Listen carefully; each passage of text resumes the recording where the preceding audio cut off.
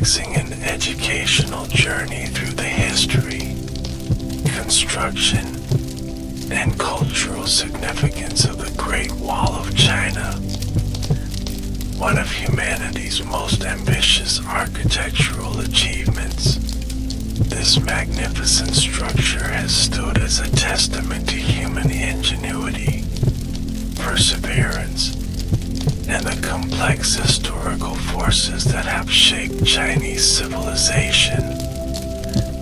As we explore this wonder of the world together, allow yourself to relax, breathe deeply, and immerse yourself in the fascinating story of this ancient monument. The Great Wall of China stretches across the northern borders of ancient Chinese states and imperial dynasties, serving as protection against various nomadic groups from the Eurasian steppe. Rather than a single continuous wall as many imagine, it consists of multiple walls built across different dynasties, spanning over 2 millennia of Chinese history. These segments wend through diverse landscapes, from rugged mountains to barren deserts, creating a defensive network that symbolizes China's historical relationship with its northern neighbors. As we begin our exploration, let us first journey back to the origins of this monumental structure, understanding how it emerged from the myths of early Chinese history. Then we will trace its evolution through successive dynasties, each adding their own contributions to this massive undertaking. We'll examine the construction techniques, the human cost, and the strategic importance that made the wall worth such enormous investment. Finally, we will contemplate the Great Wall's enduring cultural significance, both within China and internationally. We'll explore how it has transformed from a military fortification to a powerful symbol of Chinese civilization, national identity, and ultimately, a shared heritage of humanity. Let us begin our journey through time, tracing the remarkable story of this extraordinary monument, whose stones have witnessed the passage of centuries. The origins of the Great Wall date back to the spring and autumn period, from approximately 771 to 476 BC. During this era, China was divided into numerous small states constantly at war with one another. The concept of building defensive walls emerged as these states sought to protect their territories from rivals. These early walls were modest compared to what would follow, often consisting of packed earth and simple wooden structures. The true predecessor to the Great Wall took shape during the turbulent Warring States period, which lasted from around 475 to 221 BCE. This was a time of intense conflict, as 7 major states fought for supremacy in what would eventually become unified China. Among these states, those situated along the northern frontier faced additional threats from nomadic peoples of the steppe. These northern states, particularly Yan, Zhao, and Qin, began building substantial defensive walls to protect their territories. The state of Zhao, for instance, constructed extensive fortifications to defend against the nomadic Xiongnu people. These early walls followed the contours of the landscape, taking advantage of natural barriers like mountains and rivers. They were typically built using the hangtu technique, where earth was pounded into layers between wooden frames to create a solid, durable structure. The state of Yin likewise built defensive lines stretching hundreds of kilometers, establishing a pattern that later dynasties would follow. During this period, wall building became an essential strategy for territorial control. The walls not only provided physical protection, but also defined the limits of state power and cultural boundaries between the agricultural Chinese societies and the nomadic peoples beyond. These separate defensive systems, built by independent states, would eventually form the foundation for a more unified defensive network. The pivotal moment in the Great Wall's history came with the unification of China under the Qin dynasty, established by Emperor Qin Shi Huang in 221 BCE. Having conquered the warring states, Qin Shi Huang sought to consolidate his empire and protect it from external threats. He ordered the connection of the existing northern walls into a unified defensive system, creating what is often considered the first true Great Wall. This massive project involved not only linking the pre-existing walls, but also filling gaps and extending the structure into new territories. Under the direction of the famous General Meng Qian, hundreds of thousands of laborers, including soldiers, convicts, and conscripted peasants, were mobilized for this monumental task. The Qin Wall stretched over 5,000 kilometers from the eastern seaboard to the desert regions of the northwest.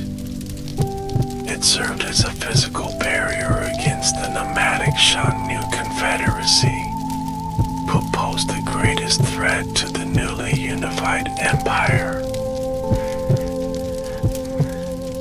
The construction methods of the Qin Wall were adapted to local environments and available materials.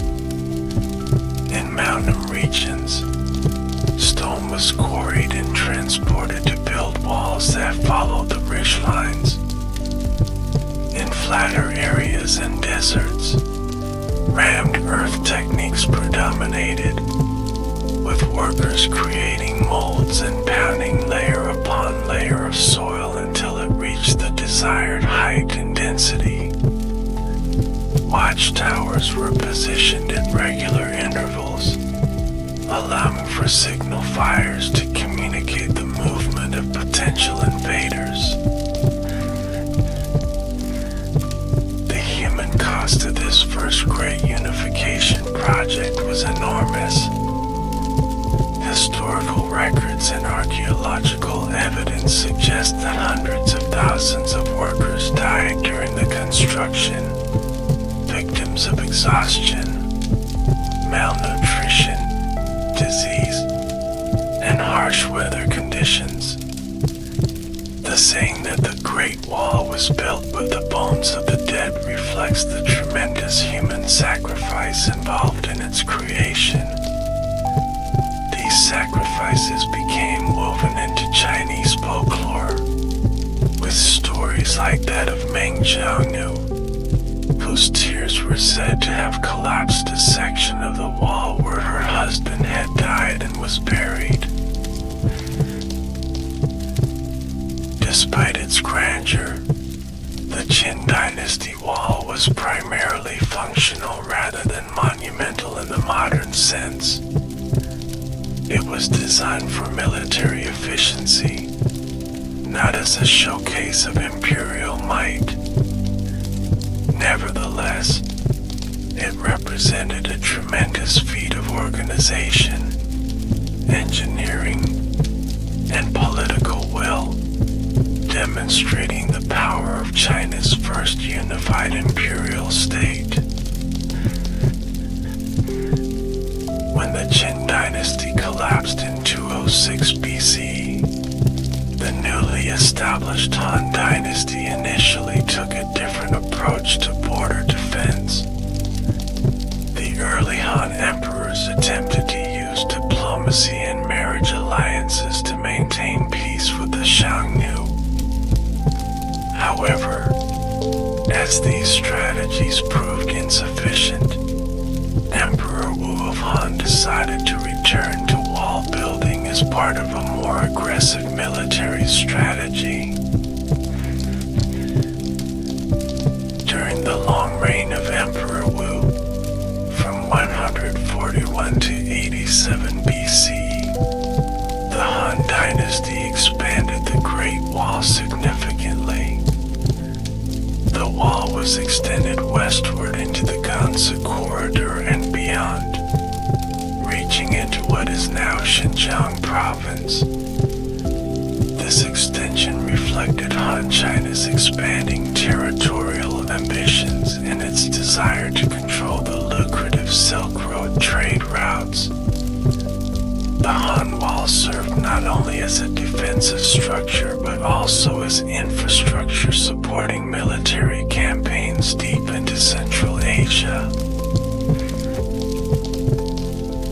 The Han dynasty introduced important innovations in wall construction.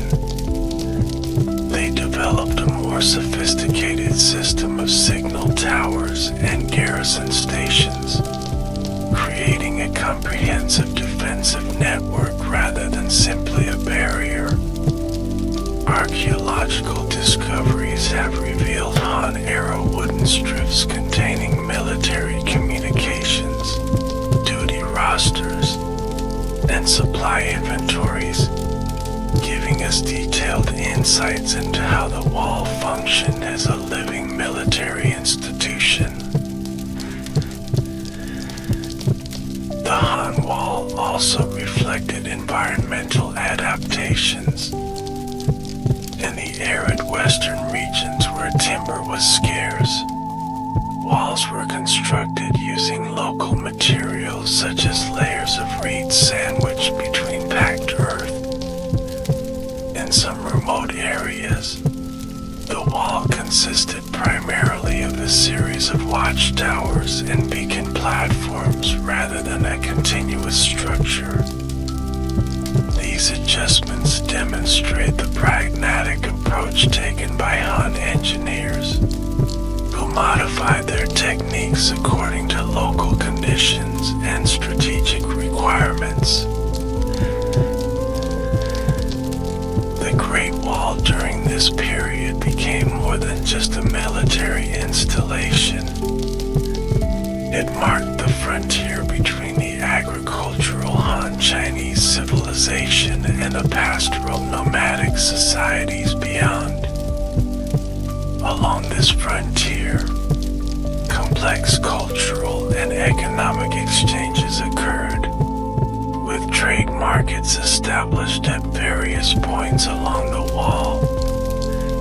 The wall thus became a permeable boundary that both separated it and connected different worlds. Following the collapse of the Han dynasty in the early 3rd century CE, China entered a period of political fragmentation known as the Three Kingdoms period, followed by the Qin dynasty and then the northern and southern dynasties. During these centuries of division, wall building continued, but on a more localized scale. Various states controlling northern China built or maintained sections of wall to protect against nomadic incursions.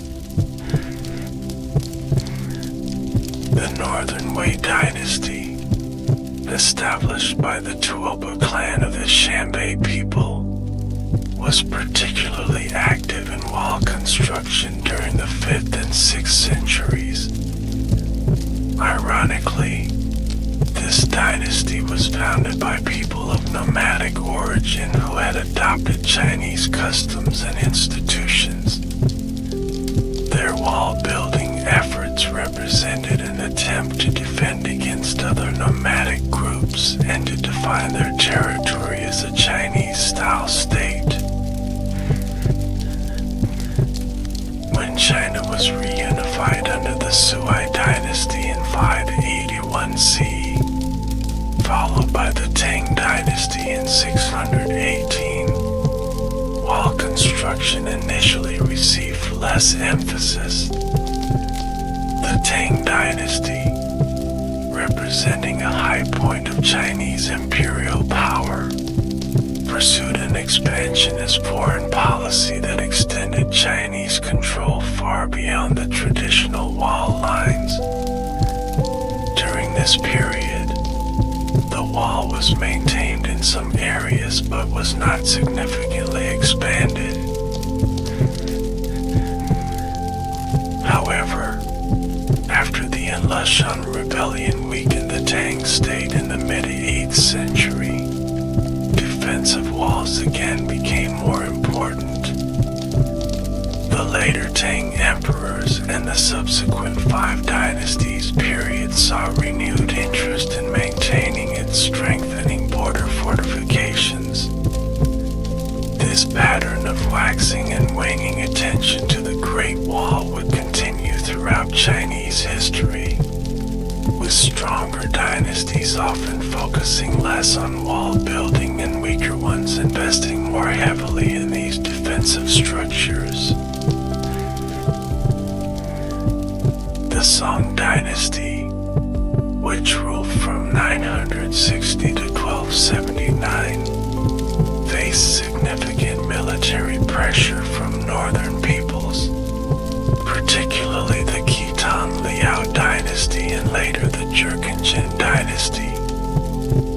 Despite maintaining and repairing sections of the existing wall, the Song ultimately lost control of northern China, retreating to the south where natural barriers like the Yangtze River provided defense. The most dramatic shift came with the Mongol conquest of China and the establishment of the Yuan dynasty by Kublai Khan in 1271. For the first and only time, all of China came under the rule of a people from beyond the wall, with the Mongols controlling territories on both sides of the Great Wall. The structure temporarily lost its defensive significance, and many sections fell into disrepair. This interlude ended with the fall of the Yuan dynasty and the rise of the Ming dynasty in 1368.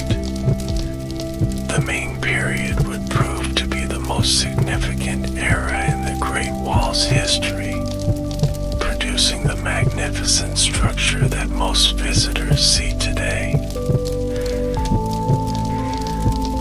The Ming dynasty, established by the rebel leader Zhu Yuanzhang, who became the Hongwu emperor, inherited a China that had been under foreign rule for nearly a century. Determined to prevent another nomadic conquest, the Ming rulers embarked on the most ambitious wall-building program in Chinese history. This massive undertaking would span more than 200 years and produce the iconic stone and brick structure that is recognized worldwide today. Initial Ming wall construction began under the Hongwu Emperor and continued under his successor, the Yama Emperor. However, the most intensive period of construction occurred during the mid-Ming period, particularly in the 15th and 16th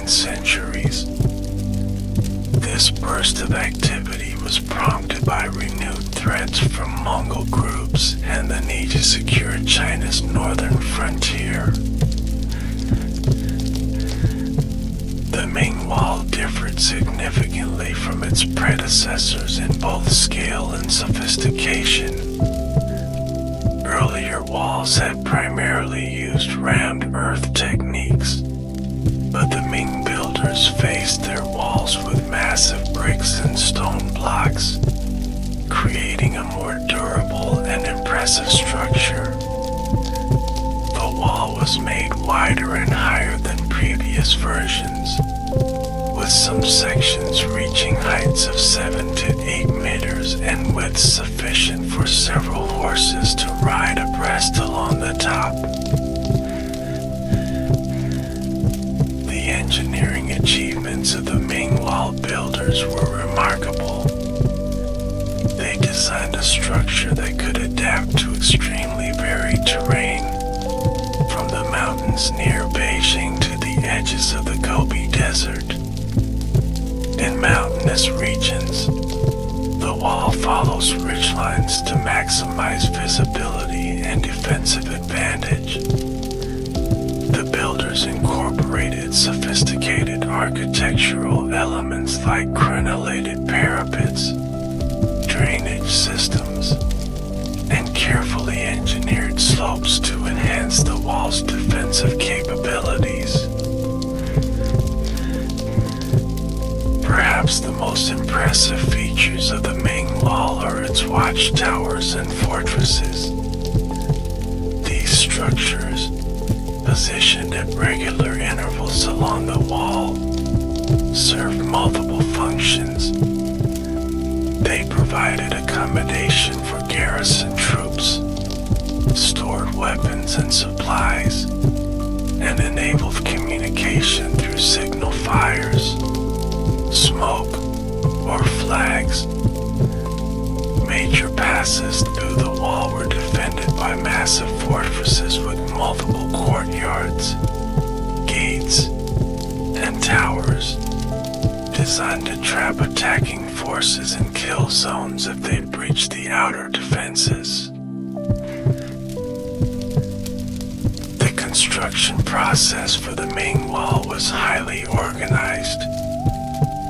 Labor was mobilized through a combination of professional soldiers, conscripted peasants, and convicted criminals.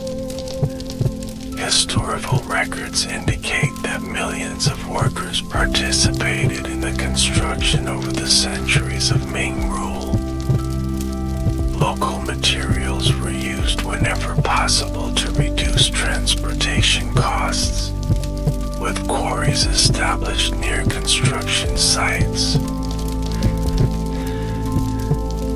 Bricks used in the wall were often marked with the names of the officials responsible for their production and the work units that made them. This system created accountability and allowed quality control. Some bricks also bear dates and inscriptions that have helped modern archaeologists understand the chronology of construction. The bricks were bonded with a mortar made from lime and sticky rice, creating an incredibly strong composite material that has weathered the centuries remarkably well. The Ming Wall was not just a physical barrier, but part of a comprehensive defensive system. It was integrated with natural obstacles like mountains and rivers, and complemented by a network of military garrisons. The Ming established a specialized border defense army, with units responsible for specific sections of the wall. They developed an early warning system using fire and smoke signals that could rapidly communicate information about enemy movements along the frontier. Despite this enormous investment, the Ming Great Wall was not impenetrable. Mongol raiders frequently managed to circumvent the wall at weak points or through bribery of guards. However, the wall effectively prevented large-scale invasions with horses and wagons, forcing enemies to travel in smaller groups that could be more easily managed. As impressive as the Ming Wall was from an engineering perspective, it represented a tremendous economic burden on the dynasty. The resources poured into wall construction and maintenance strained the imperial treasury and diverted manpower from productive agricultural work. Some historians have suggested that this financial drain contributed to the Ming dynasty's eventual decline, illustrating the complex relationship between security concerns and economic sustainability. By the late Ming period, the dynasty was weakening due to internal corruption, peasant rebellions, and economic problems. In a historical irony, the final blow to the Ming came not from the northern nomads against whom the wall was built, but from the Manchus who entered through the eastern pass of Shanhaiguan. This occurred not through a military breach, but because a Ming general opened the gates to the Manchus, inviting them to help suppress a peasant rebellion. With the establishment of the Qing dynasty by the Manchus in 1644, the Great Wall entered a new phase in its history. Like the Mongols before them, the Manchus were a people from beyond the wall who now controlled territories on both sides. As the Qing expanded their empire northward into Mongolia and westward into Xinjiang, the traditional boundary marked by the wall became less relevant. During the Qing period, maintenance of the Great Wall declined significantly. While some strategically important sections were repaired and garrisoned, many parts were allowed to deteriorate. Stone and bricks from the wall were often repurposed for local construction projects, accelerating its decay. The wall gradually transformed from a vital military installation to an increasingly neglected historical monument. The decline of the wall continued into the turbulent years of the late 19th and early 20th centuries, as China faced internal rebellions, foreign invasions, and the collapse of the imperial system. During this period, the wall suffered from both neglect and deliberate destruction, with sections demolished to make way for roads, railways, or to reuse the building materials. It was only in the latter half of the 20th century that systematic efforts to preserve the Great Wall began. After the founding of the People's Republic of China in 1949, the wall gradually came to be recognized as a national treasure deserving protection.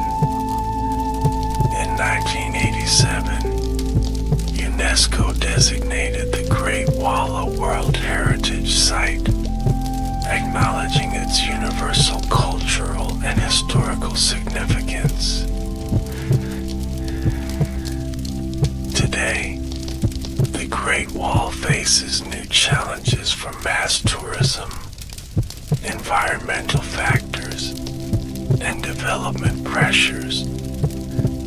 Conservation efforts focus on balancing accessibility with preservation, ensuring that this monumental structure continues to stand for future generations.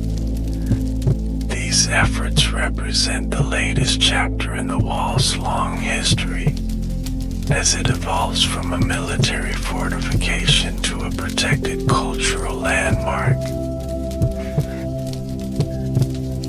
The Great Wall's construction techniques varied considerably across different periods and locations, adapting to available materials, terrain, and technological capabilities. Understanding these construction methods provides insight into the ingenuity of ancient Chinese engineers and the practical challenges they faced. The earliest walls, dating to the Warring States period, primarily utilized the hanged or stamped earth technique. This method involved pounding layers of earth between wooden frames to create a solid, compact structure. Workers would place a layer of earth about 12 to 20 centimeters thick within the frame, then use heavy wooden mallets to compact it before adding the next layer. This rammed earth technique created surprisingly durable walls. The compaction process reduced the air content in the soil, creating a dense material resistant to erosion and relatively strong against impacts. In some areas, plant material such as reeds or twigs was added to the earth mixture to improve its structural integrity, similar to the way straw was used in mud bricks. The Qin and Han dynasties continued to rely primarily on rammed earth, but with some refinements. They often incorporated gravel and stones into the earth mixture for additional strength. In regions where the soil had poor cohesive properties, builders might add lime or natural plant oils to improve durability. The true revolution in wall construction came during the Ming Dynasty.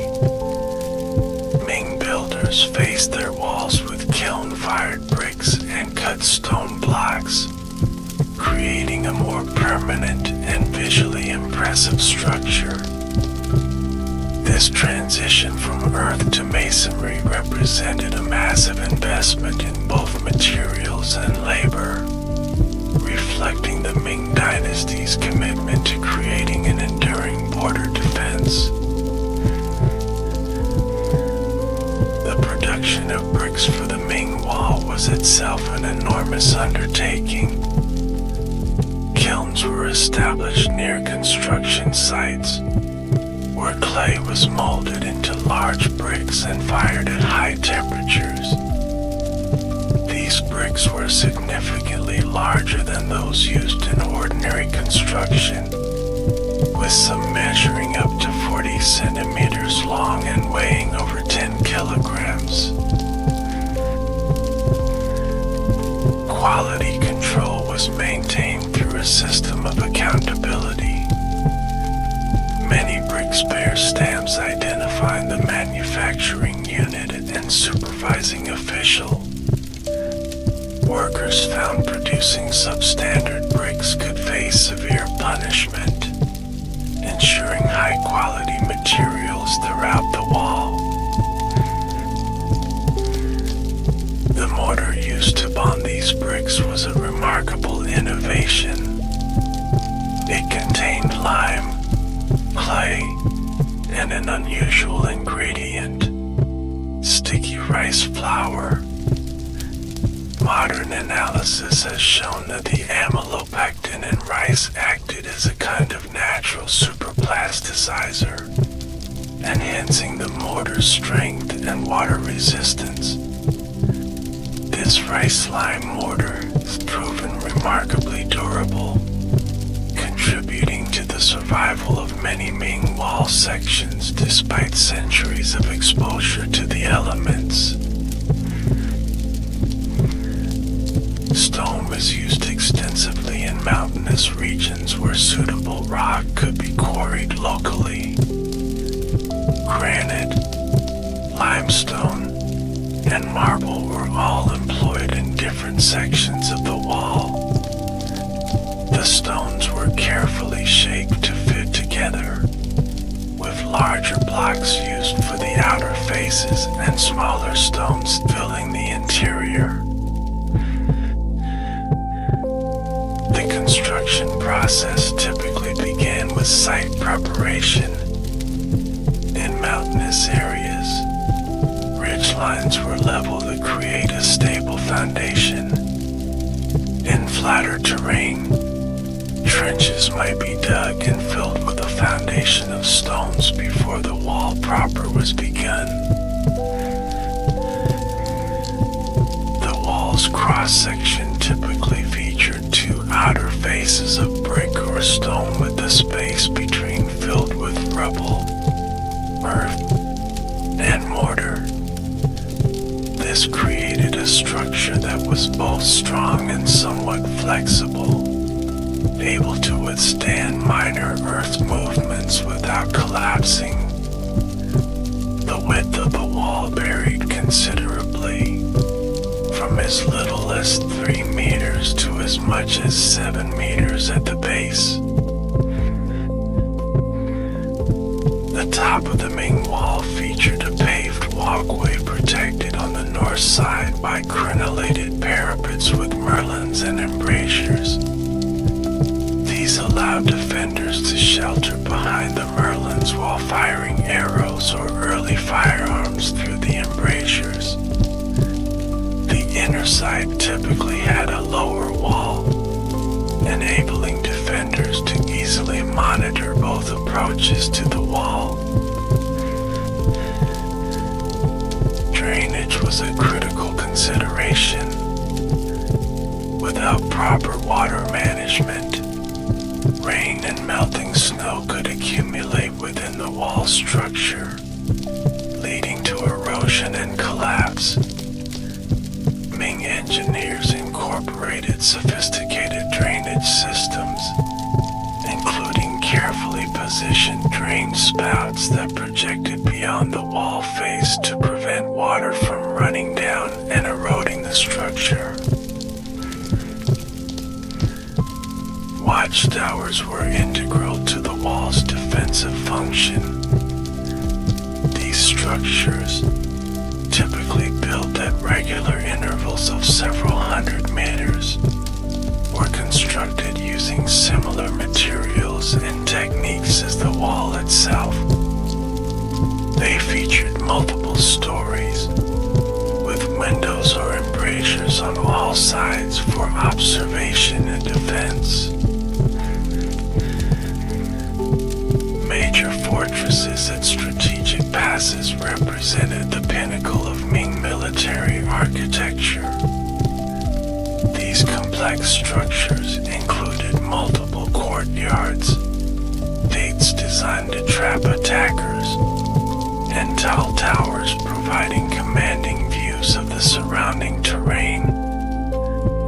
Fortresses like Zhuyanguan, Jiayaguan, and Shanhaiguan controlled key transit points and served as administrative centers for wall garrisons. The logistical challenges of wall construction were enormous. Materials had to be transported to remote locations, often through difficult mountain terrain. In some areas, builders created temporary roads and ramps specifically for moving construction materials. In others, they relied on human chains passing materials hand to hand up steep slopes. Water supply was another critical logistical concern. construction workers and garrison troops needed reliable water sources, leading to the development of wells, cisterns, and water delivery systems at regular intervals along the wall. In some remote sections, water storage facilities were built into the wall structure itself. The organizational systems required to coordinate these construction efforts were as impressive as the engineering techniques themselves. Imperial administrators developed complex systems for mobilizing labor, procuring materials, and ensuring quality control. Work was typically divided among specialized teams responsible for different aspects of construction, from quarrying stone to mixing mortar to setting bricks in place. Labor for wall construction came from various sources throughout Chinese history. During the Qin and early dynasties, much of the work was performed by conscripted peasants and convicted criminals. The Ming relied heavily on professional soldiers for wall construction, supplemented by hired laborers and corvée workers fulfilling tax obligations. Historical records and archaeological evidence suggest harsh conditions for wall builders. Workers faced extreme weather, rugged terrain, and the constant risk of injury. Food supplies were often inadequate, and disease could spread rapidly through work camps. Many workers died during construction. Their remains sometimes incorporated into the wall itself according to folk traditions. Despite these hardships, the builders achieved remarkable engineering precision. The wall follows optimal defensive lines across extremely varied terrain, maintaining consistent construction quality even in the most remote areas. Modern surveys have revealed sophisticated adaptations to local conditions, such as variations in wall height and thickness based on the defensive needs of specific sections. The construction of the Great Wall also spurred innovation in related fields. Transportation networks were developed to move materials and supplies. Signal systems evolved to enable rapid communication along the frontier. Maps and surveying techniques improved as engineers planned new wall sections across difficult terrain. Perhaps most impressively, much of this construction occurred in pre-industrial societies without the benefit of modern machinery. The wall was built primarily using human muscle power, simple tools, and ingenious mechanical aids like pulleys and levers. This makes the precision and scale of the structure all the more remarkable as a testament to human determination and creativity. Beyond its physical construction, the Great Wall also represents a monumental organizational achievement. The ability to coordinate resources, labor, and technical knowledge across vast distances and over centuries demonstrates the sophisticated administrative capabilities of Imperial China. Few other pre-modern societies could have sustained such a massive engineering project across multiple dynasties. While the main wall is the most visually impressive and best preserved, it's important to recognize that the Great Wall we see today represents the combination of over 2 millennia of wall-building traditions. Each dynasty contributed to the evolution of construction techniques, gradually transforming primitive earth ramparts into the sophisticated stone and brick structure that has become an icon of human achievement. The strategic and military significance of the Great Wall evolved considerably over its long history. Understanding its defensive role requires examining the specific threats it was designed to counter and how these changed over time. The fundamental strategic purpose of the Great Wall was to defend sedentary agricultural Chinese civilization against nomadic peoples from the northern steppes. This conflict between farmers and herders represented one of history's most persistent civilizational divides. The wall marked both a physical barrier and a symbolic boundary between these different ways of life. The earliest walls built during the Spring and Autumn and Warring States period served multiple purposes. They defended against rival Chinese states as well as northern peoples like the Dian Rong. These early structures were as much about asserting territorial claims against neighboring Chinese powers as they were about protection from nomadic raids. When Qin Shi Huang unified China and connected existing walls into the First Great Wall, his primary concern was the Xiongnu, a powerful confederation of nomadic peoples who threatened the northern frontier. The wall was part of a broader northern defense strategy that included military colonies and aggressive campaigns led by the General Meng Qian. This approach sought not merely to block Xiongnu incursions, but to push them away from the frontier entirely. The Han Dynasty initially pursued diplomatic relations with the Xiongnu through the Hekin policy, which involved marriage alliances and tribute payments. However, under Emperor Wu, the strategy shifted to a more aggressive stance, with a wall serving as a base for military expeditions into nomadic territory. The Han Wall extended far to the west, reflecting imperial ambitions to control the Silk Road trade routes as much as defensive concerns.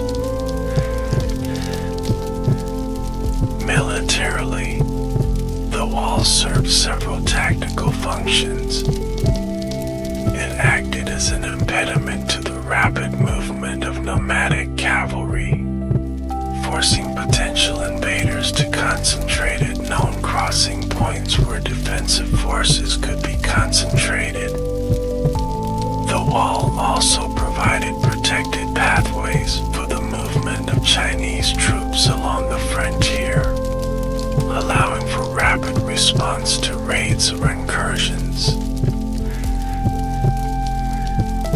The signal system associated with the wall was crucial to its effectiveness. Watchtowers used fire, smoke, flags, and drums to communicate information about enemy movements. A system of coded signals could indicate the size, direction, and speed of approaching forces, allowing commanders to deploy troops efficiently.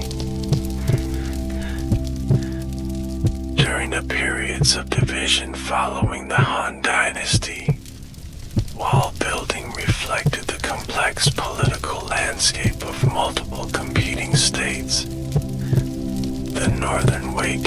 Dynasty, itself founded by a people of nomadic origin, built walls to defend against other steppe peoples. This illustrates how the distinction between Chinese and barbarian was often political and cultural rather than strictly ethnic. The Tang Dynasty, representing the zenith of Chinese imperial power, initially focused less on wall maintenance and more on projecting power into Central Asia. However, after the Lushan rebellion in 755 weakened the dynasty, defensive walls regained importance as Tang power contracted. This pattern demonstrates how wall building often correlated inversely with imperial strength, becoming more crucial during periods of relative weakness. The Song dynasty faced unprecedented pressure from the north, first from the Khitan Liao dynasty and later from the Jurchen dynasty. Despite maintaining sections of the wall, the Song ultimately lost northern China, illustrating the limits of static defenses against determined adversaries. The Song experience demonstrated that walls alone, without sufficient military power behind them, could not guarantee security. The Mongol conquest that established the Yuan dynasty temporarily rendered the Great Wall obsolete, with Mongol control extending far beyond the traditional wall line. The structure lost its strategic purpose and fell into disrepair. This period serves as a reminder that the wall's significance was always contingent on specific historical and political circumstances. The Ming Dynasty's massive wall-building program reflected both practical defensive needs and psychological factors. Having overthrown the Yuan dynasty, the Ming rulers were acutely aware of the threat posed by Mongol groups seeking to restore their empire. The wall became central to a defensive strategy that sought to clearly delineate imperial borders and prevent another nomadic conquest. By the Ming period, the military context had changed significantly due to the introduction of firearms. The wall was adapted to this new reality, with embrasures designed for guns and cannon emplacements at key fortresses. The Ming Wall thus represents not just a continuation of ancient defensive practices, but an adaptation to early modern warfare. The Ming established an elaborate military administration to manage the wall. The empire's northern frontier was divided into 9 military districts, each responsible for maintaining and defending its section of the wall. Specialized garrisons were stationed at regular intervals, with larger concentrations at critical passes and junctions. At its peak, the Ming Wall was manned by an estimated 800,000 to 1 million soldiers. This enormous commitment of military manpower reflected the wall's central role in imperial defense strategy. Supply networks were established to provide food, weapons, and other necessities to these frontier troops, creating significant logistical challenges. Despite this massive investment, the Ming Wall was not impermeable. Mongol raiders regularly found ways to circumvent or penetrate the defenses. The wall was most effective at preventing large-scale invasions with horses and wagons, forcing enemies to travel in smaller groups that could be more effectively managed by border patrols. Corruption also undermined the wall's effectiveness. Historical records mention cases of guards accepting bribes to allow merchants or raiders to pass. Some frontier commanders exaggerated the Mongol threat to secure more resources, while others understaffed their garrisons and pocketed the difference. The wall also created a false sense of security that sometimes led to strategic complacency. Some Ming officials came to rely too heavily on the wall, neglecting other aspects of frontier defense and diplomacy. This over-reliance would prove fatal when the dynasty faced internal rebellions that diverted resources from border defense. The final irony of the Ming Wall's defensive function came with the dynasty's fall in 1644. The decisive breach occurred not because the wall was physically overcome, but because a Ming general, Wu Songui, deliberately opened the gates at Shanhaiguan to Manchu forces. This episode demonstrates that even the most impressive physical barriers can be rendered useless by human factors like betrayal or political calculation. Under the Qing dynasty, the wall's military significance declined dramatically. As Manchu rulers expanded the empire northward, incorporating Mongolia and parts of Central Asia, the traditional frontier moved far beyond the line of the wall.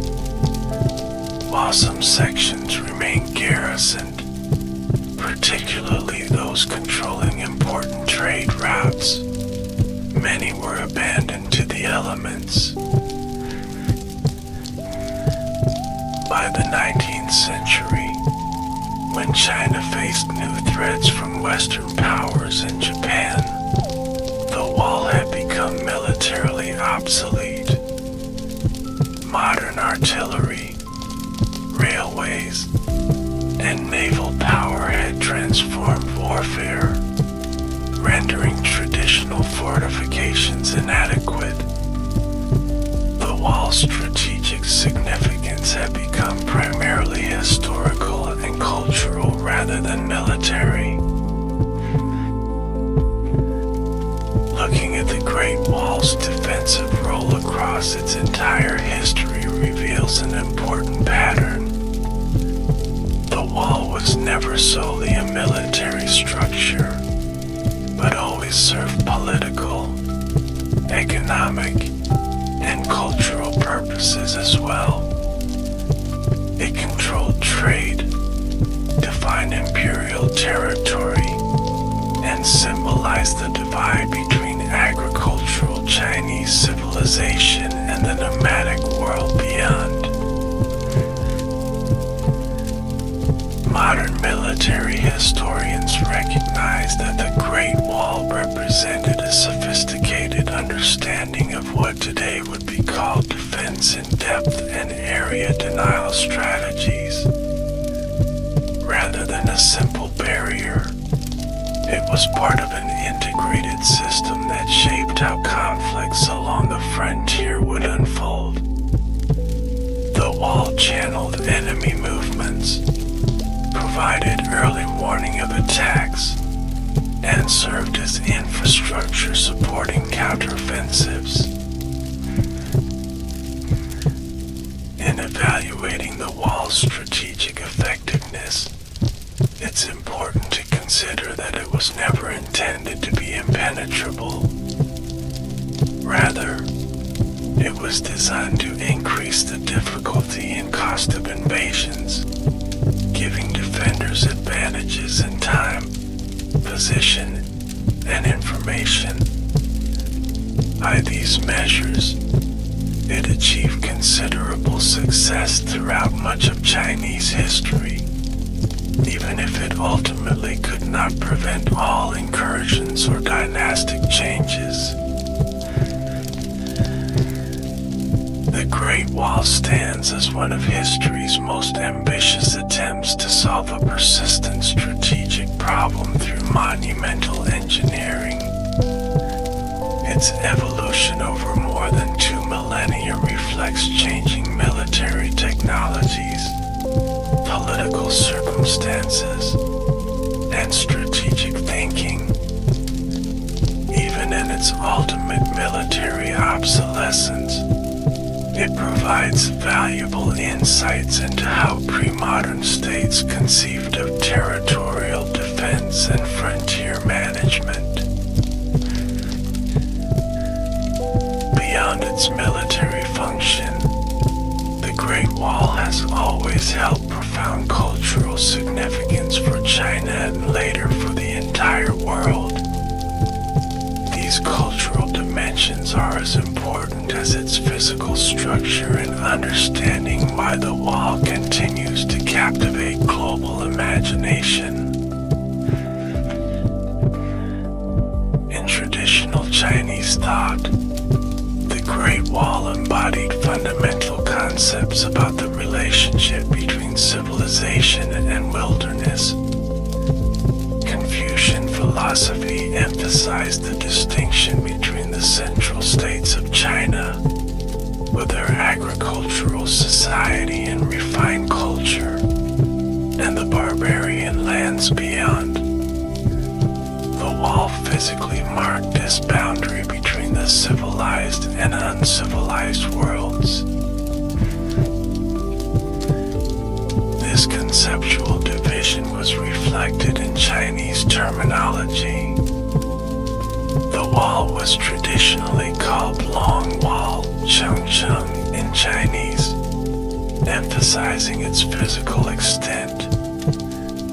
The more poetic name, the Wall of 10,000 Li, Wenli Chengcheng, conveyed both its immense length and its role as a complete circuit protecting Chinese civilization.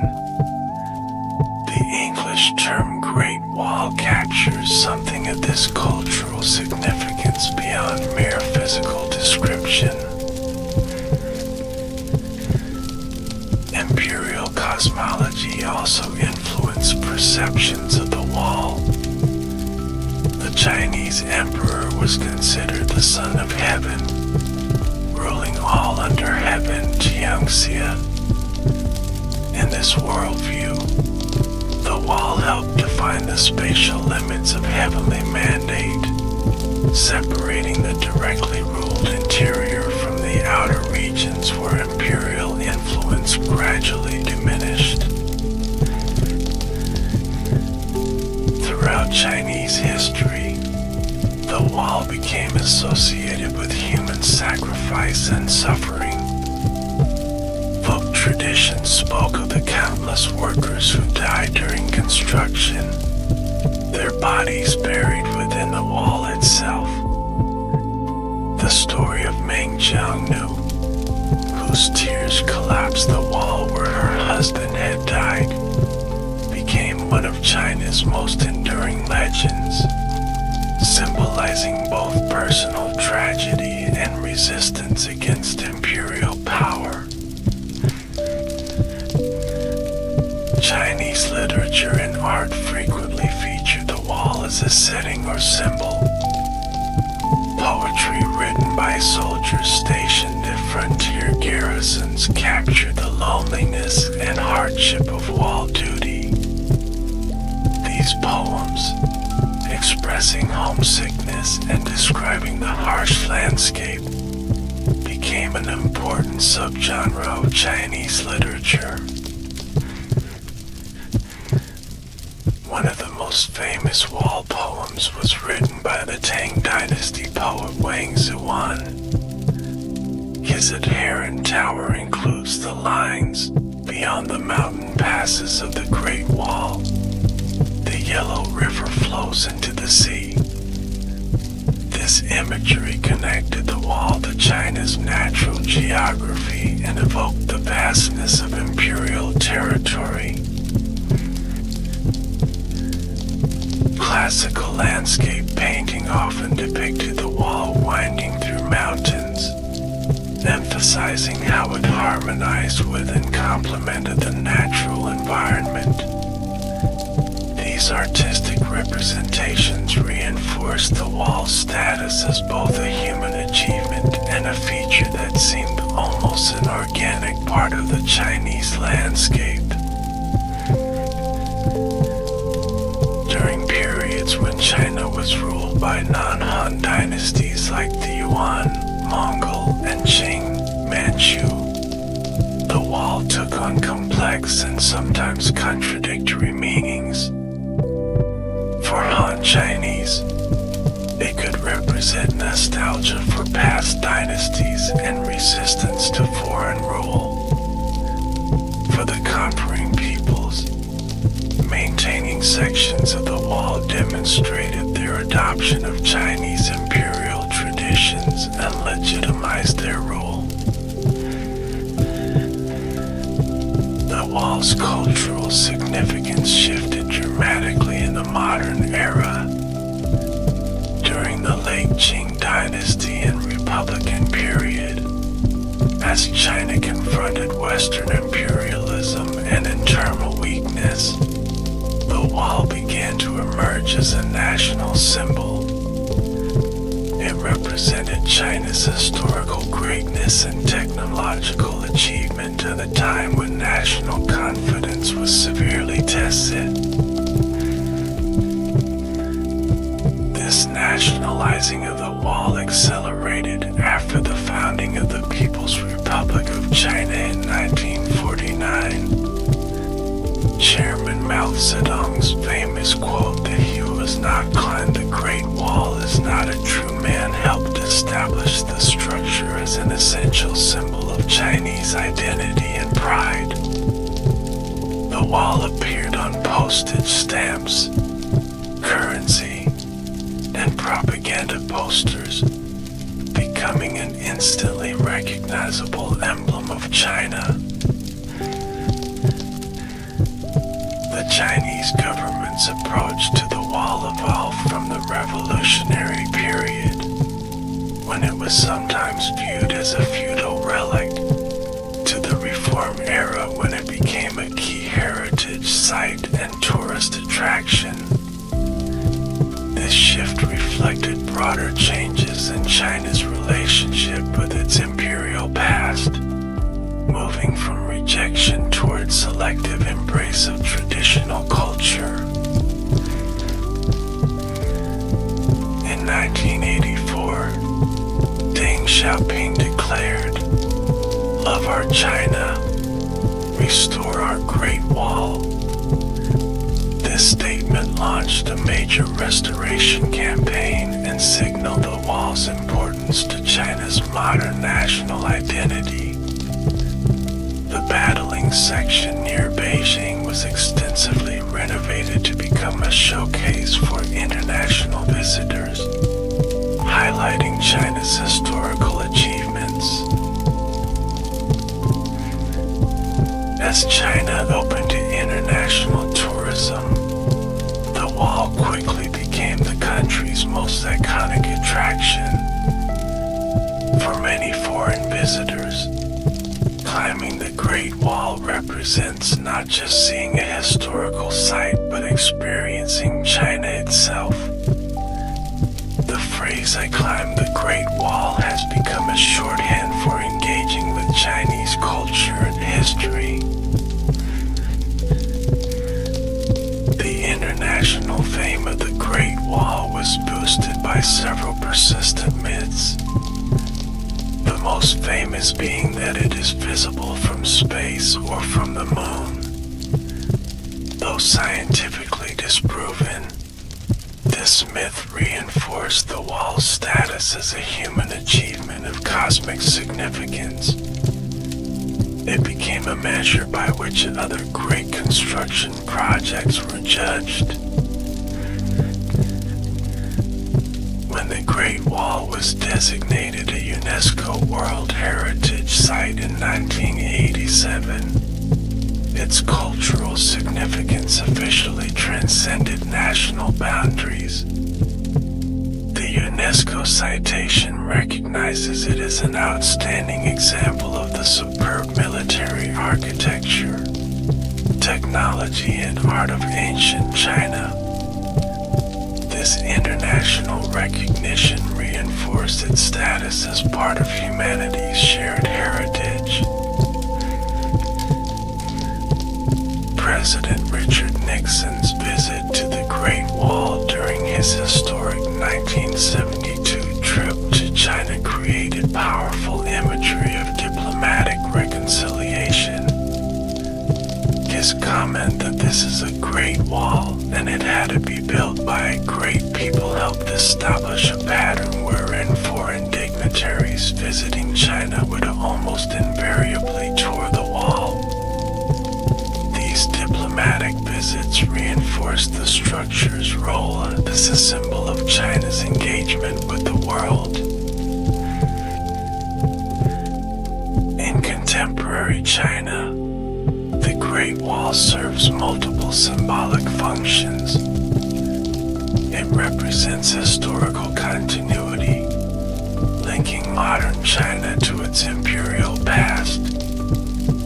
It symbolizes national unity, spanning diverse regions and binding them together. And it embodies the Chinese people's capacity for collective achievement through persistent effort. The wall has also become central to China's tourism industry and international cultural diplomacy. Images of the wall feature prominently in promotional materials, and millions of domestic and international tourists visit annually. The economic impact of wall tourism has become significant for local communities along its route, creating new stakeholders in its preservation. In popular culture worldwide, the Great Wall appears in countless books, films, television programs, and video games. Sometimes these representations are historically accurate, but often they perpetuate misconceptions or use the wall as an exotic backdrop. The 2016 Hollywood film The Great Wall exemplified this tendency, mixing historical elements with fantasy to create an action spectacle. Educational systems around the world commonly teach about the Great Wall as one of humanity's architectural wonders. Alongside structures like the Egyptian pyramids and Roman Colosseum, it serves as a tangible link to ancient civilizations and their achievements. This educational role ensures that new generations continue to recognize and value the wall. Conservation efforts have grown increasingly sophisticated, balancing tourism access with preservation concerns. The Great Wall Protection Ordinance implemented by the Chinese government establishes legal frameworks for managing this delicate balance. Archaeological work continues to reveal new insights about the wall's construction and history, sometimes challenging long-held assumptions. Digital technology has created new ways to experience and understand the wall. Virtual reality recreations, detailed online maps and drone footage of remote sections allow people worldwide to explore parts of the wall that were previously inaccessible. These technologies also aid in conservation by documenting the structure's current condition and monitoring changes over time. Climate change poses new threats to the wall's preservation. Increased rainfall, temperature fluctuations, and extreme weather events accelerate erosion and the structural damage.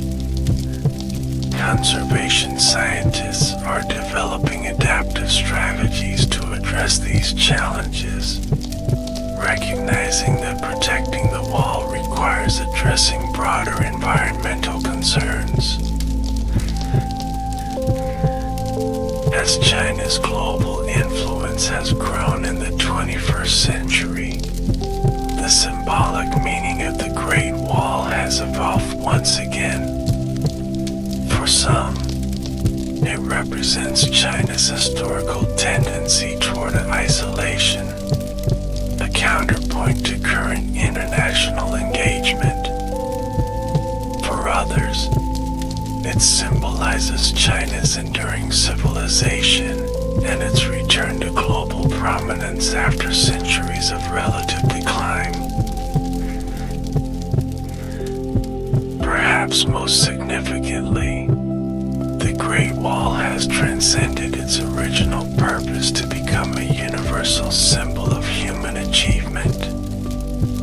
It demonstrates how a structure built for division and defense can ultimately become a site of connection and shared appreciation.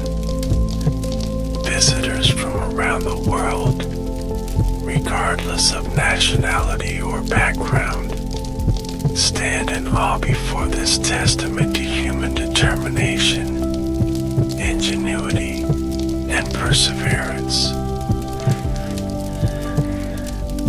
The Great Wall exemplifies how cultural heritage can evolve in meaning over time. From a military fortification to a national symbol to a World Heritage Site, its significance has continuously transformed while the physical structure itself slowly weathers. This evolution reminds us that great monuments derive their ultimate meaning not just from their builders' intentions, but from how subsequent generations interpret and value them. The human stories associated with the Great Wall have contributed significantly to its cultural resonance.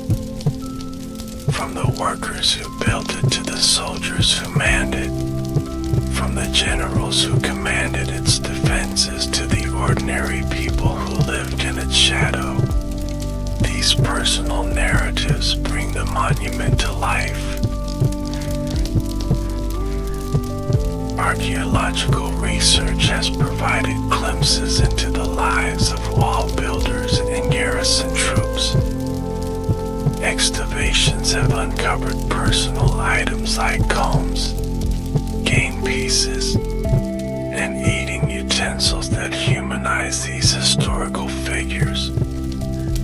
Written records preserved on wooden slips detail the daily routines, supply systems, and administrative challenges of wall management.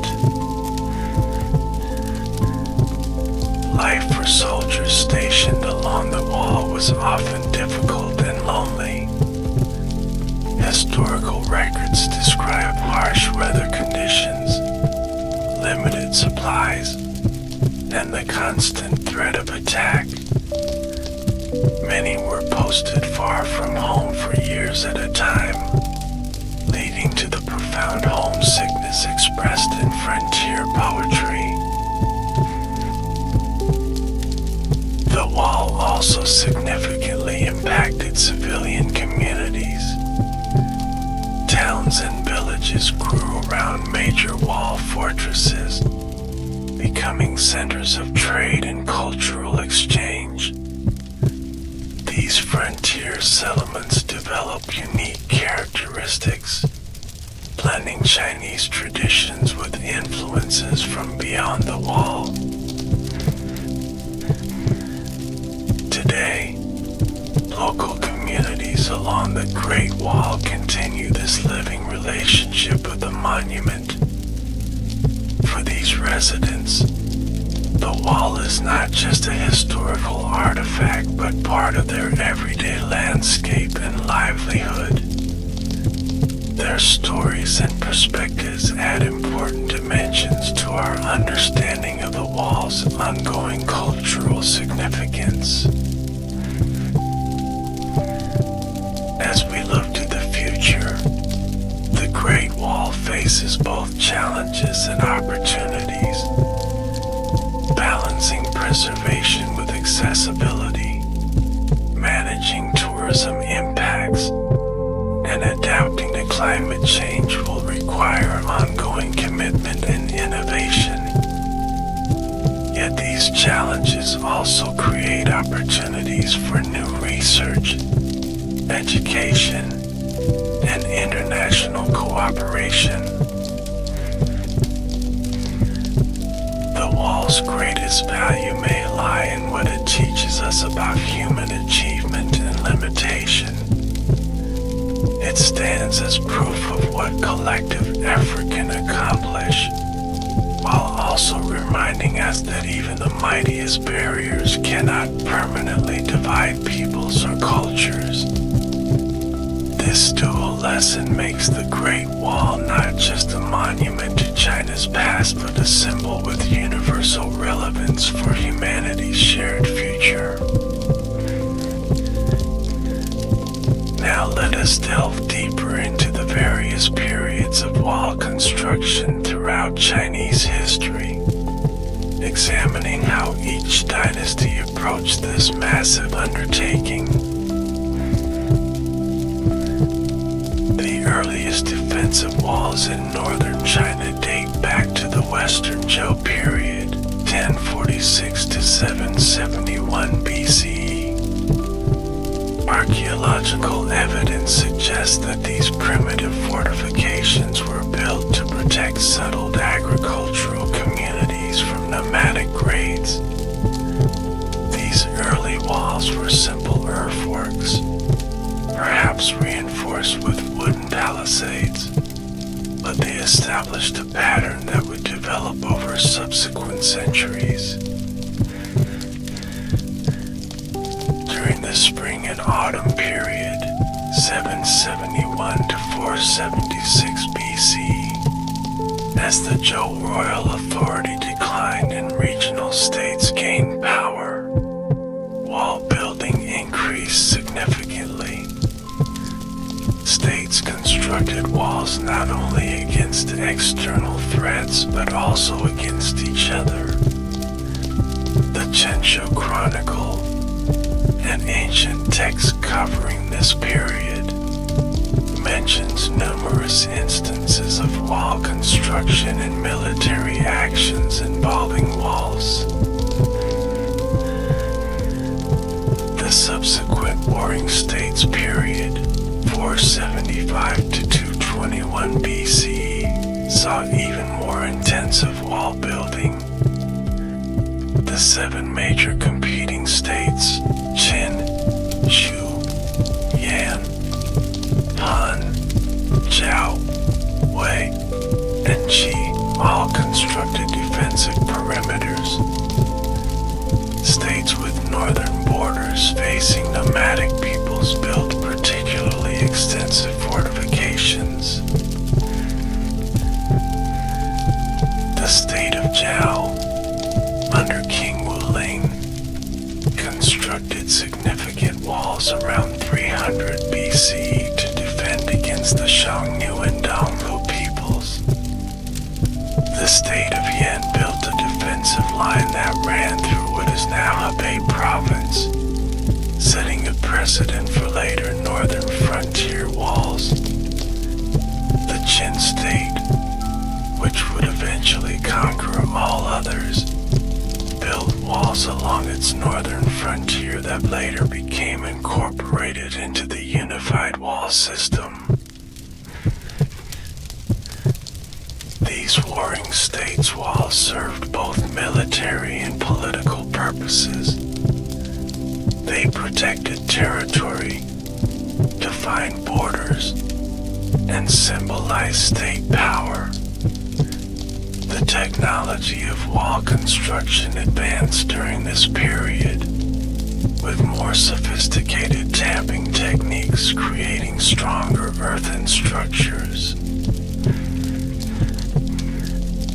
When Qin Shi Huang unified China in 221 BCE, establishing himself as the first emperor, he inherited these various wall systems. Recognizing their strategic value, he ordered his general Meng Qian to connect and extend the northern walls to create a unified defensive system.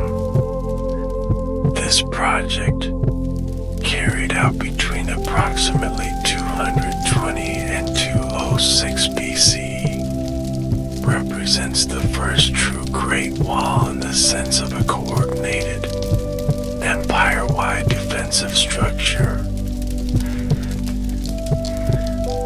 The Qin Wall project was remarkable for its scale and the speed of its execution. Historical records suggest that hundreds of thousands of laborers were mobilized, including soldiers, convicts, and conscripted peasants. The Qin Wall ran from Lintao in modern Gansu province in the west to Liaodong, near the Korean peninsula in the east, spanning over 5,000 kilometers. While impressive, the Qin Wall was primarily functional rather than monumental. It consisted mainly of rammed earth, taking advantage of local materials and existing terrain features. In mountainous areas, it often followed ridgelines, while in flatter regions it was usually accompanied by a ditch to increase its defensive value. The human cost of the Qin Wall was substantial. Traditional histories record that many workers died from exhaustion, malnutrition, and exposure to harsh weather conditions.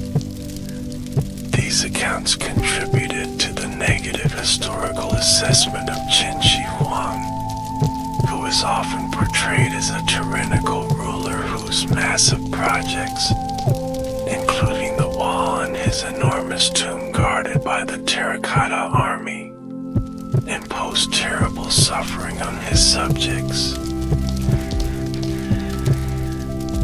When the Han Dynasty replaced the short-lived Qin in 206 BCE, it inherited both the unified empire and its defensive perimeter.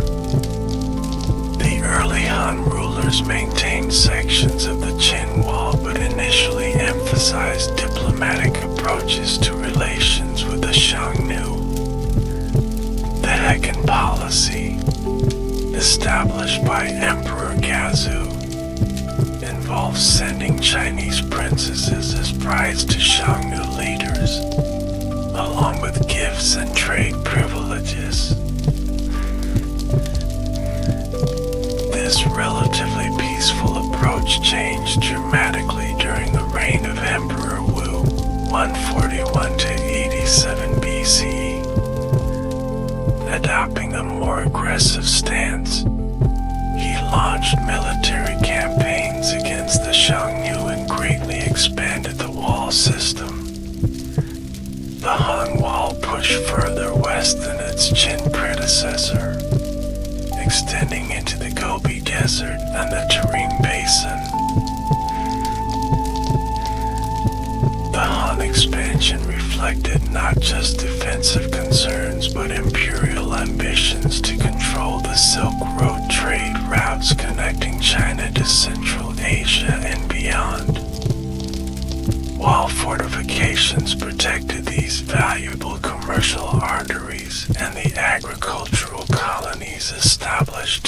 support them. The Han Wall thus served economic as well as military purposes. Archaeological discoveries have provided fascinating insights into life along the Han frontier wall. Excavations at sites like Julian Lake have uncovered thousands of wooden slips containing military documents, administrative records, and personal correspondence. These materials reveal a sophisticated system of garrisons, supply networks, and communication methods that kept the wall functioning as an integrated defensive system. The collapse of the Han dynasty in the early 3rd century CE led to a prolonged period of political fragmentation in China. During the Three Kingdoms period and the subsequent Qin dynasty and Northern and Southern dynasties period, wall building continued but was less coordinated than during unified imperial rule. Various states controlling northern China maintained and extended sections of wall according to their specific defensive needs. The Northern Wei dynasty, founded by the Tuoba clan of the Shanbei people, was particularly active in wall construction. Despite being of nomadic origin themselves, the Northern Wei rulers adopted Chinese political institutions and built extensive walls to defend against other steppe peoples. This illustrates the complex cultural dynamics of the frontier, where Chinese and barbarian identities were fluid rather than fixed. When China was reunified under the Sui dynasty, 581 to 618 CE, followed by the Tang dynasty, 618 to 907 CE, the approach to northern defense initially shifted away from wall building. The early Tang dynasty, at the height of its power, established a far-flung system of protectorates and military colonies that extended imperial control deep into Central Asia. With Tang power projected far beyond the traditional wall line, the structure temporarily lost much of its strategic importance. However, after the Enlashan Rebellion, 755 to 763, severely weakened the Tang state, the dynasty gradually retreated from its overextended frontiers. As Tang power contracted, defensive walls again became more significant. Later Tang emperors repaired and maintained wall sections to protect the reduced territory from increasing pressure from Tibetan, Uyghur, and other peoples. The 5 dynasties and 10 kingdoms period, 907 to 979, saw continued wall maintenance by the successive short-lived dynasties that controlled northern China.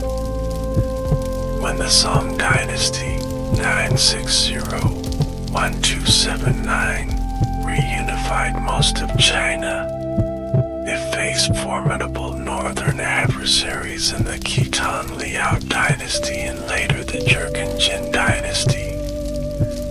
The Song maintained sections of the existing wall but ultimately proved unable to prevent the loss of northern China to these powerful neighbors. The most dramatic shift in the Great Wall's history came with the Mongol conquest of China and the establishment of the Yuan dynasty, 1271 to 1368. Under Mongol rule,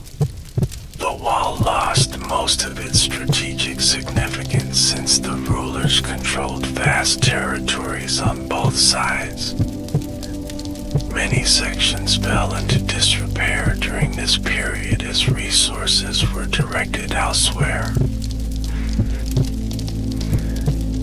The Ming Dynasty, 1368 to 1644, represents the apotheosis of Chinese wall building. Following the overthrow of Mongol rule, the Ming rulers faced ongoing threats from Mongol groups seeking to restore the Yuan dynasty. This historical trauma, combined with practical defensive concerns, motivated the most extensive and sophisticated wall-building program in Chinese history. Early Ming wall construction began under the Honglu Emperor, the dynasty's founder, and continued under his son, the Yongle Emperor. However, the most intensive period of construction occurred during the mid-Ming period, particularly in the 15th and 16th centuries.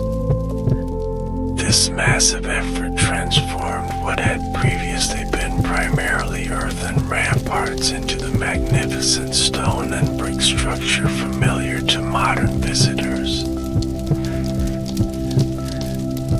The Ming Wall differed from its predecessors not just in materials but in design philosophy. Earlier walls had generally followed a principle of using natural barriers where possible and constructing fortifications primarily at strategic points. The Ming approach was more comprehensive, creating a continuous barrier even in areas where natural defenses might have sufficed. This thoroughness reflected both strategic considerations and symbolic concerns. The wall served not only as a physical defense but as a clear demarcation of Ming imperial territory, a statement of authority and permanence. The enormous resources devoted to wall construction, even in remote areas with limited strategic value, demonstrates its importance as an imperial project transcending purely military calculations. The Ming Wall featured numerous technological innovations. The use of kiln-fired bricks provided greater durability than rammed earth. The distinctive crenellated parapets offered protection for defenders while allowing them to observe and fire upon attackers. Sophisticated drainage systems prevented water damage to the structure, extending its lifespan significantly. Watchtowers were positioned to ensure that every section of the wall remained under observation. These towers featured multiple stories with windows on all sides, providing commanding views of the surrounding terrain. The spacing between towers was calculated to allow efficient signal communication using fire, smoke, or flags, creating an early warning system spanning thousands of kilometers. Major fortresses and strategic passes represented the most complex elements of the Ming defensive system. These massive structures, such as Zhuyongwen near Beijing, incorporated principles of defensive architecture like overlapping fields of fire, multiple gates set at angles to each other, and trap zones where attackers could be caught between walls. These fortresses controlled movement through the wall and and served as administrative centers for wall garrisons. Despite this enormous investment, the Ming Wall did not prevent all nomadic incursions. Mongol raiders regularly found ways to bypass or penetrate the defenses. However, the wall effectively prevented large-scale invasions with horses and wagons, forcing enemies to travel in smaller groups that could be more effectively managed by Ming border forces. The final chapter of the Great Wall as an active defensive structure came during the late Ming period. As the dynasty weakened due to internal corruption, factional struggles, and peasant rebellions, resources for wall maintenance declined. When the dynasty finally fell in 1644, it was not because the wall was physically breached by invaders, but because a Ming general opened the gates at Shanhaiguan to Manchu forces. Under the Qing dynasty, 1644 to 1912, established by the Manchus, the wall's military significance gradually diminished. As the Qing conquered Mongolia and expanded into Central Asia, the empire's effective borders moved far beyond the line of the Ming Wall. While some strategically important sections continue to be maintained, many were allowed to deteriorate. During the later Qing period, particularly in the 19th century, sections of the wall were actively dismantled by local populations seeking building materials. Government officials sometimes encouraged this practice, seeing the wall as an outdated relic with little practical value. This period represented the nadir of the Great Wall's physical condition and cultural appreciation. The fall of the Qing dynasty in 1912 and the establishment of the Republic of China began a gradual shift in attitudes toward the Great Wall. Nationalist sentiment led to new appreciation of the wall as a symbol of Chinese civilization and achievement. However, the political turbulence of the early 20th century, including warlord conflicts, the Japanese invasion, and civil war, prevented any systematic conservation efforts. After the founding of the People's Republic of China in 1949, the wall slowly gained recognition as a national treasure deserving protection. Initial attitudes during the revolutionary period were sometimes ambivalent, with the wall occasionally characterized as a feudal relic. However, pragmatic cultural policies eventually prevailed, acknowledging the wall's historical importance and tourism potential. The Reform era beginning in the late 1970s saw dramatically increased attention to Great Wall preservation. In 1984, Deng Xiaoping launched a major restoration campaign with his statement, "Love our China, restore our Great Wall." This initiative focused initially on sections near Beijing, particularly Badaling, which was developed as a showcase site for international visitors. The 1987 designation of the Great Wall as a UNESCO World Heritage Site brought international recognition and support for conservation efforts. The UNESCO listing acknowledges the wall as reflecting collision and exchanges between agricultural civilizations and nomadic civilizations in ancient China and praises it as an outstanding example of the superb military architecture, technology, and art of ancient China. This designation helps secure resources and expertise for preservation work.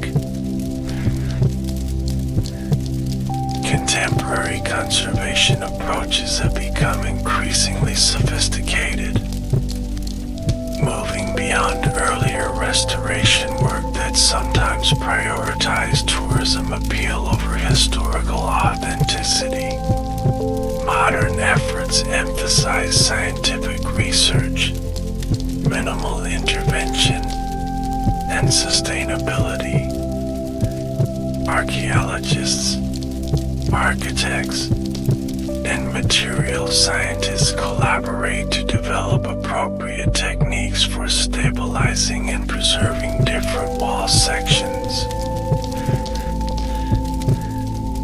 The Great Wall Protection Ordinance implemented by the Chinese government establishes legal frameworks for managing the complex balance between conservation, research, and tourism.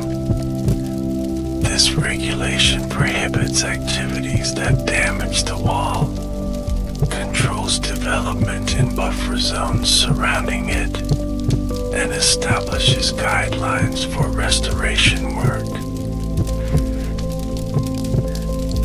Archaeological research continues to reveal new insights about the wall's construction and history. Remote sensing technologies like LiDAR, light detection and ranging, have identified previously undocumented wall sections in remote areas.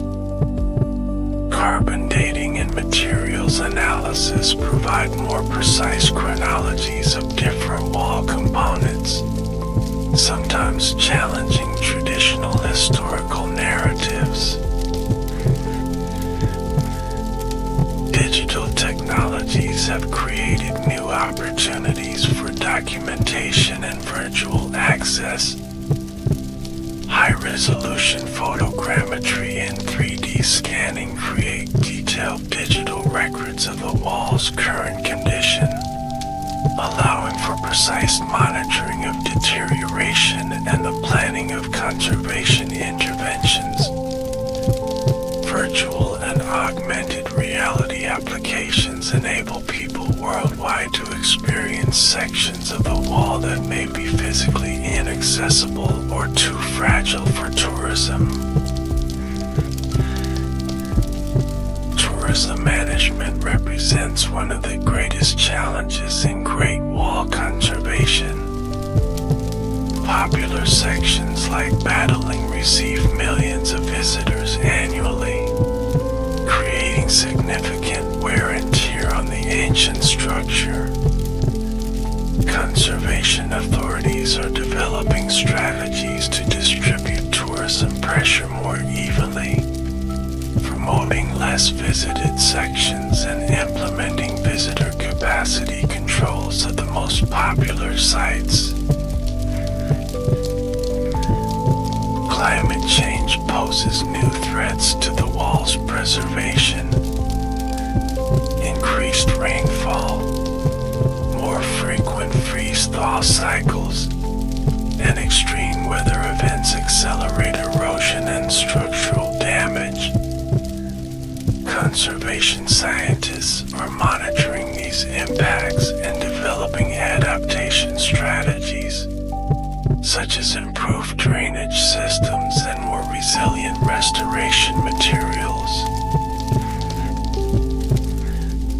Despite these challenges, the Great Wall today is better protected and more widely appreciated than at any time in the past century. It has completed a remarkable transition from military fortification to cultural icon.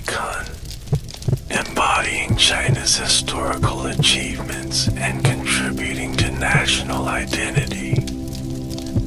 Its status as one of the world's most recognized monuments ensures ongoing interest in its preservation and interpretation. This extraordinary structure, built and rebuilt over more than 2 millennia, continues to evolve in both its physical form and cultural meaning. From its origins as separate defensive walls of competing states to its current status as a global heritage site, the Great Wall remains one of humanity's most remarkable achievements, a testament to the extraordinary capabilities and complex historical journey of Chinese civilization. Let us now explore the relationship between the Great Wall and the diverse peoples it was built to defend against, examining how this massive structure both separated and connected different civilizations. Throughout Chinese history, the relationship between agricultural Han Chinese society and the nomadic peoples of the northern steppes has been characterized by both conflict and exchange.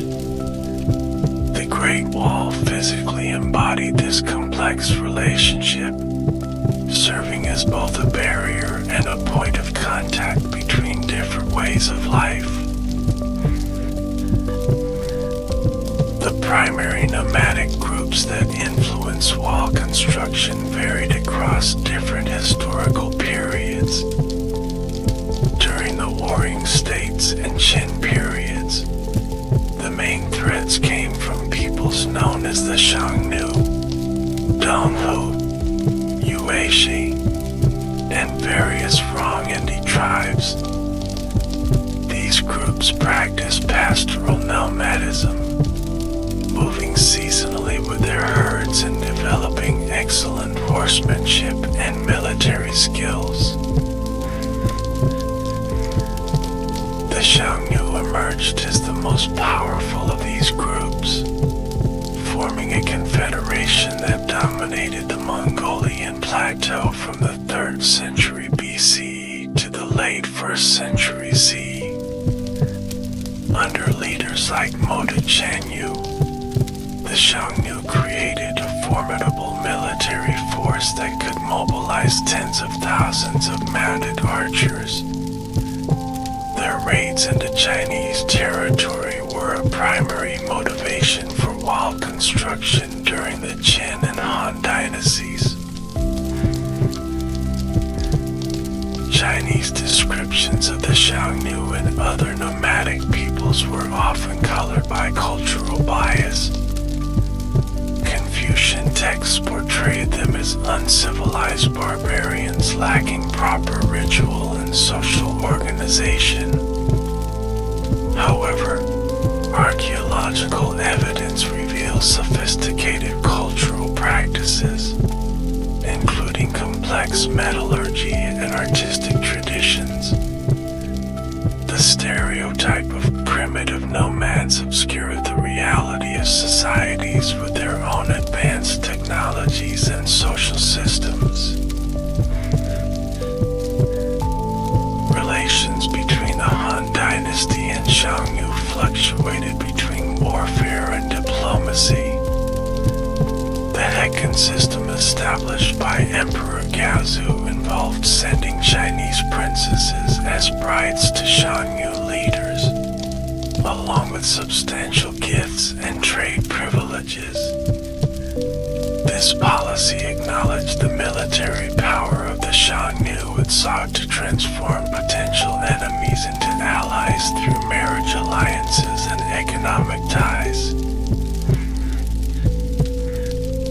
Emperor Wu of Han rejected this accommodationist approach, launching aggressive military campaigns against the Xiongnu.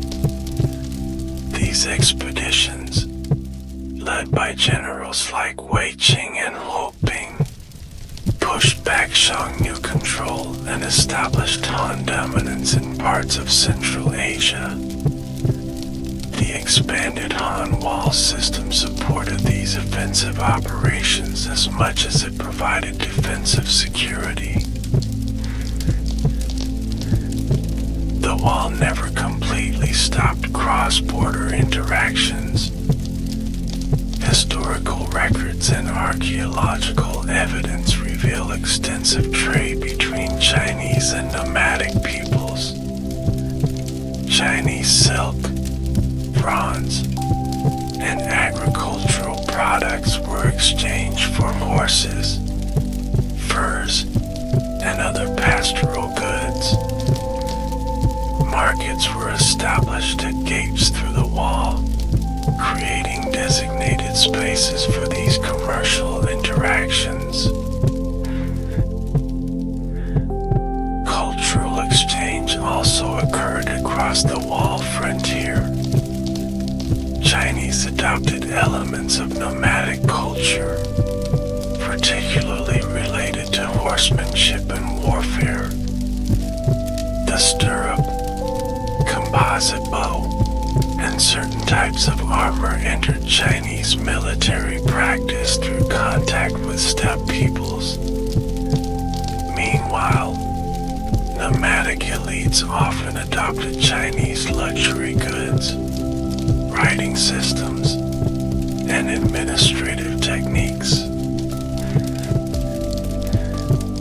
During periods of Chinese disunity, interactions across the wall frontier became even more complex.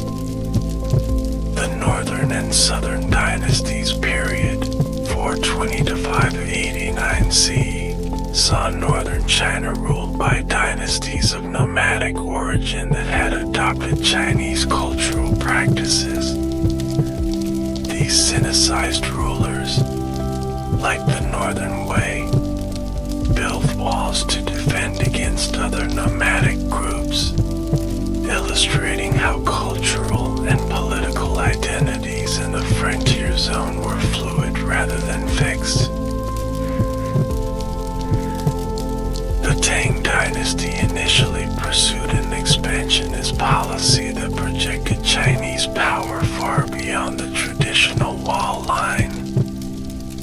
Under emperors like Taizong and Xuanzong, Tang influence extended deep into Central Asia.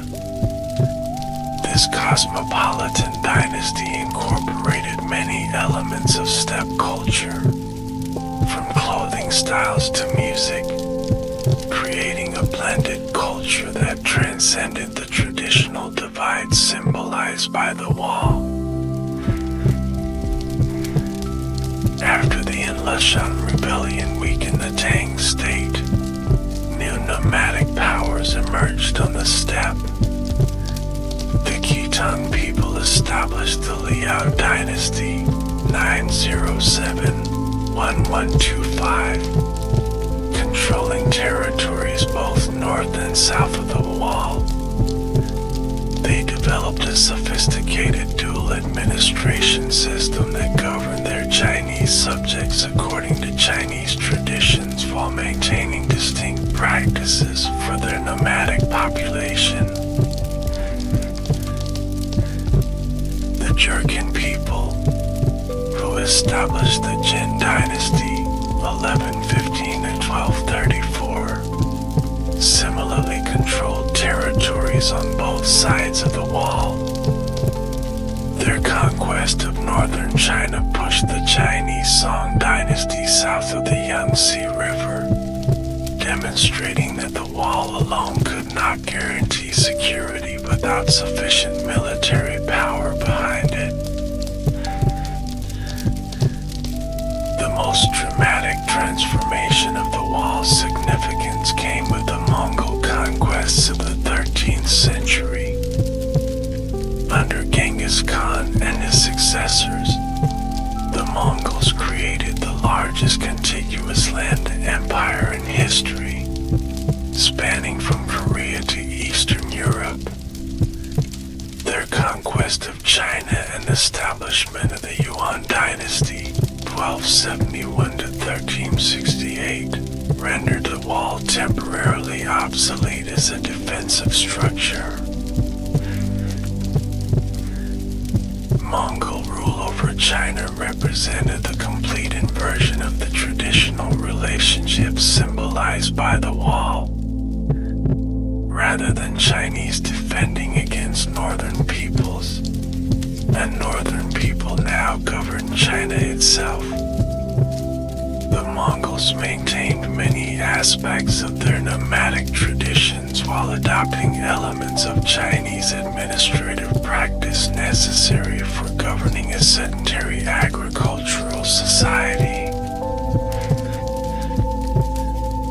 The overthrow of Mongol rule and establishment of the Ming Dynasty in 1368 triggered the most intensive period of wall construction in Chinese history. The experience of foreign conquest created a powerful impetus for the Ming rulers to build stronger defenses against northern peoples. The magnificent stone and brick wall constructed during this period reflected both practical defensive concerns and psychological desire for security after the trauma of Mongol domination. The primary adversaries faced by the Ming Wall were various Mongol groups that remained powerful after the fall of the Yuan dynasty. These included the Northern Yuan dynasty in Mongolia and later the Oirat Mongols. Despite their fragmentation into multiple competing groups, these Mongol forces continue to pose a significant military threat to Ming China. The Ming-Mongol relationship was not solely defined by conflict. Periods of warfare alternated with diplomatic engagement and trade. The horse fairs established at designated gates through the wall allowed for regulated commercial exchange, with Mongols trading horses, so crucial for Chinese military and transportation needs, for tea, silk, and grain. By the late Ming period, a new power had emerged in the northeast. The Jurchen people, now calling themselves Manchus and united under Nurhaci, formed a disciplined military force that would eventually conquer all of China. The Manchu conquest that established the Qing dynasty, 1644 to 1912, came not through breaching the wall, but when a Ming general opened the gates at Shanhaiguan, seeking Manchu help against internal rebels.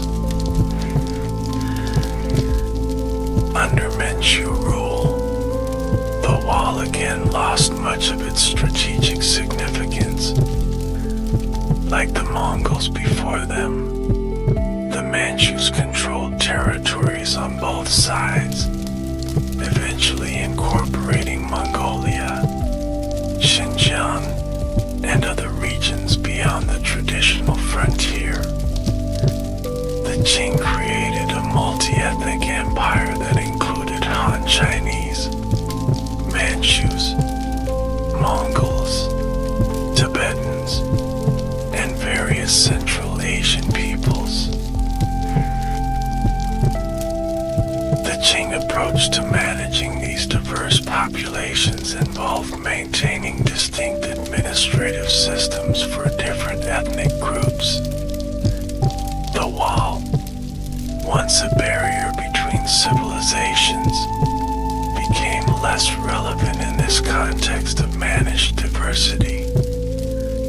Sections of strategic importance continued to be maintained, but many were allowed to deteriorate as resources were directed elsewhere. Modern archaeological historical research has significantly revised traditional narratives about the wall and the peoples it was built to defend against. Rather than a simple story of civilization versus barbarism, we now recognize a complex pattern of interaction involving trade, cultural exchange, diplomatic negotiation, and military conflict. The wall was always a permeable boundary, facilitating regulated contact even as it controlled movement. Today, the wall stands as a reminder of the historical relationship between different peoples and ways of life. Rather than a symbol of division, it has become a site where visitors from around the world, including descendants of both those who built the wall and those it was built to exclude, can appreciate a shared heritage of human achievement. This transformation in meaning represents perhaps the wall's most significant legacy. Another crucial aspect of understanding the Great Wall involves examining its representation in art, literature, and popular culture throughout history. These cultural depictions both reflected and shaped perceptions of the wall, contributing significantly to its enduring symbolic power. In traditional Chinese painting, the Great Wall appeared frequently as an element of landscape art. Artists depicted the wall winding through mountains, emphasizing how it followed the natural contours of the terrain. These paintings typically show the wall as harmoniously integrated with nature rather than imposing upon it, reflecting Chinese aesthetic principles that valued harmony between human constructions and natural landscapes. Court painters of various dynasties created detailed depictions of wall fortresses and military activities along the frontier. These works served both artistic and documentary purposes, recording the appearance of important defensive structures and commemorating imperial inspection tours or military victories. Such paintings provide valuable visual evidence of how the wall appeared in earlier centuries, supplementing written records and archaeological findings. Chinese poetry contains numerous references to the Great Wall, particularly in the genre known as frontier poetry by Ansai Shi. Tang Dynasty poets like Wang Zuan, Wang Chongling, and Li Qi wrote movingly about life along the northern frontier. Their works capture the harsh conditions, loneliness, and sense of duty experienced by soldiers stationed at wall garrisons. One of the most famous wall-related poems is Wang Zuan's Climbing Stork Tower, which includes the lines, "The yellow river flows beyond the sky, descending from the mountains, beyond the Great Wall, returning to the sea." This imagery connects the wall to China's natural geography and conveys a sense of vast distance and cultural boundaries. Folk literature preserves stories about the human cost of wall construction. The legend of Meng Jiang is perhaps the most famous. According to this tale, a woman's husband was sent to work on the wall during the Qin dynasty. When she learned of his death, She traveled to the wall and wept so bitterly that a section collapsed, revealing her husband's remains. This story, dating back at least to the Northern Song Dynasty and possibly earlier, became one of China's 4 great folk tales. It has been retold in numerous forms, including plays, operas, and modern films. The tale's enduring popularity reflects its emotional power as an expression of personal grief amid imperial demands for sacrifice. Historical chronicles and geographical texts provided more factual accounts of the wall. Works like the Records of the Grand Historian by Sima Qian describe the Qin Dynasty wall construction and its human toll. Later texts documented repairs, extensions, and the strategic role of different wall sections across successive dynasties. Military treatises discuss the wall's defensive functions and limitations. These practical texts analyzed how the wall should be garrisoned, maintained, and integrated with other defensive measures.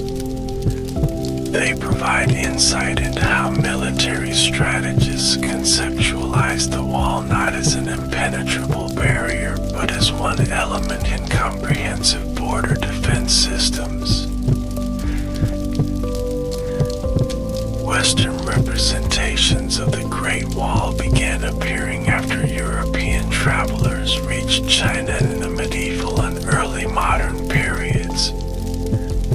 Marco Polo, despite his extensive accounts of Yuan Dynasty China, notably does not mention the Great Wall. This omission has puzzled historians and led some to question whether he actually visited China, though it may simply reflect the wall's reduced importance during Mongol rule. Jesuit missionaries in the 16th and 17th centuries provided some of the first detailed Western accounts of the Great Wall. The Portuguese Dominican friar Gaspar de Cruz and the Jesuit Mateo Ricci both described the wall in their writings. These early European descriptions often emphasized the wall's immensity and antiquity, laying the groundwork for its later reputation as one of the world's wonders. In the 18th and 19th centuries, Western travelers, diplomats, and missionaries produced increasingly detailed accounts and images of the Great Wall. These representations often reflected Orientalist perspectives, portraying the wall as a symbol of China's isolation and resistance to progress. This interpretation said more about Western preoccupations than about Chinese realities, but it significantly influenced international perceptions.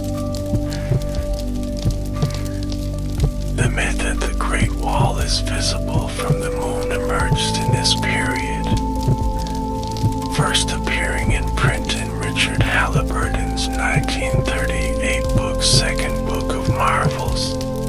This claim gained widespread acceptance despite lacking scientific basis. Astronauts have confirmed that the wall is not visible from lunar distance and is difficult to see even from low Earth orbit without magnification. Yet this myth persisted because it captured something about the wall's perceived monumentality. Photography, introduced to China in the 19th century, created new visual representations of the Great Wall. Early photographers like John Thompson documented sections of the wall, creating images that circulated internationally and shaped foreign perceptions. These photographs typically emphasized the wall's grandeur and remote setting, reinforcing its status as an exotic wonder. In the early 20th century, as China transitioned from imperial to republican rule, the wall began to acquire new nationalist significance. Chinese intellectuals and political leaders increasingly referenced the wall as a symbol of national strength and continuity during a period of political fragmentation and foreign incursion. This nationalist interpretation represented a significant shift from traditional imperial perspectives. After the founding of the People's Republic of China in 1949, official attitudes toward the Great Wall evolved from revolutionary skepticism to patriotic embrace.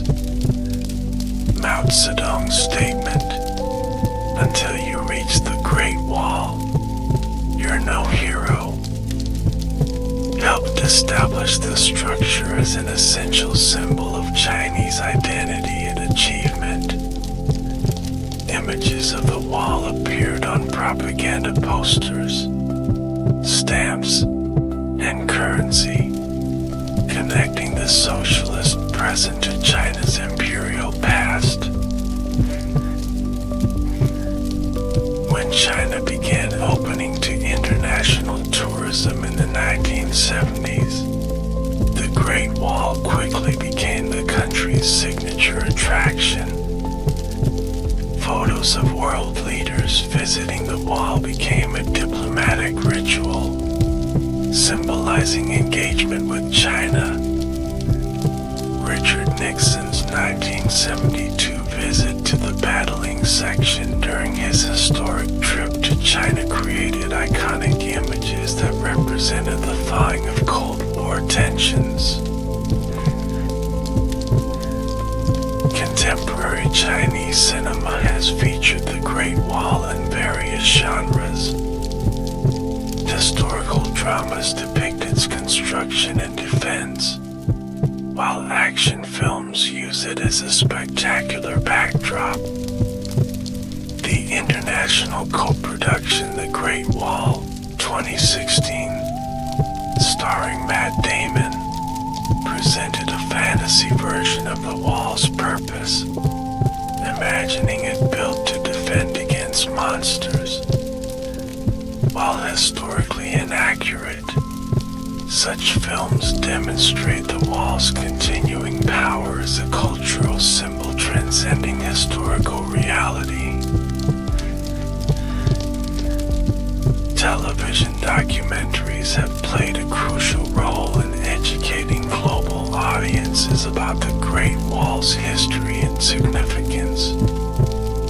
Series produced by organizations like National Geographic, PBS, and the BBC have combined historical research, archaeological evidence, and stunning visuals to provide more accurate understandings of the wall. These programs have helped dispel myths while maintaining appreciation for the wall's genuine achievements. Digital technology has created new ways to experience and understand the Great Wall. Virtual reality recreations allow people to visit sections that are remote or close to tourists. Online maps and 360-degree photography provide detailed views of different wall segments, enabling virtual exploration.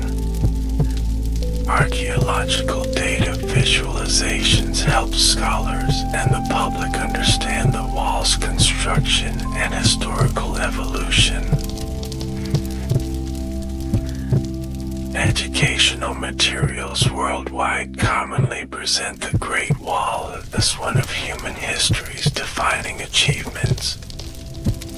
Alongside structures like the Egyptian pyramids and Roman Colosseum, it features in curricula about ancient civilizations and architectural wonders. This educational role ensures that each new generation recognizes the wall's historical and cultural significance. Contemporary art continues to engage with the Great Wall as both physical structure and cultural symbol. Chinese artist Xu Bing's ghost meeting installation at the wall incorporated traditional calligraphy with modern concepts. International artists have created works responding to the wall's monumental presence and historical meanings, demonstrating its continuing relevance as a source of artistic inspiration. Conservation photography documents the wall's condition and the challenges of preservation. Photographers like Li Chen Yue have created powerful images showing both well-preserved sections and crumbling segments threatened by erosion and development. These visual records raise awareness about conservation needs and help mobilize resources for protection efforts. Social media has democratized representations of the Great Wall. Millions of visitor photos shared on platforms like Instagram, Facebook, and Weibo create a collective visual archive documenting the wall as a lived experience. These personal images, often focusing on individual connections with the monument, complement official and artistic representations. The Great Wall's symbolic meanings continue to evolve in the 21st century. For some, it represents China's historical tendency toward isolation, a counterpoint to current international engagement. For others, it symbolizes China's technological achievement and capacity for grand national projects, reflecting contemporary ambitions. The wall's ability to accommodate these multiple, even contradictory, interpretations contributes to its enduring cultural power. Across these diverse representations, the Great Wall has transcended its original purpose to become a universal symbol of human achievement. It demonstrates how a structure built for division and defense can ultimately become a site of connection and shared appreciation. This transformation from military fortification to cultural icon represents perhaps the wall's most significant historical journey. As we approach the conclusion of our exploration, let us consider the Great Wall's legacy and future, examining both the challenges and opportunities that lie ahead for this extraordinary monument. The preservation of the Great Wall presents formidable challenges. Its vast length, spanning diverse environments from desert to mountain, requires different conservation approaches for different sections. Remote areas face threats from natural erosion, while sections near population centers must be protected from development pressure and tourism impacts. Climate change introduces new preservation challenges. increased rainfall, temperature fluctuations, and extreme weather events accelerate deterioration of wall structures. Rising temperatures affect the freeze-thaw cycles that contribute to stone cracking, while changing vegetation patterns alter the environmental context of many wall sections. Tourism management represents a delicate balancing act. While visitor interest generates revenue for conservation and benefits local economies, excessive tourism causes physical damage to the structure. Popular sections like Battling near Beijing receive millions of visitors annually, creating significant wear and tear. Finding sustainable approaches that allow access while protecting the monument remains an ongoing challenge. Rural development near the wall creates both threats and opportunities. As China's countryside modernizes, new roads, buildings, and infrastructure can encroach on the wall setting. However, economic development can also provide resources for conservation and create stakeholders with interests in preservation. International cooperation has become increasingly important for Great Wall preservation. Organizations like UNESCO, the World Monuments Fund, and various bilateral heritage programs provide expertise, funding, and technical assistance. These international partnerships bring global best practices to bear on the wall's conservation challenges. Innovative technologies offer new preservation approaches. Drone surveys create detailed maps of remote wall sections, helping identify areas at risk. 3D scanning technologies document the wall's current condition with millimeter precision, creating valuable baseline data for monitoring changes. Advanced materials science develops preservation techniques suited to the wall's unique construction methods. Digital preservation creates virtual records that will survive regardless of what happens to the physical structure. High-resolution photography, photogrammetry, and virtual reality modeling capture the wall in its current state, creating resources for future researchers and allowing global access to this heritage site.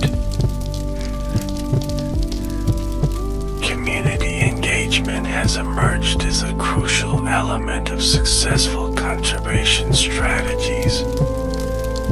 Local residents living near the wall are increasingly involved in protection efforts, serving as guides, guards, and knowledge keepers. Their traditional understanding of local environments and building techniques complement scientific approaches to conservation. Educational initiatives help ensure that future generations value and protect the Great Wall. School programs, visitor centers, and digital resources explain the wall's historical significance and conservation needs. By fostering appreciation for this heritage, these educational efforts create public support for preservation investments. The Great Wall also offers lessons for contemporary society beyond its physical preservation. as a structure built to manage the relationship between different cultures and ways of life. It provides historical perspective on current debates about borders, migration, and cultural exchange. Its history demonstrates both the human tendency to build barriers and the inevitable permeability of even the most imposing boundaries. As a massive public works project that spans centuries, the wall offers insights into long-term planning and social organization. In our era of short-term thinking, the wall stands as a reminder of what societies can accomplish through sustained commitment to monumental goals. Yet it also cautions about the human costs of such grand projects and the importance of balancing ambition with compassion. The wall's military history provides lessons about the strengths and limitations of physical defenses. Despite its impressive scale, the wall never prevented all incursions, and ultimately could not save dynasties from internal decay. This historical perspective offers wisdom applicable to contemporary security challenges, suggesting that even the most sophisticated barriers cannot substitute for addressing underlying causes of conflict. As a symbol that has transcended its original purpose to become a shared heritage of humanity, the Great Wall demonstrates how historical monuments can acquire new meanings that unite rather than divide. In a world often focused on differences, the wall's universal appeal reminds us of our common capacity for wonder and appreciation of human achievement. Perhaps most importantly, the Great Wall stands as a testament to human determination, creativity, and resilience. Built stone by stone, brick by brick, through the efforts of millions of individuals across multiple generations, it embodies the extraordinary things people can accomplish through collective effort. This legacy of human potential remains its most profound and inspiring message. As we conclude our journey through the history, construction, and cultural significance of the Great Wall of China, we are left with a deeper appreciation for this extraordinary monument. From its origins as separate defensive walls of competing states to its current status as a global heritage site, the Great Wall has witnessed the flow of history, standing as both participant and observer in China's complex journey through time. The wall reminds us that human creations often transcend their creator's intentions. Built for division and defense, it has become a symbol of connection and shared heritage. This transformation suggests hopeful possibilities for humanity's future, even as we face our own seemingly insurmountable challenges. Like the ancient builders who placed each stone of the Great Wall, we too can create legacies that may outlast and outgrow our immediate purposes, becoming gifts to generations yet unborn. Thank you for accompanying me on this exploration of one of humanity's most remarkable achievements. May the story of the Great Wall inspire you to reflect on the extraordinary capacities of human civilization and our potential to create works of lasting significance and beauty. Welcome to this immersive exploration of Native American wisdom traditions, a journey into the profound philosophies, practices, and teachings that have guided indigenous peoples of North America for countless generations.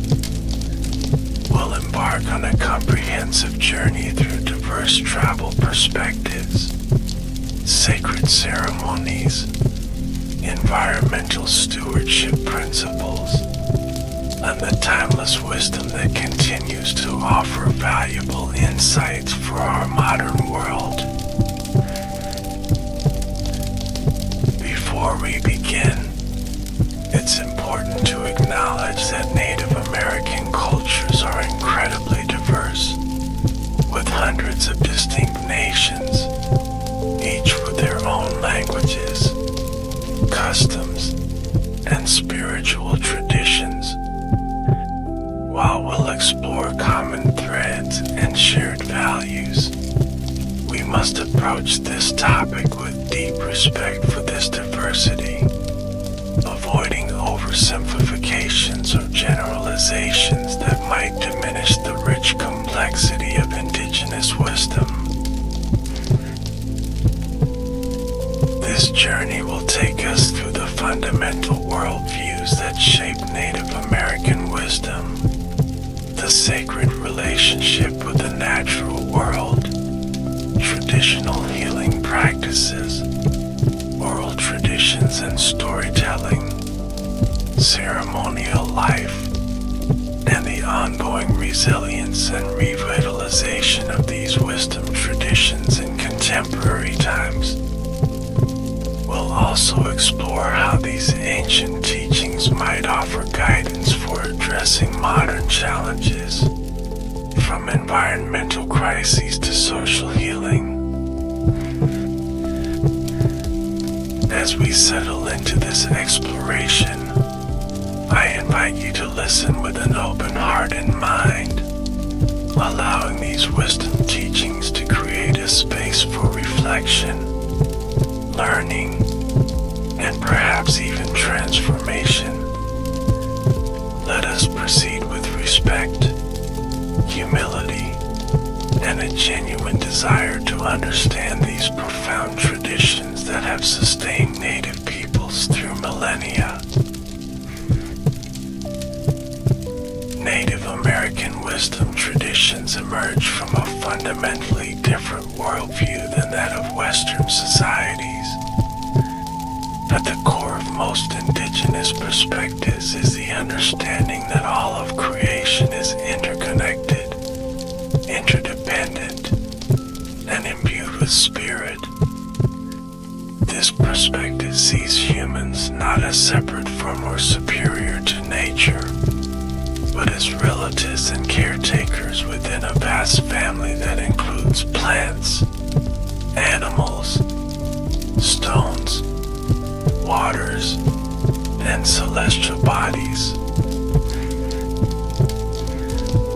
The Lakota phrase "Mitikuye Oyasi," often translated as "all my relations" or "we are all related," captures this fundamental understanding of the interconnectedness.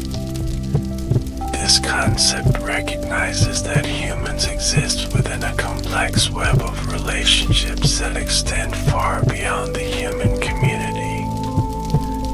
Every action within this web affects the whole, creating ripples throughout the intricate tapestry of life.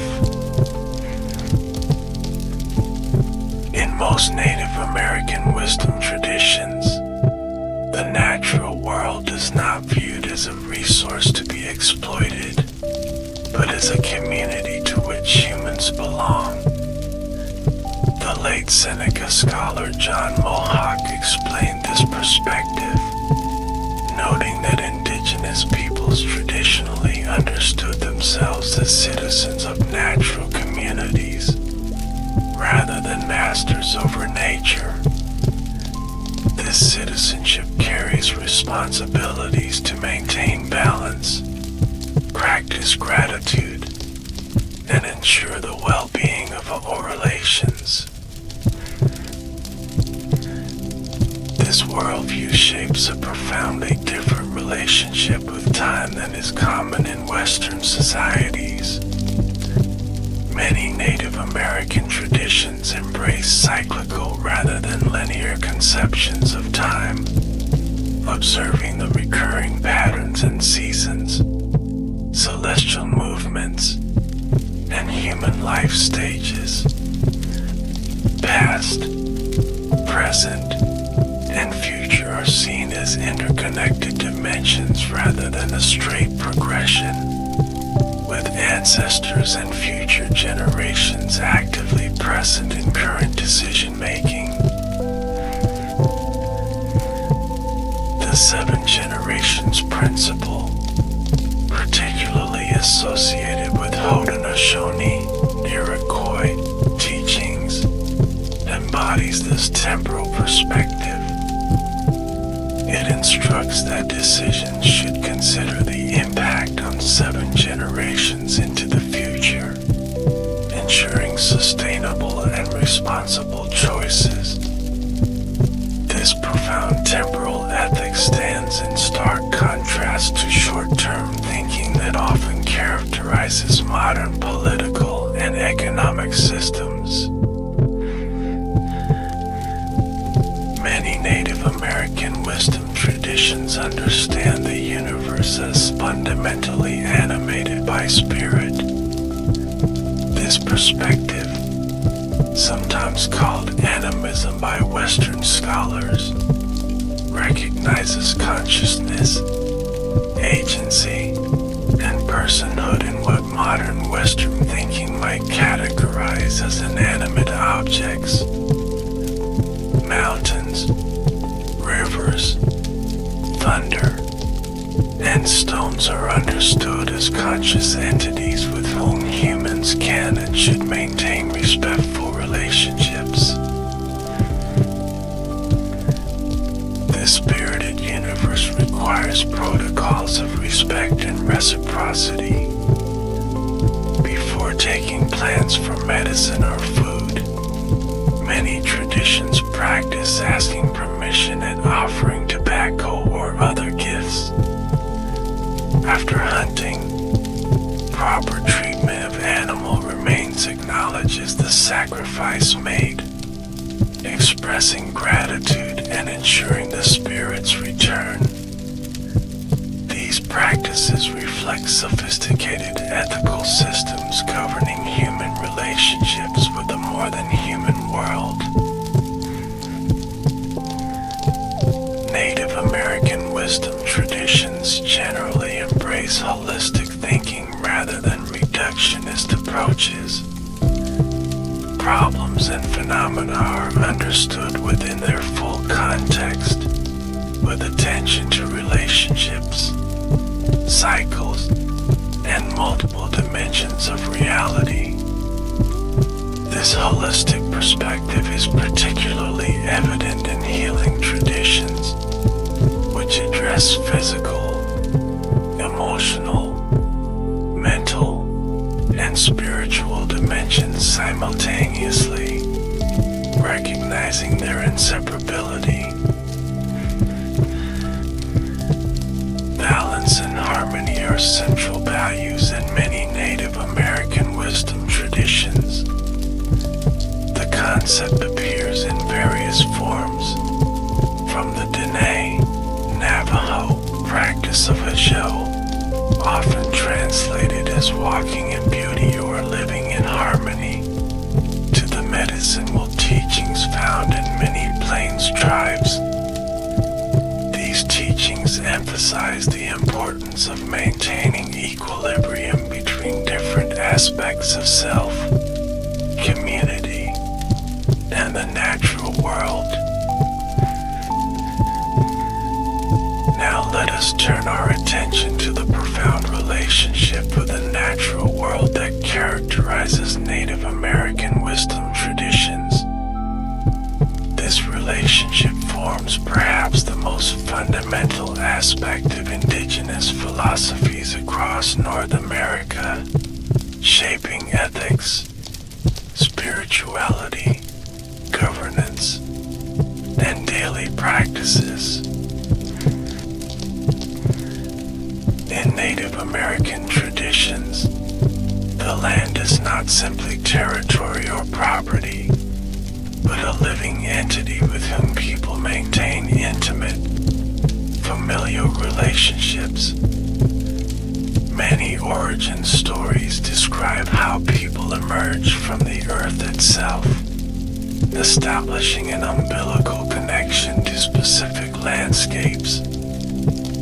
The land holds ancestral memories, sacred sites, and teachings that cannot be separated from cultural identity. Vine Deloria Jr., the influential Lakota author and theologian, emphasized that in Native American understanding, geography takes precedence over chronology. The specific features of homeland, its mountains, rivers, plains, and forests shape spiritual practices, social structures, and cultural expressions. This place-based wisdom contrasts with more portable, universalized religious and philosophical systems.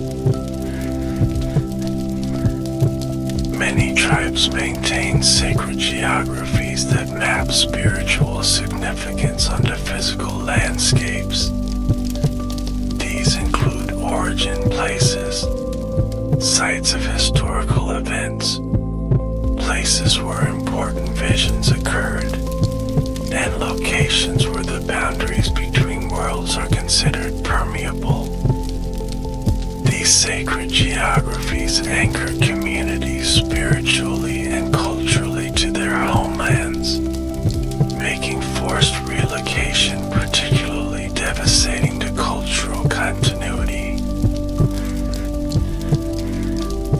The concept of the earth as mother appears in many Native American traditions.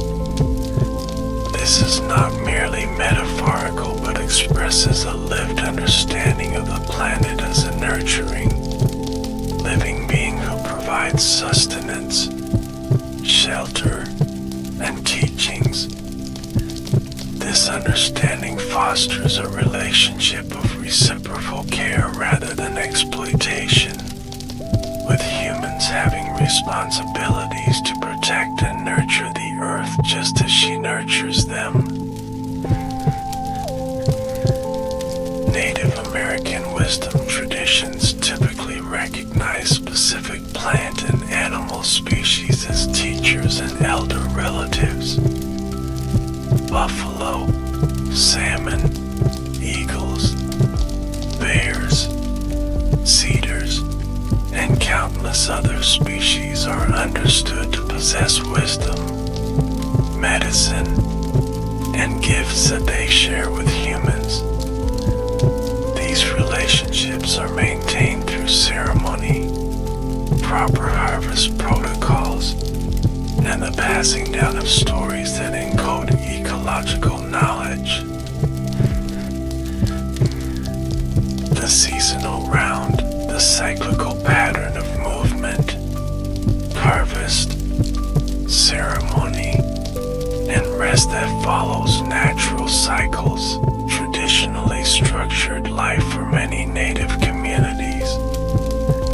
This pattern encouraged intimate familiarity with local ecosystems, attunement to subtle environmental changes, and sustainable harvest practices. It also fostered a temporal consciousness aligned with natural rhythms rather than artificial schedules.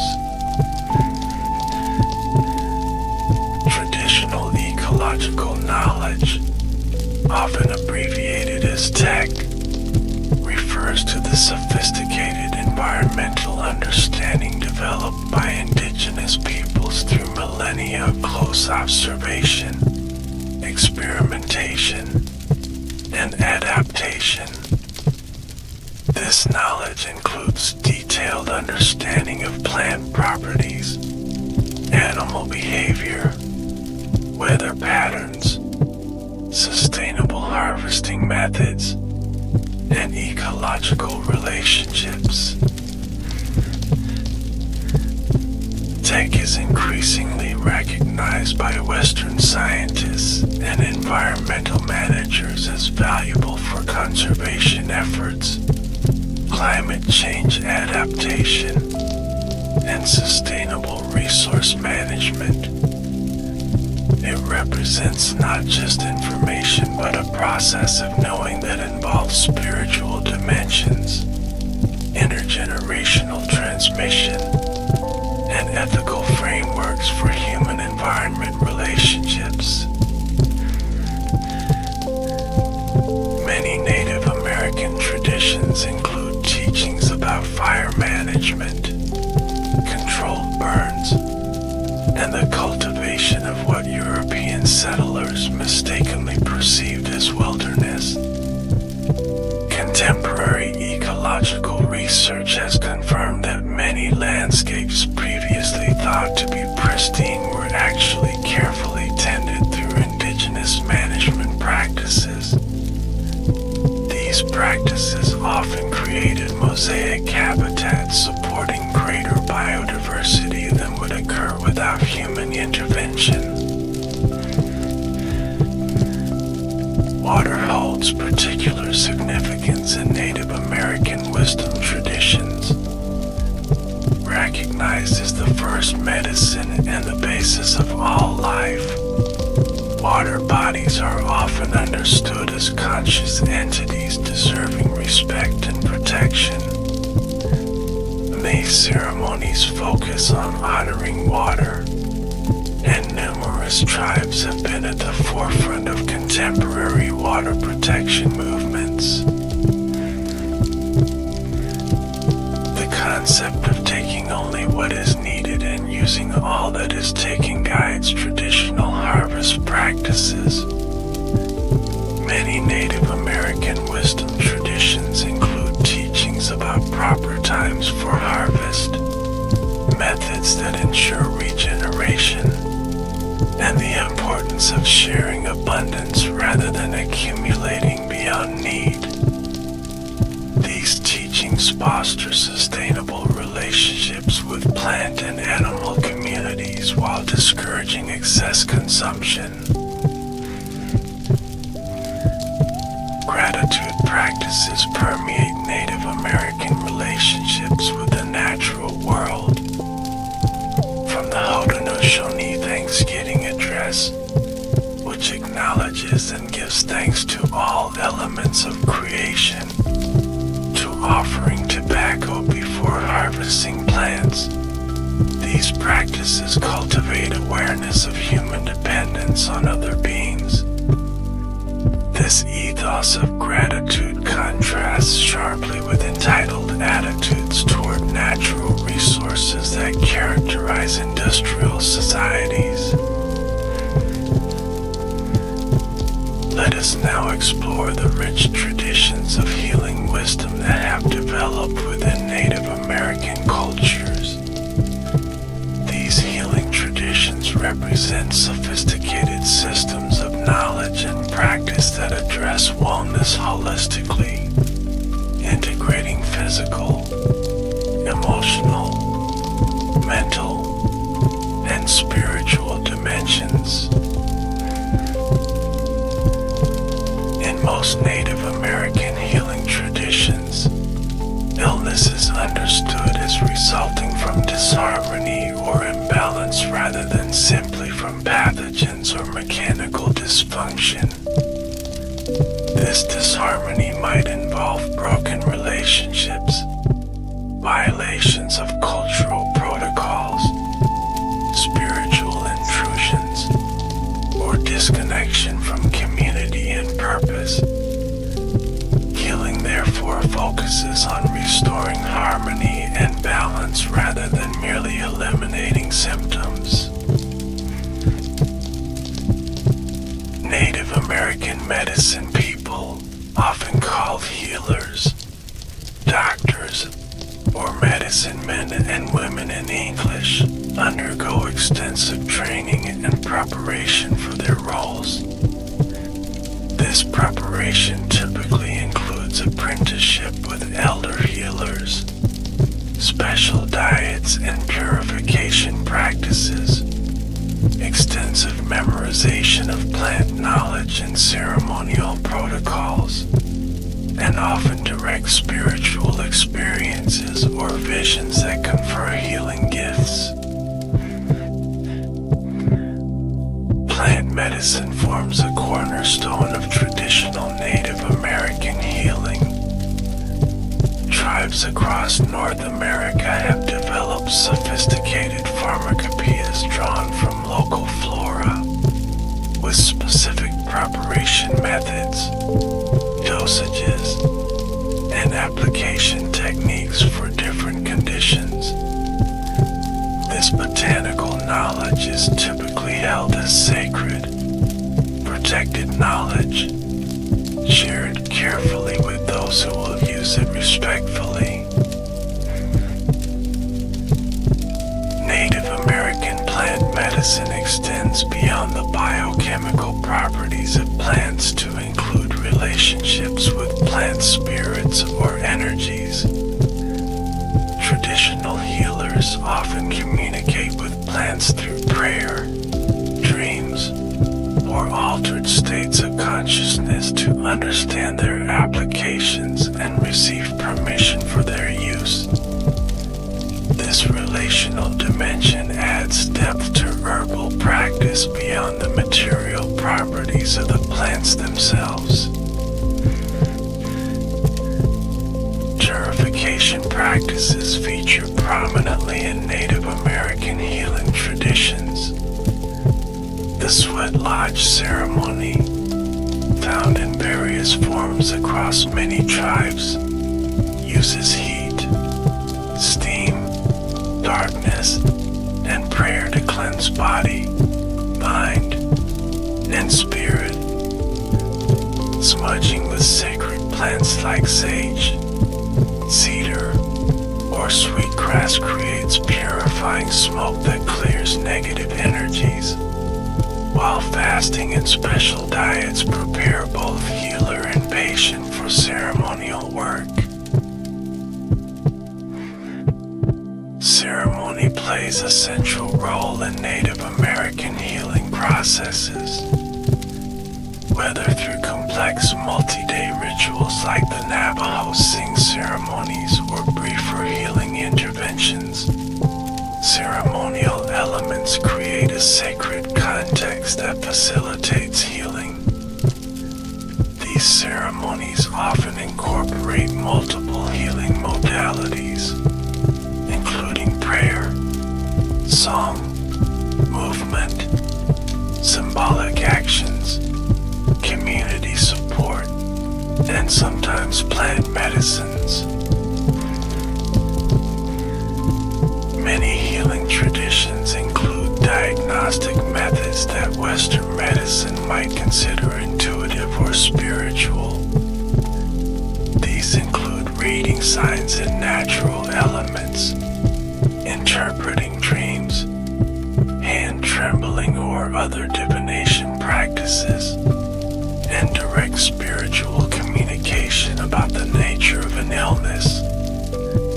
These methods identify not just physical symptoms but underlying causes of disharmony that must be addressed for complete healing. Community involvement distinguishes many Native American healing approaches from conventional Western medical care.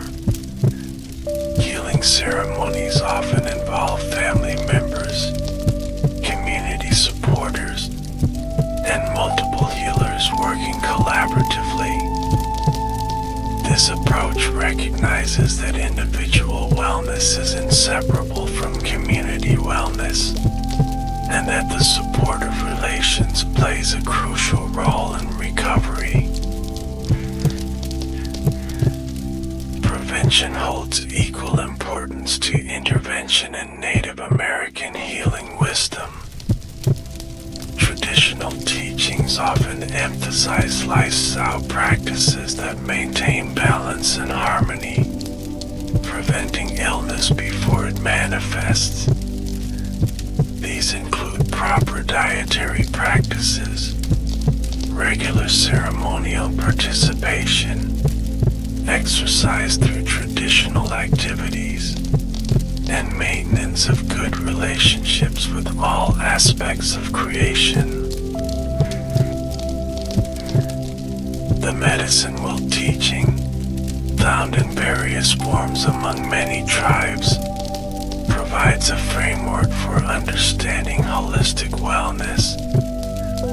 While specific teachings vary, the medicine world typically represents the balance of physical, emotional, mental, and spiritual aspects of being. It also maps relationships between the four directions, seasons, stages of life, and elements, offering a comprehensive model for maintaining wellness. Native American healing traditions recognize the profound connection between emotional states and physical health. Many traditional diagnoses identify unresolved grief, anger, or fear as underlying causes of physical ailments. Healing practices therefore often address emotional processing and release as essential components of recovery. Dreams hold special significance in many Native American healing traditions. Considered channels of communication from the spirit world, dreams may reveal the cause of illness, suggest appropriate treatments, or indicate ceremonial interventions needed. Both healers and patients pay careful attention to dreams during healing processes, often sharing them for communal interpretation and guidance. Sound healing through song, drumming, and rattling features prominently in Native American healing ceremonies. Specific songs may be received through dreams or visions for particular healing purposes, while drum rhythms are understood to synchronize heartbeats, restore harmony, and sometimes facilitate altered states of consciousness conducive to healing. Contemporary Native American healing often integrates traditional practices with modern medical approaches.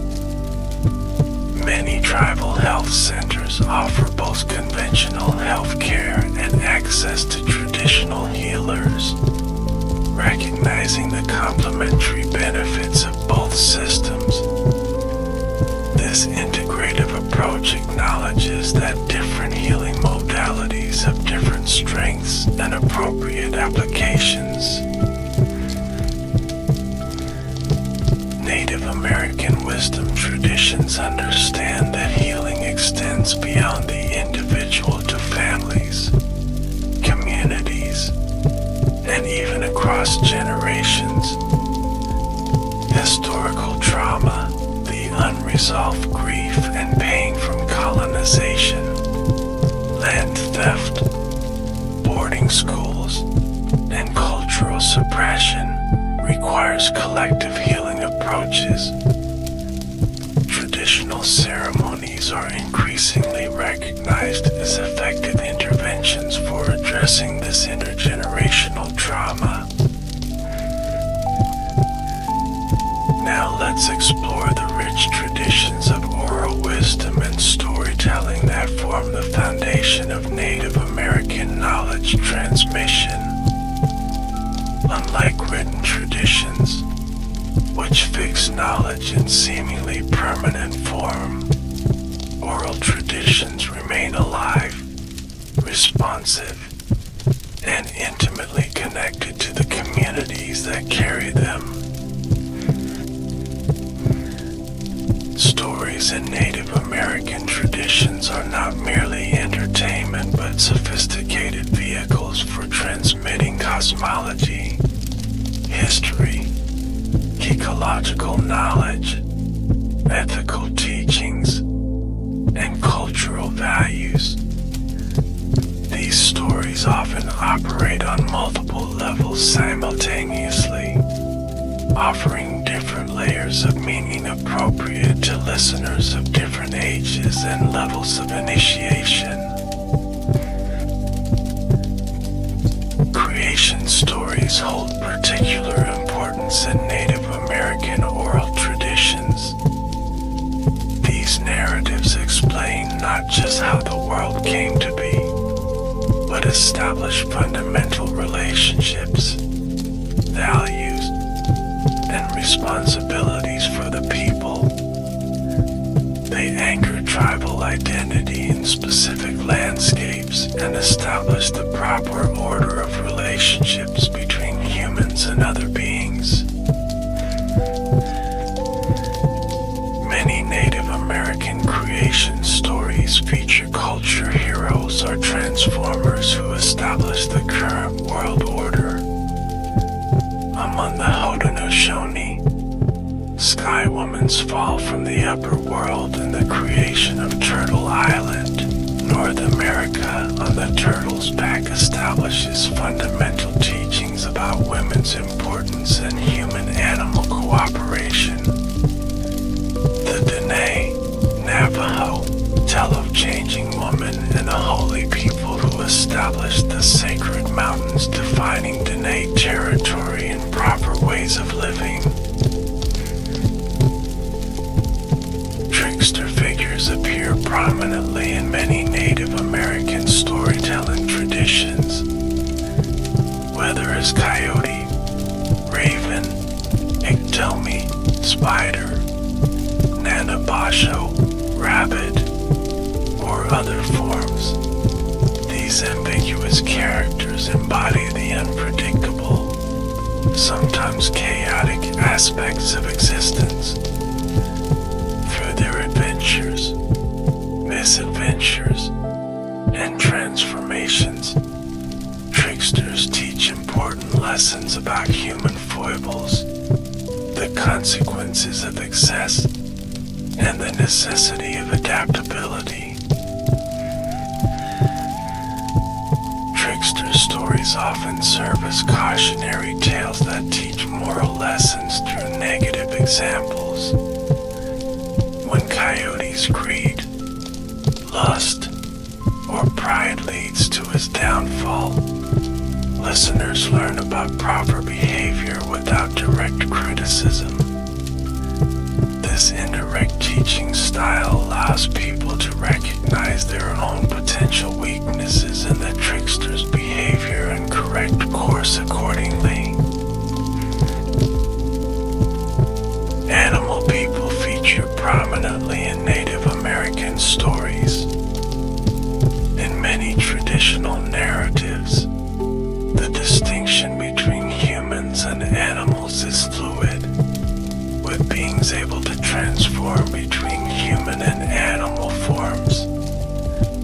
These stories establish kinship between species and transmit detailed observations about animal behavior, habitat requirements, and ecological relationships. Stories about specific animal people often convey teachings about their particular wisdom or medicine. Eagle stories might emphasize vision and connection to spiritual realms, while bear stories might convey knowledge about healing plants and hibernation practices. These narratives simultaneously transmit practical ecological knowledge and spiritual understanding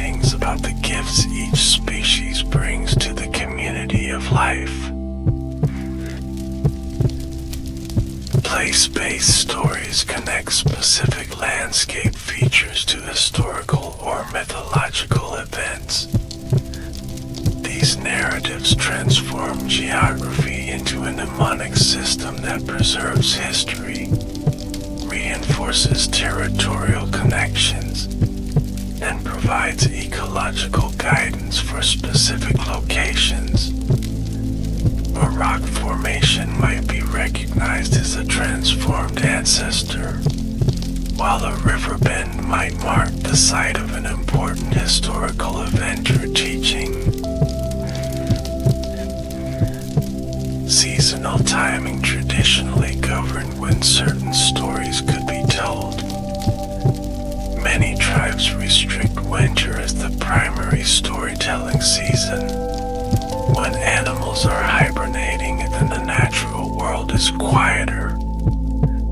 This practice both respects the beings who feature in the stories and creates a rhythm of knowledge transmission aligned with natural cycles.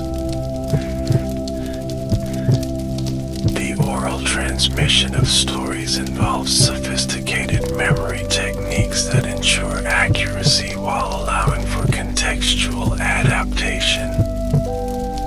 These include rhythmic patterns, formulaic phrases, song elements, and physical gestures that aid memorization.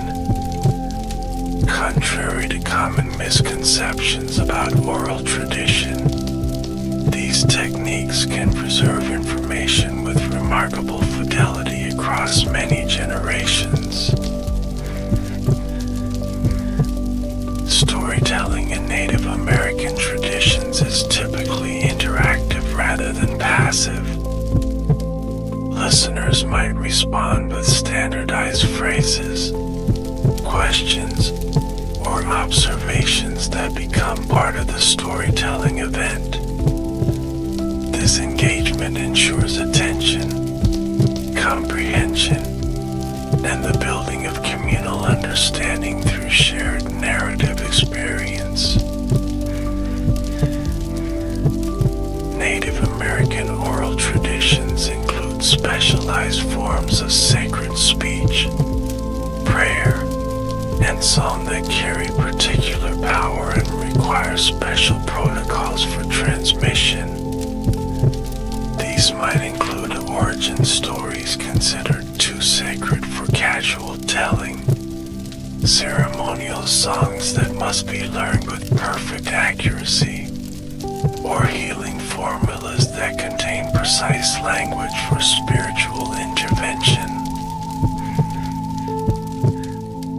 Dreams are often understood as a special category of story or communication in Native American wisdom traditions.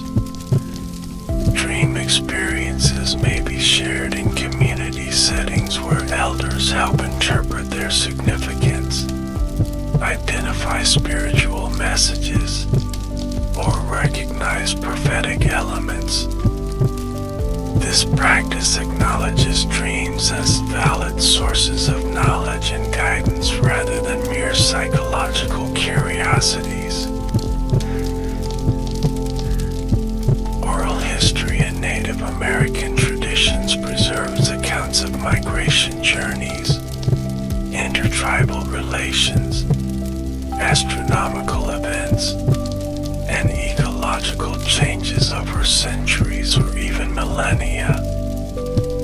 These accounts often contain verifiable information that Western science has only recently confirmed, such as accurate descriptions of Ice Age megafauna or geological events thousands of years in the past.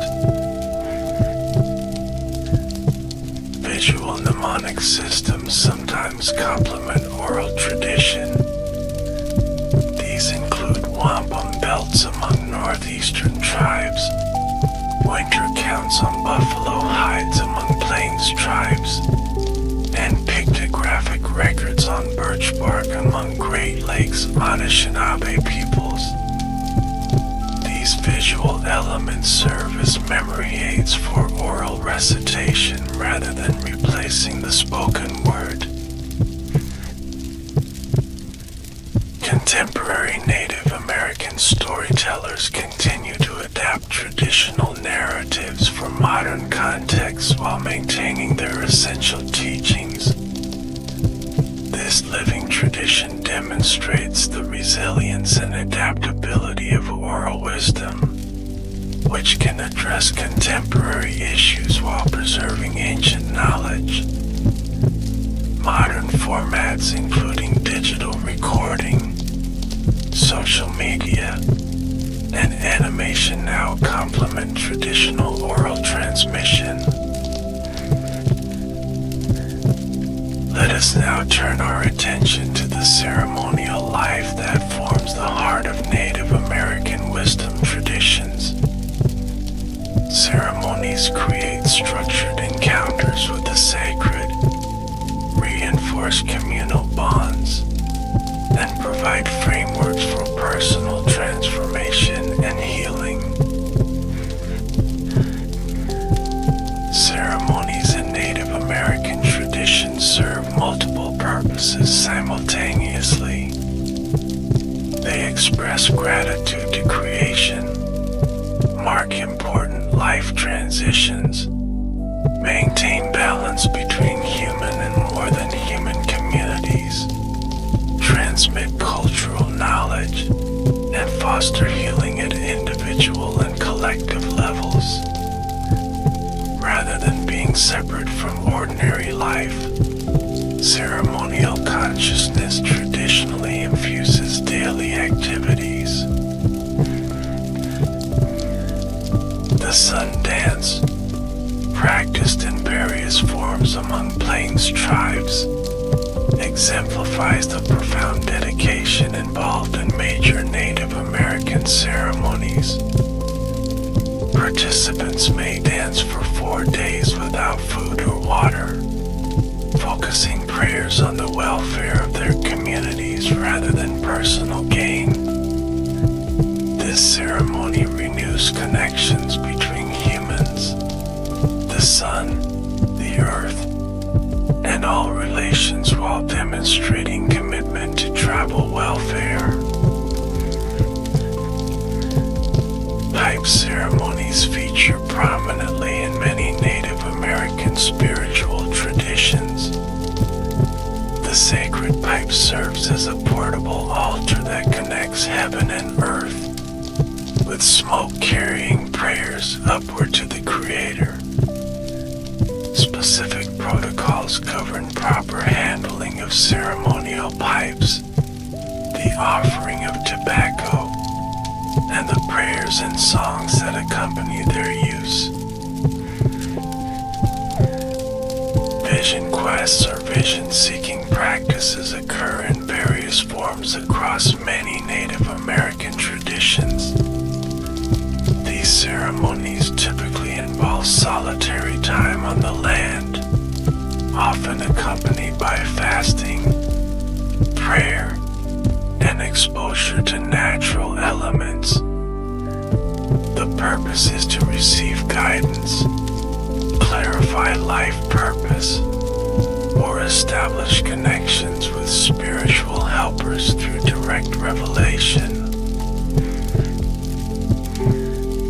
Coming-of-age ceremonies mark the transition from childhood to adult responsibilities in many Native American traditions. For young women, these often coincide with first menstruation and may involve seclusion, special teachings from female elders, and celebration of feminine creative power. Young men's initiations often include demonstrating skills, enduring hardship, and receiving teachings about masculine responsibilities.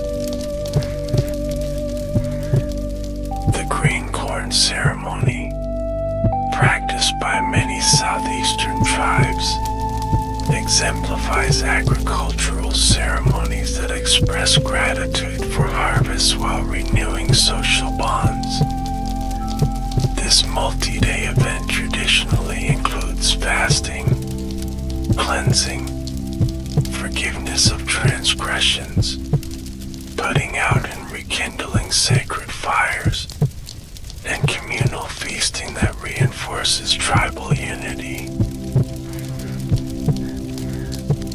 Water ceremonies honor the essential role of water in sustaining all life. Women often hold special responsibilities in these ceremonies, acknowledging their connection to the waters of birth and life-giving. Contemporary water ceremonies have become important components of environmental protection movements, bringing spiritual dimensions to water quality and access issues. Naming ceremonies confer identity and purpose in many Native American traditions.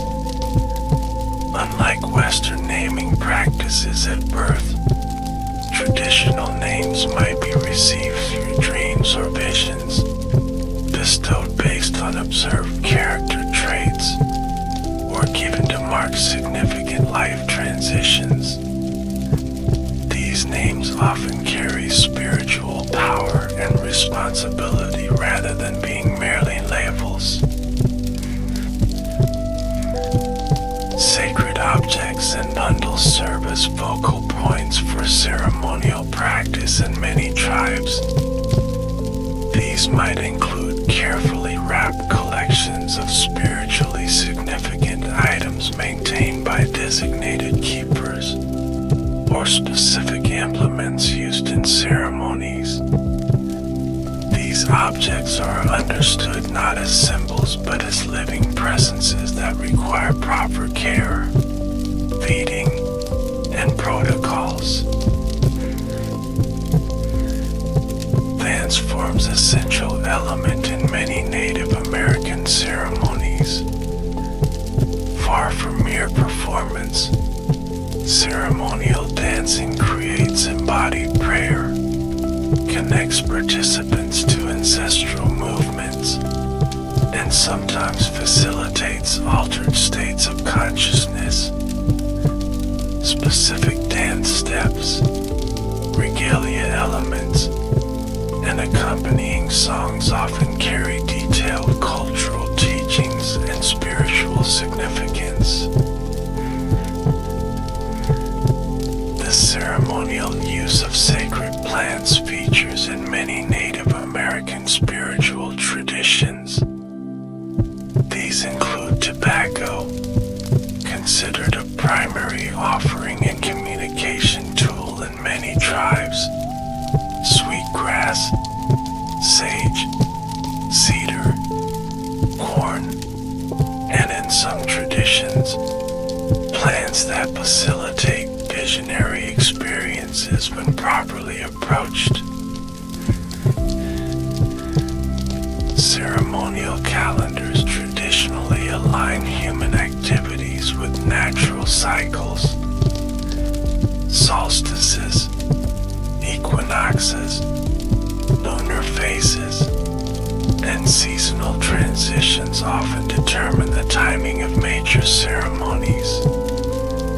This practice maintains synchronization between human communities and the larger rhythms of the natural world.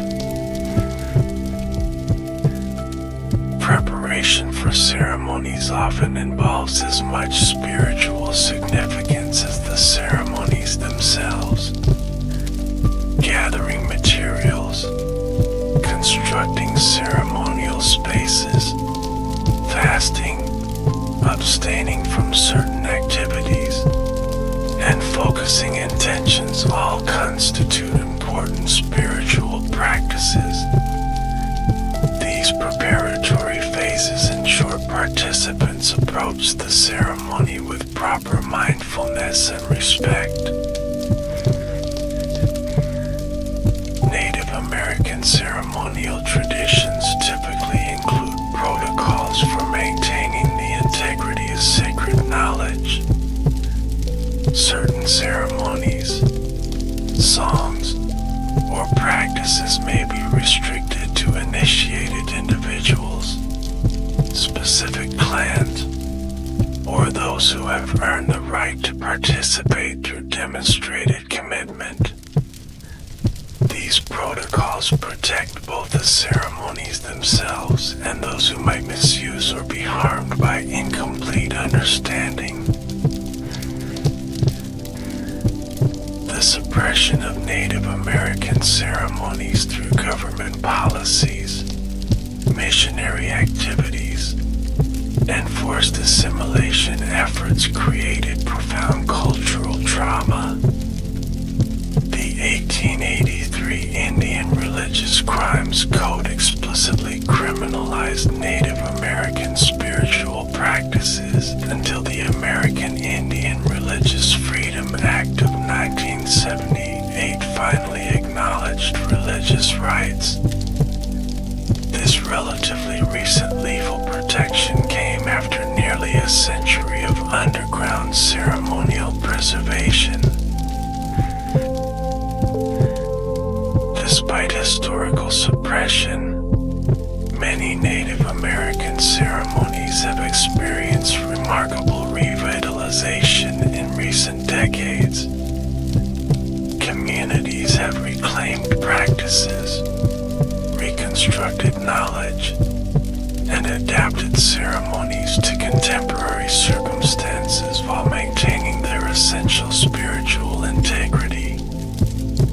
This renaissance demonstrates both the resilience of indigenous wisdom traditions and their continuing relevance. Let us now explore Native American wisdom teachings regarding ethical relationships and governance. These sophisticated philosophical and practical systems offer profound insights into sustainable social organization, conflict resolution, and the maintenance of communal harmony. The concept of reciprocity forms a cornerstone of Native American ethical systems.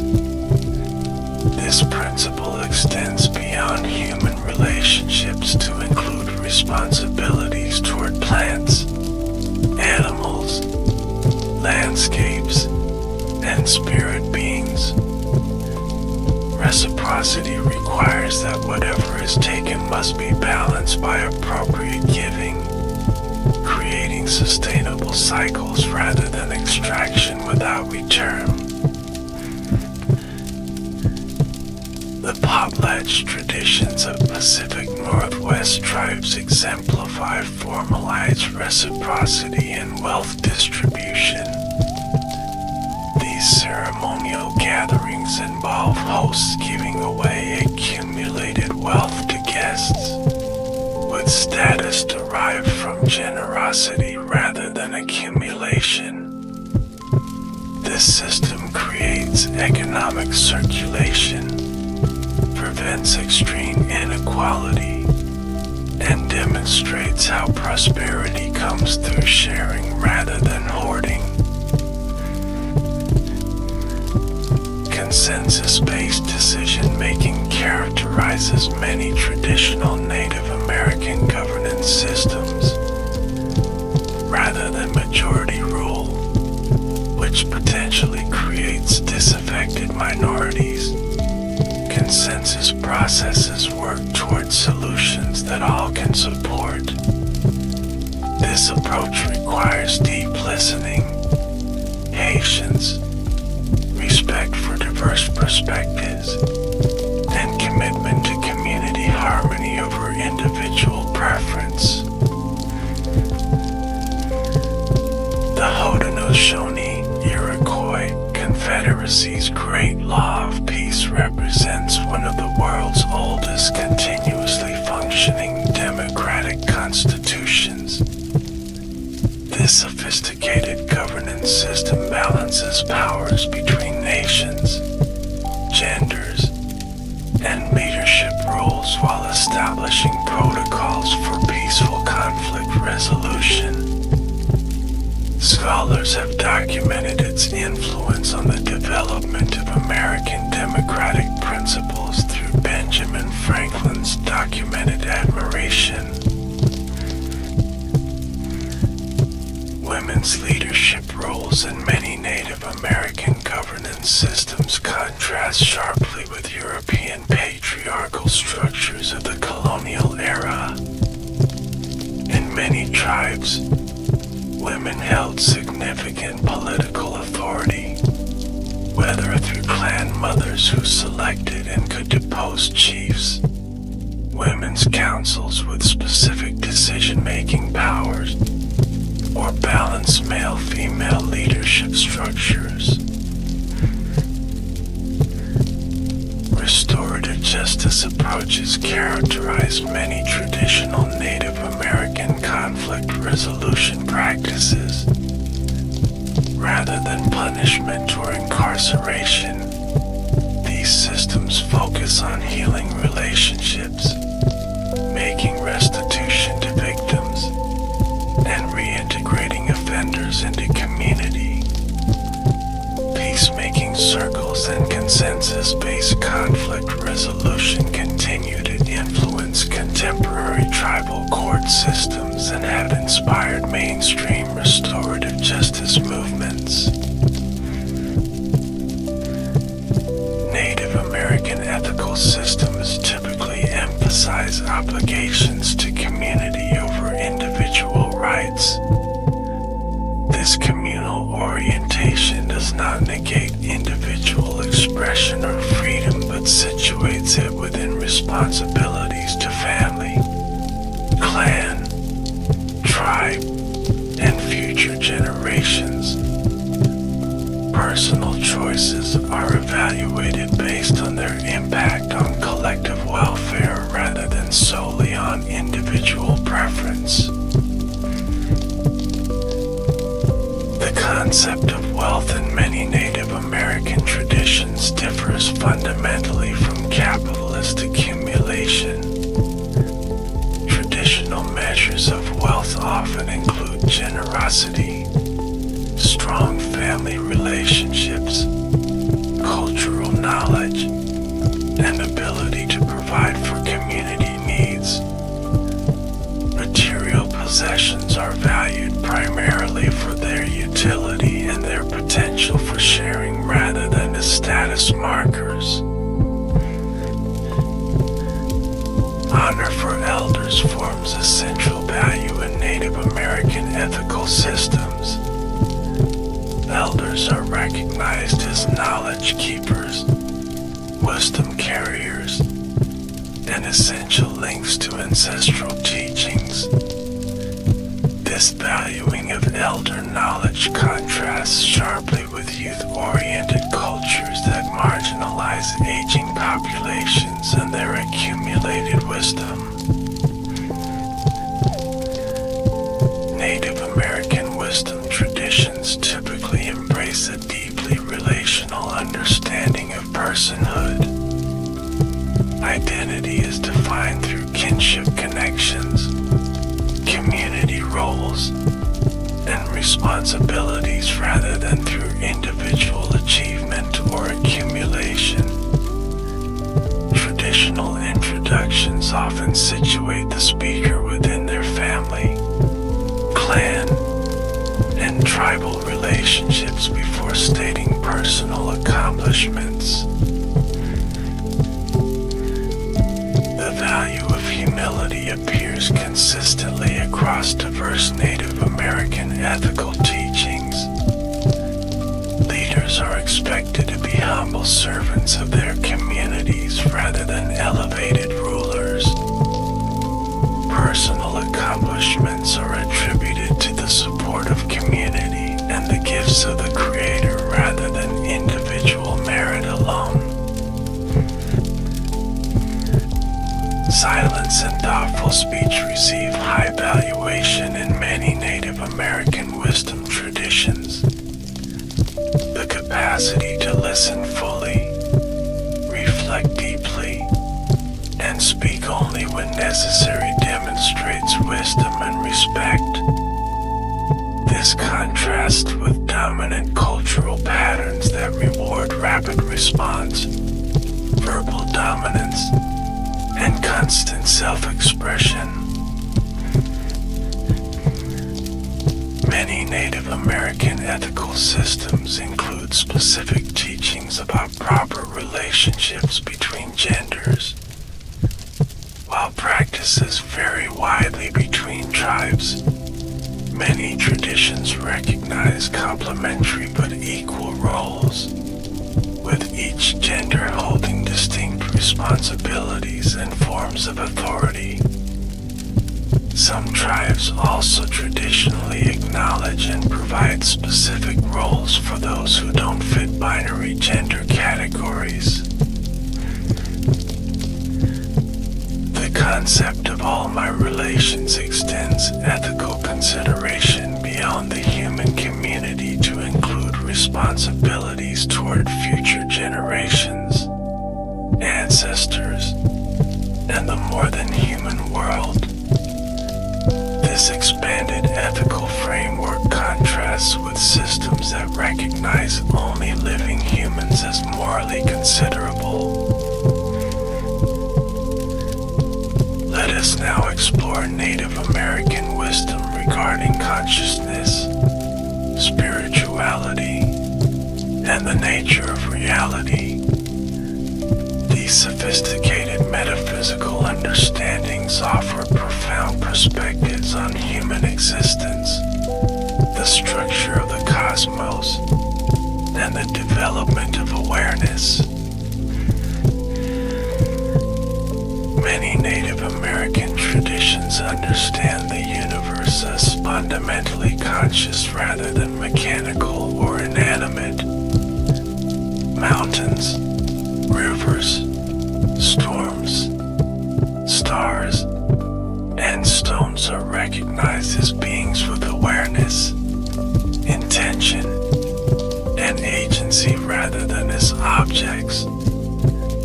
This animistic perspective sees consciousness as primary and pervasive rather than as an anomaly that evolved only in human brains. Native American wisdom traditions typically recognize multiple dimensions of reality beyond the physical. The spirit world, dream realm, and other planes of existence are understood as equally real and consequential as the material dimension. Skilled practitioners develop abilities to navigate between these realms for healing, knowledge gathering, or spiritual communion. Dreams hold special significance as channels of communication from other dimensions of reality. Many tribes practice deliberate dream incubation, cultivation of dream skills, and community dream sharing as ways of accessing guidance, healing, and spiritual connection. Dream experiences may carry equal or greater validity than waking experiences for decision-making and understanding. Vision experiences form a cornerstone of spiritual development in many Native American traditions. Whether sought through ceremonial means or arriving spontaneously, visions provide guidance, gifts, songs, and spiritual alliances that shape individual and community life. These direct revelatory experiences complement rather than contradict inherited traditional teachings. The development of spiritual power, variously called medicine, manitou, or similar terms in different languages, involves cultivating relationships with spiritual helpers. These may include ancestral spirits, animal or plant beings, or other non-physical entities who offer protection, guidance, and specific abilities. These relationships require ongoing attention, offerings, and ethical conduct to maintain. Native American wisdom traditions typically understand prayer as direct communication rather than supplication to a distant deity. Prayer may involve speaking aloud, singing, movement, offering tobacco or other substances, or silent communion. The emphasis falls on sincere, heartfelt connection rather than formalized recitation. Many Native American traditions recognize that consciousness exists on a spectrum or continuum rather than as an all-or-nothing phenomenon. Plants, stones, and natural elements may possess forms of awareness different from human consciousness but equally valid and worthy of respect. This perspective fosters ethical treatment of all beings rather than limiting moral consideration to those with human-like cognition. Native American wisdom traditions typically do not separate spirituality from other aspects of existence. The sacred infuses everyday activities from food preparation to hunting, child rearing to conflict resolution. This integration contrasts with compartmentalized approaches that restrict spirituality to designated times or spaces such as Sunday services or formal meditation. The development of attention forms a core practice in many Native American wisdom paths. Traditional lifeways require careful observation of natural patterns, animal behavior, plant cycles, and weather signs. This cultivated awareness simultaneously serves practical survival needs and develops spiritual perception of the animate world's communications. Many Native American traditions understand time as cyclical or spiraling rather than strictly linear. Past events continue to influence the present. Future possibilities shape current reality, and time itself may be experienced differently in ceremonial contexts or other dimensions. This perspective allows for a more fluid relationship with temporality than strict chronological progression. The concept of balance appears consistently in Native American teachings about consciousness and spirituality. Mental health requires balance between different aspects of self. Spiritual development requires balanced relationships with all creation, and wisdom involves finding the middle path between extremes.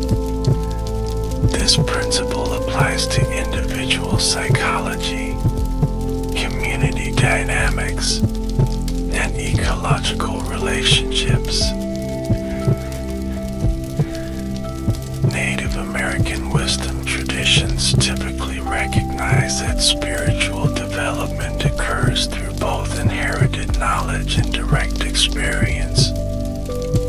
While traditional teachings provide essential frameworks and guidance, personal revelation through ceremony, dreams, and nature communion validates and deepens these teachings.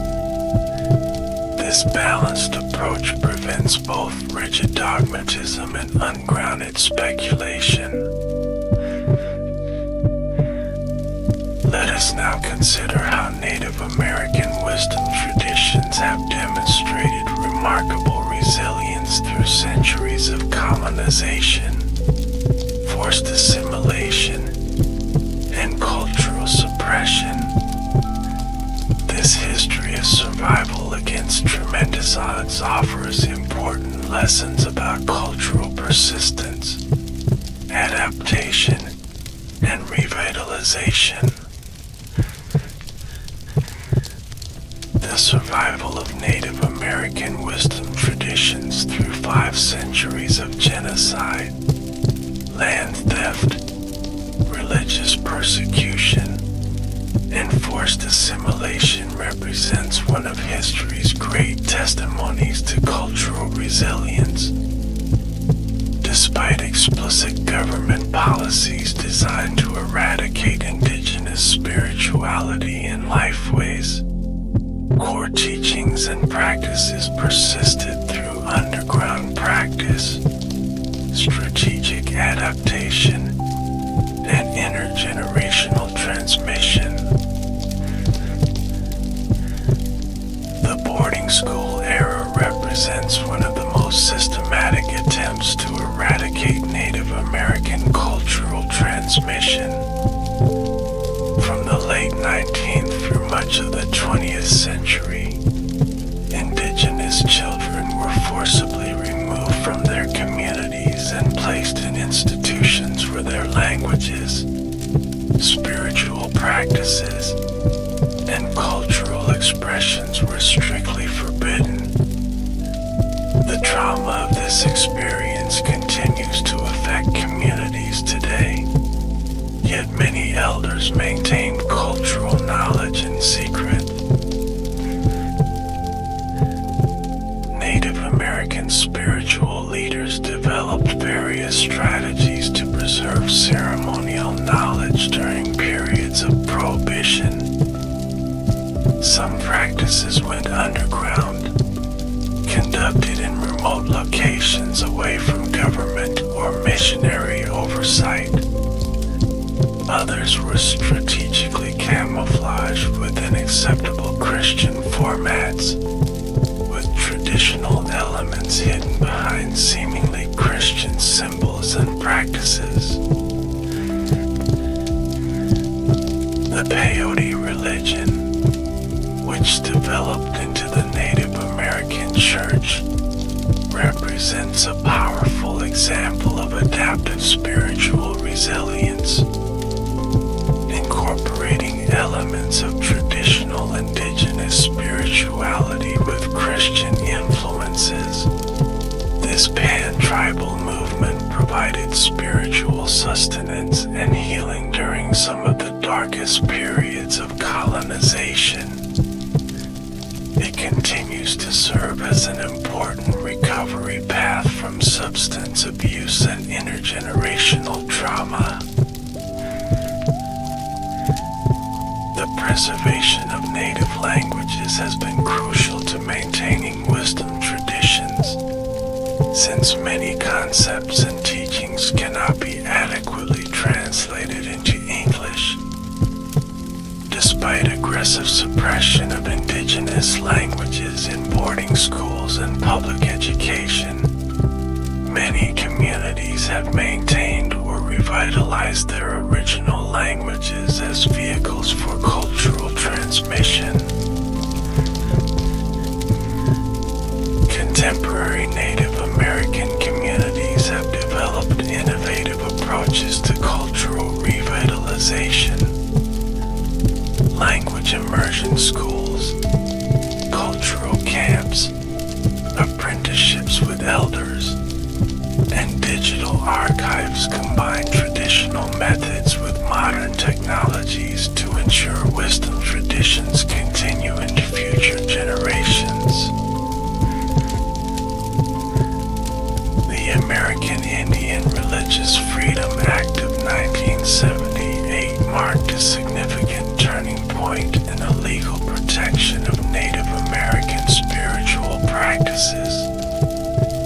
This legislation, along with subsequent laws concerning sacred sites access, eagle feather use, and repatriation of ancestral remains, created space for more open practice and revitalization of ceremonial traditions. The concept of survivance, coined by Anishinaabe scholar Gerald Bisonor, describes more than mere survival. It encompasses active presence, continuation of core values, and creative adaptation that maintains cultural integrity while engaging contemporary realities. This dynamic process characterizes how Native American wisdom traditions have remained vital despite tremendous pressure. Many Native American communities have developed healing practices specifically addressing historical trauma, the intergenerational impact of colonization, land loss, and cultural suppression. These approaches often combine traditional ceremonial elements with contemporary understanding of trauma psychology, creating culturally grounded paths to individual and collective healing.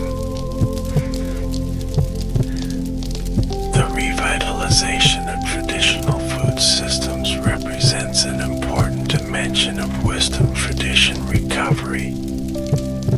Reconnection with indigenous foods, cultivation methods, harvest protocols, and food preparation practices helps restore not just physical health but the spiritual and cultural teachings embedded in food relationships. Contemporary Native American artists, writers, filmmakers, and musicians play crucial roles in transmitting and reinterpreting traditional wisdom for current contexts.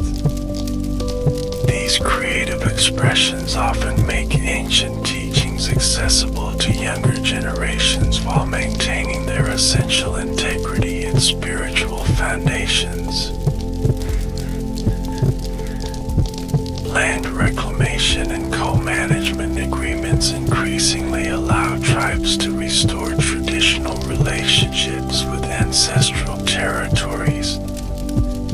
These arrangements enable the renewal of place-based ceremonies, harvesting practices, and ecological management systems that form the foundation of many wisdom traditions. Intertribal sharing and cooperation have emerged as important strategies for cultural preservation and revitalization. Where individual communities may have lost specific knowledge or practices, collaborative relationships with related tribes often help reconstruct these traditions while respecting proper protocols and permissions. Now let us consider how Native American wisdom traditions offer valuable perspectives for addressing contemporary global challenges. From environmental crises to social fragmentation, these ancient teachings provide surprisingly relevant frameworks for modern problems. The ecological wisdom embedded in Native American traditions offers crucial guidance for addressing climate change and environmental degradation. Indigenous perspectives on reciprocal relationships with the natural world, sustainable harvest practices, and intergenerational responsibility provide alternatives to exploitative approaches that have created current crises. Native American fire management practices, developed over millennia of careful observation and experimentation, are increasingly recognized by scientific authorities as essential tools for forest health and wildfire prevention.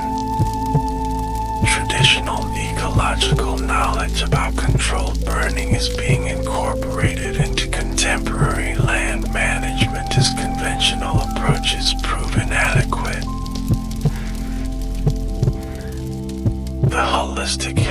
models from Native American healing traditions offer important counterpoints to fragmented Western medical approaches.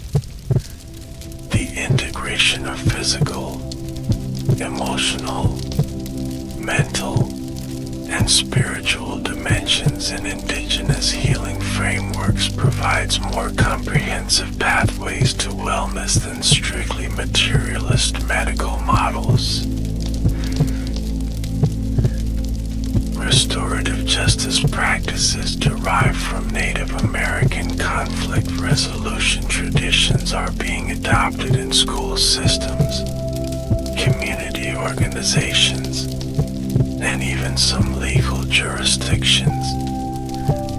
These approaches, focusing on healing relationships rather than punishment, offer promising alternatives to incarceration-based justice systems.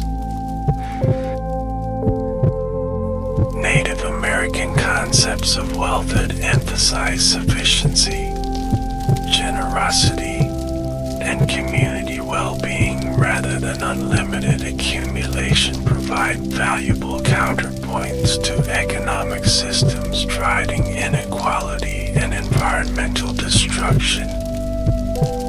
These traditional economic values suggest alternative metrics for success beyond GDP and profit margins. Indigenous governance models based on consensus, deliberative process, and consideration of impact 7 generations forward offer important lessons for contemporary democratic systems struggling with short-term thinking and polarization. The Haudenosaunee Great Law of Peace in particular demonstrates how diverse groups can maintain both unity and autonomy through carefully designed governance structures. Native American perspectives on education, which integrate experiential learning, mentorship, storytelling, and observation with more formal instruction, offer valuable insights for educational reform. These approaches develop the whole person rather than focusing exclusively on standardized academic metrics.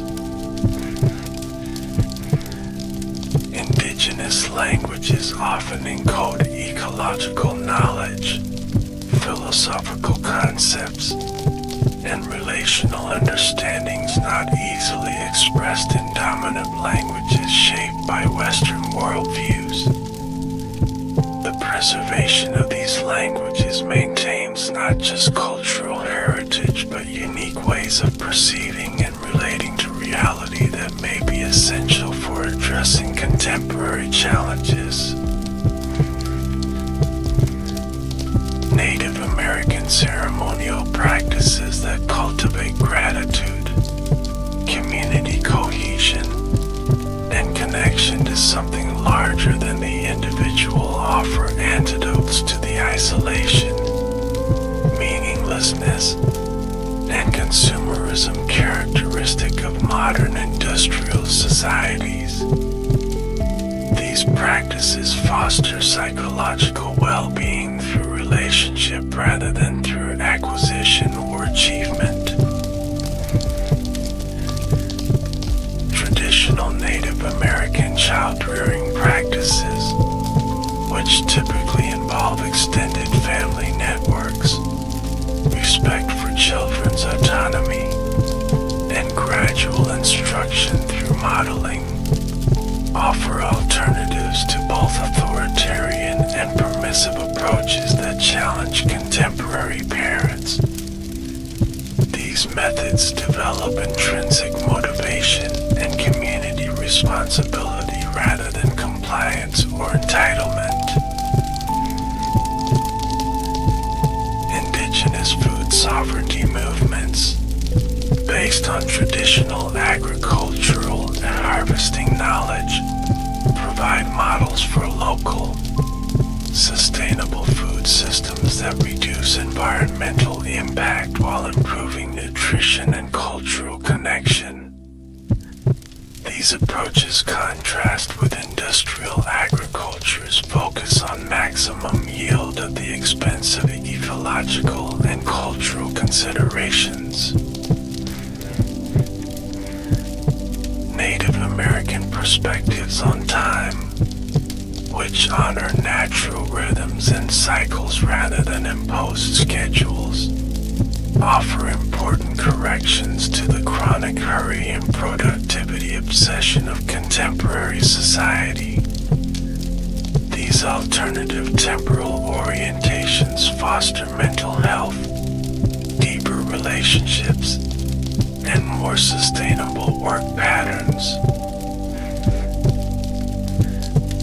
Indigenous protocol traditions governing proper introduction, acknowledgement of territory, expression of gratitude, and respectful communication offer valuable templates for rebuilding civility and mutual respect in polarized societies. These formalized practices create space for diverse perspectives while maintaining community cohesion. The Native American concept of medicine, referring to one's unique gifts and purpose rather than merely remedies for illness, offers a profound framework for personal development and contribution. This understanding encourages each person to identify and develop their particular gifts in service to community rather than pursuing standardized measures of success. Let us now explore some specific wisdom teachings from various Native American traditions, examining particular concepts, practices, and philosophical perspectives that offer profound insights into human existence and our relationship with the world. The Lakota concept of Lakota, sometimes translated as peace or harmony, encompasses a comprehensive philosophy of balanced, respectful relationships. It guides not just human interactions but proper relationships with all aspects of creation, suggesting that peace emerges from alignment with natural order rather than through dominance or control. The Dene Navajo principle of Hisho, often translated as beauty or harmony, represents a complex philosophical concept integrating aesthetics, ethics, health, and spirituality. Hisho describes the proper state of reality when all elements exist in balanced, harmonious relationship. Ceremonies aim to restore this harmony when it becomes disrupted through illness, conflict, or imbalance.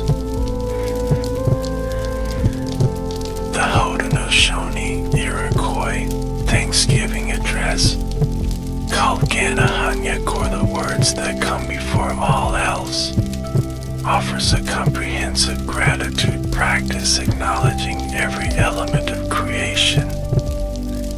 This recitation, which can last from minutes to hours depending on the context, systematically thanks each aspect of the natural world from people to plants, animals, elements, and celestial bodies.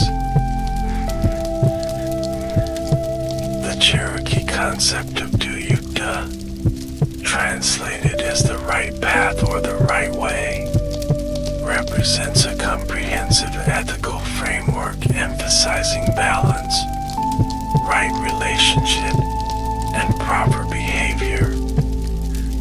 This principle guides personal conduct, social interactions, and environmental relationships, suggesting that harmony results from following established principles rather than individual preference. The Anishinaabe Seven Grandfather Teachings enumerate core values that guide proper living. Nipaka'awen, wisdom. Sahiriwin, love. Minadindamawin, respect. Akodiwin, bravery. Kwayakwadizawin, honesty. Dabadandizawin, humility. Ndibiwin, truth. These principles provide a comprehensive ethical framework applicable to all aspects of life and relationship. The Yurok concept of Wanaka, sometimes translated as balanced abundance, describes prosperity achieved through right relationship rather than maximum extraction. This principle guides traditional resource management, ensuring sufficient harvests while maintaining ecological health and future abundance. It contrasts sharply with economic models focused on maximizing short-term yields. The Lakota phrase Miwakoni, meaning water is life, expresses a profound understanding of water not merely as a resource but as the fundamental basis of all existence. This teaching, highlighted during the Standing Rock Water Protection Movement, emphasizes the sacred nature of water and humans' responsibility to protect it for all relations.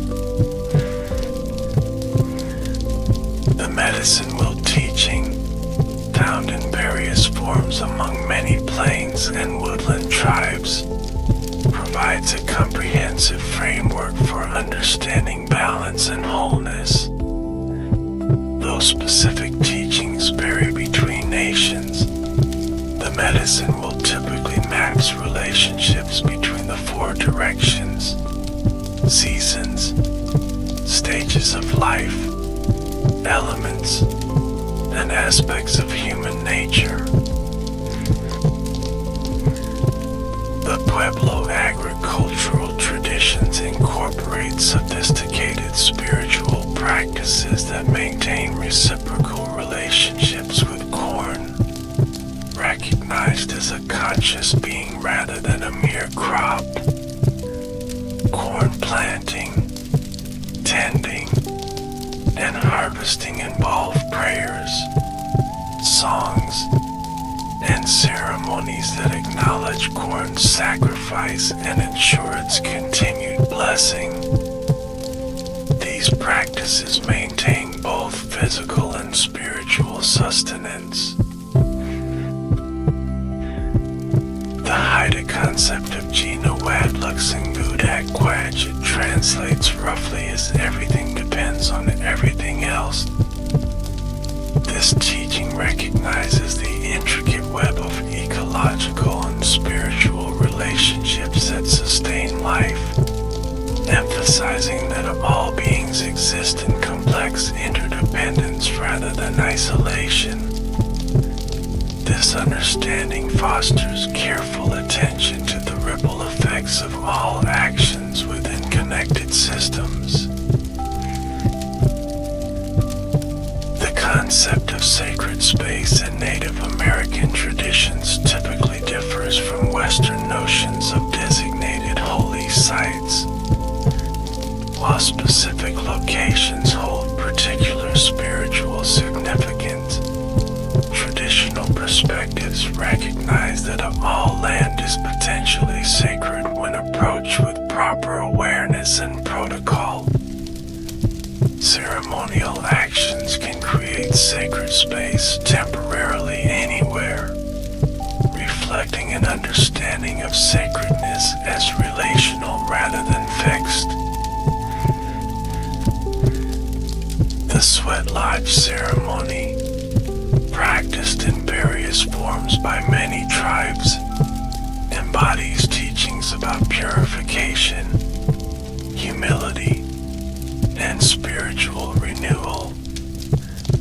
The lodge itself, typically a dome-shaped structure covered with blankets or hides, represents the womb of Mother Earth, where participants experience symbolic death and rebirth through heat, steam, darkness, and prayer.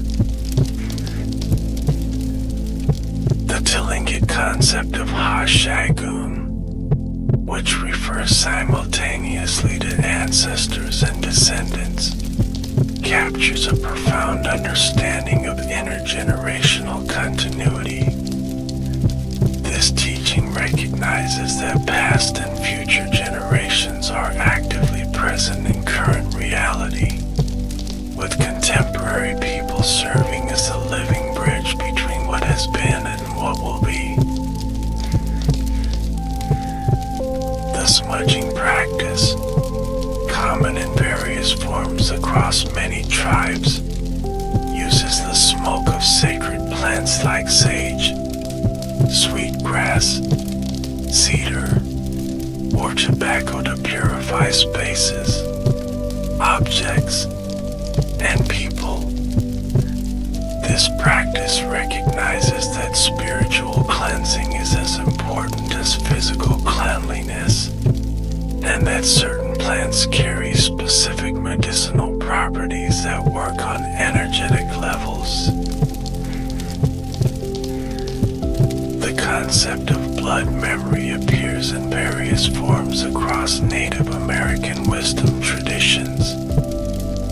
This teaching suggests that ancestral knowledge, experiences, and even trauma can be carried in one's physical being, accessible through ceremony, dreams, or other means of deep connection.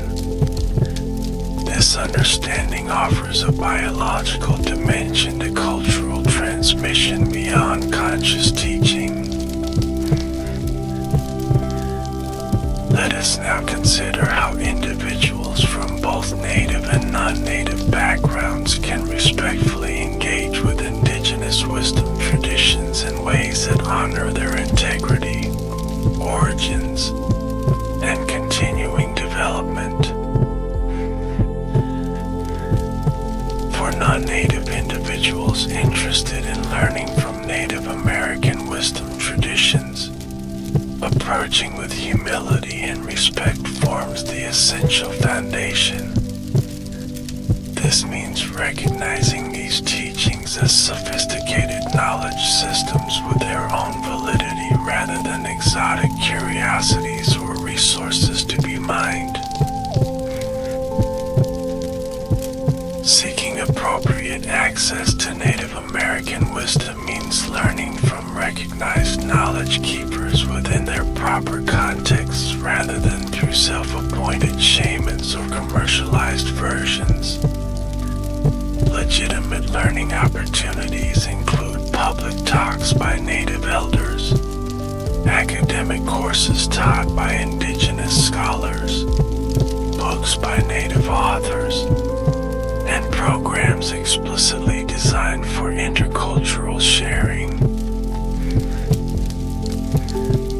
Understanding the harm caused by cultural appropriation helps create boundaries for respectful engagement. Appropriation occurs when the elements of indigenous traditions are adopted without permission, proper understanding, or acknowledgement of their origins, particularly when sacred elements are commercialized or trivialized.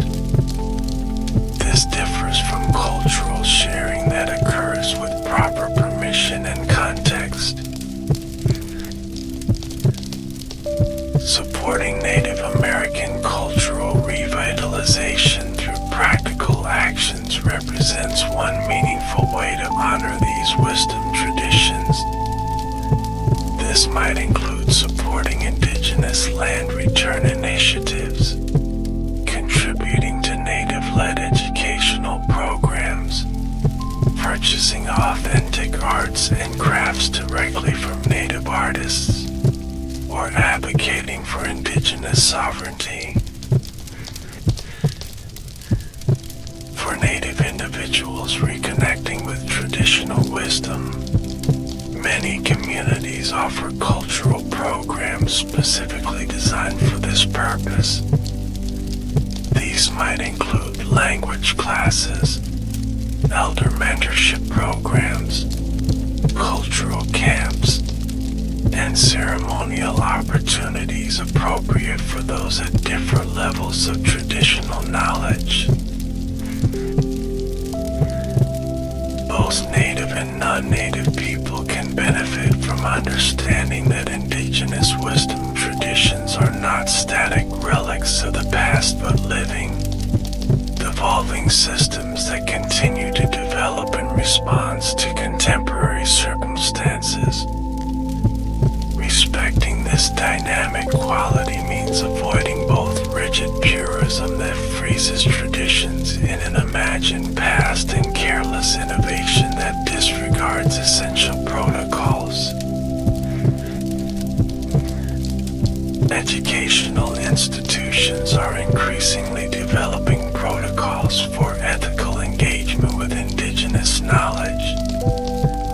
These include hiring Native scholars, compensating knowledge keepers appropriately, acknowledging the sources of traditional teachings, and ensuring that indigenous communities maintain control over how their wisdom traditions are shared and represented. Environmental and social justice movements increasingly recognize the importance of centering indigenous leadership and wisdom when addressing issues affecting Native lands and communities. This approach acknowledges both the historical injustices that have marginalized Native voices and the particular relevance of indigenous perspectives for addressing environmental crises. Intergenerational transmission remains the core method for maintaining wisdom traditions. Many tribes are creating innovative programs that connect elders with youth, combining traditional mentorship models with contemporary technologies to ensure knowledge continues flowing to new generations. These programs often address the generational gaps created by boarding schools and forced assimilation. Approaching Native American wisdom traditions through the lens of relationship rather than acquisition helps maintain proper perspective. These teachings emerge from and exist within webs of relationship to specific lands, communities, languages, and histories. Acknowledging these contexts prevents the decontextualized picking and choosing that characterizes much New Age appropriation. As we begin to draw this exploration to a close, let us reflect on the profound relevance of Native American wisdom traditions for our contemporary world. These ancient yet living knowledge systems offer vital perspectives for addressing the complex challenges facing humanity and our planet. The emphasis on interconnectedness in Native American wisdom traditions provides a necessary corrective to the fragmentation and specialization that characterizes much of modern thought. In a world facing systemic challenges that cross disciplinary boundaries, from climate change to social inequality, these holistic perspectives offer frameworks for integrated understanding and action. indigenous models of sustainable relationship with the natural world present alternatives to extracted economic systems that have created ecological crisis. These traditions demonstrate that humans can thrive while maintaining balanced relationships with other species, elements, and ecosystems through careful observation, reciprocity, and restraint. The emphasis on community cohesion and collective well-being in Native American wisdom traditions offers guidance for societies struggling with extreme individualism, social isolation, and the breakdown of traditional support networks.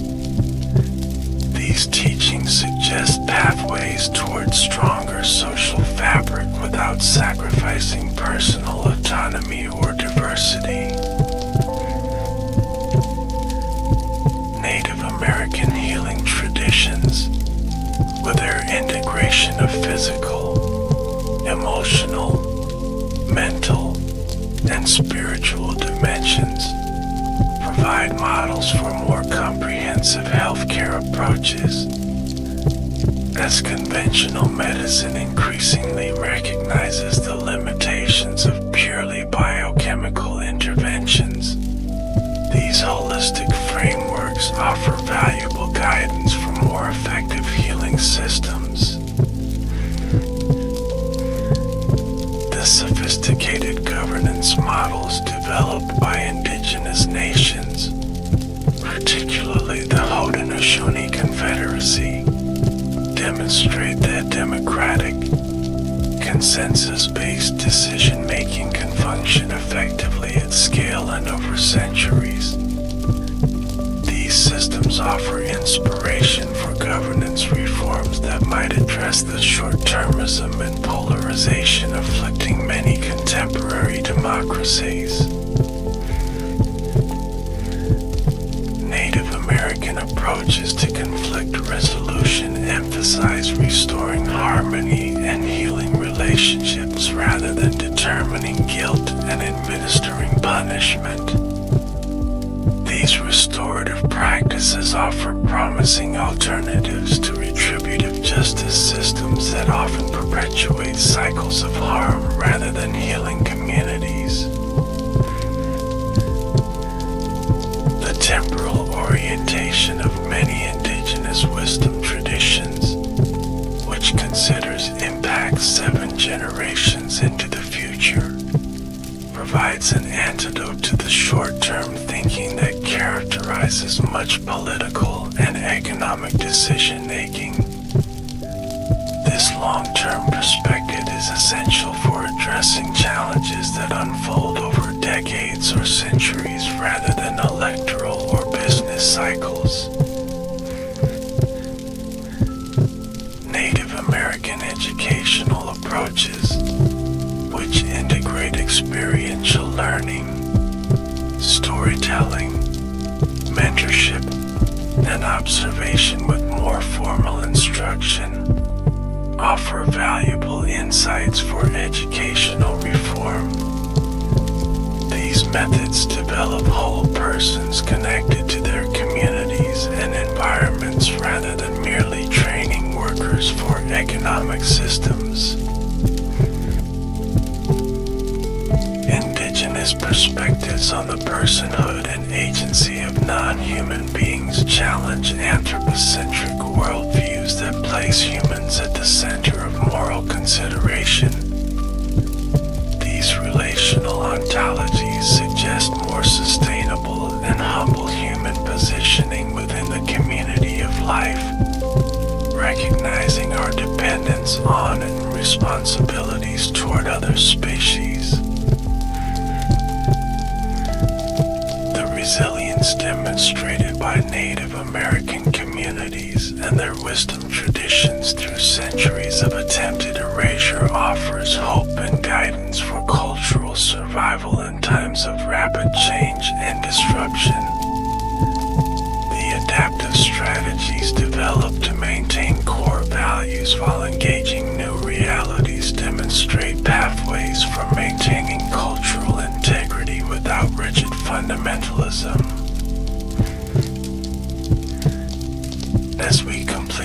exploration of Native American wisdom traditions, it's important to acknowledge that we have only touched the surface of these profound and diverse knowledge systems. Each tribe maintains distinct perspectives, practices, and teachings that deserve deep study and respect on their own terms. These wisdom traditions continue to evolve and develop in response to contemporary challenges, carried forward by new generations of knowledge keepers who honor ancient foundations while addressing modern realities. Far from static relics, Native American wisdom traditions represent living philosophies that continue to offer guidance, healing, and inspiration to those who approach them with respect. The increasing recognition of indigenous wisdom in environmental management, healthcare, education, and governance represents not the discovery of previously unknown knowledge, but the long overdue acknowledgement of sophisticated traditions that have sustained communities for millennia.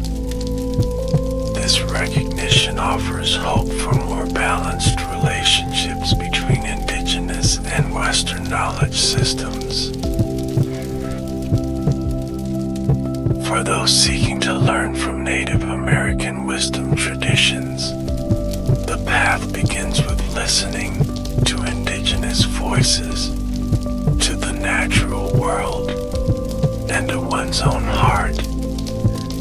Through respectful attention, humility, and sincere engagement, these profound teachings can guide us toward more harmonious ways of being in relationship with ourselves, our communities, and the living earth. May this exploration inspire continued learning, respectful engagement, and practical application of the wisdom that Native American traditions offer to our troubled world. As many indigenous elders have noted, these teachings were preserved not only for native peoples but as gifts for all humanity at a time when they would be most needed. Perhaps that time is now. Thank you for joining me on this journey through the profound wisdom traditions of Native America. May you carry these teachings forward with respect, gratitude, and a commitment to the well-being of all our relations. Welcome to a journey through time and mountains, as we explore one of the world's most magnificent archaeological wonders, Machu Picchu, often called the lost city of the Incas. This ancient citadel continues to captivate travelers, scholars, and dreamers from across the globe. Perched high in the Andes Mountains of Peru, this remarkable stone sanctuary stands as testimony to the ingenuity, craftsmanship, and spiritual vision of the Inca civilization. Today, we will embark on an extensive exploration of Machu Picchu, uncovering its rich history, architectural brilliance, cultural significance, and enduring mysteries. We'll walk through its stone pathways, examine its precise construction techniques, and contemplate the sacred connection between the citadel and the natural world that surrounds it. We'll also discuss its rediscovery by Hiram Bingham in 1911, and how this magnificent site continues to reveal its secrets to this day. As we begin this journey, I invite you to imagine yourself standing at the sun gate, looking down upon this ancient wonder for the first time. The morning mist slowly dissipates, revealing stone terraces and buildings, perfectly integrated with the surrounding mountain landscape. Birds soar through the valley below, and the sacred Urubamba River winds its way around the base of Machu Picchu Mountain. This first glimpse of Machu Picchu has moved countless visitors to tears, and it's this profound sense of wonder that we'll explore throughout our journey today. Let us begin with the geographical setting of this extraordinary place, and gradually work our way through its many fascinating aspects. Together, we'll uncover the magic and meaning of what many consider to be the most remarkable archaeological site in all of the Americas.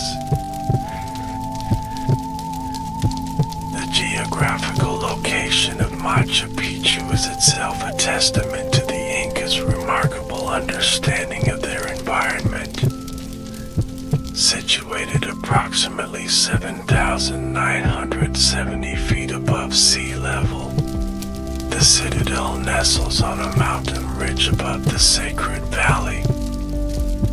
The site lies 50 miles northwest of Cusco, the historic capital of the Inca Empire, and overlooks the Urubamba River, which the Incas call the Volcanoes, or Sacred River.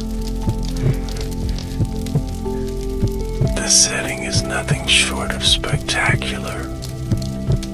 Machu Picchu sits in what's known as a cloud forest, a high-altitude tropical forest frequently enveloped in clouds and mist. This distinctive ecosystem creates a mystical atmosphere, with fog often rolling through the ruins in the early morning, gradually unveiling the stonework as the day progresses. The citadel is effectively sandwiched between two peaks, Machu Picchu Mountain to the south, and the iconic Sugarloaf Mountain of Machu Picchu to the north. This strategic positioning offered natural protection, while also providing commanding views of the surrounding valleys and mountains. The steep slopes surrounding the site made it easily defensible, with limited access points that could be closely monitored. The climate here is mild, yet notably wetter than the areas around Cusco. This region receives significant rainfall, particularly during the wet season from November to April. The abundant precipitation, combined with the dramatic topography, created engineering challenges that the Incas overcame with remarkable ingenuity. The site's elaborate drainage systems, which we'll explore later, demonstrate their sophisticated understanding of hydraulic engineering. The natural beauty surrounding Machu Picchu is as breathtaking as the ruins themselves. The area hosts an astonishing diversity of plant and animal life. More than 370 species of orchids bloom in the vicinity, along with numerous other flowering plants, ferns, and trees adapted to this unique mountain ecosystem. The region is also home to the spectacled bear, the only bear native to South America, as well as the rare cock of the rock, Peru's national bird with its vibrant orange plumage.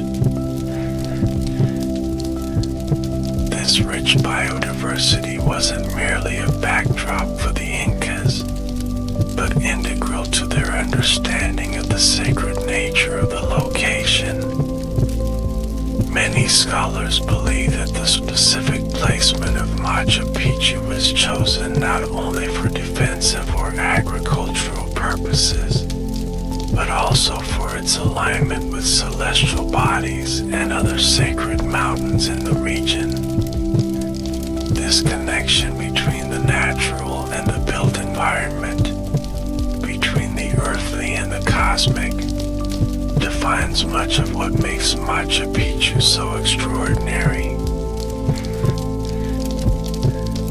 Before delving into the history of Machu Picchu itself, it's essential to understand the broader context of the Inca civilization that created it.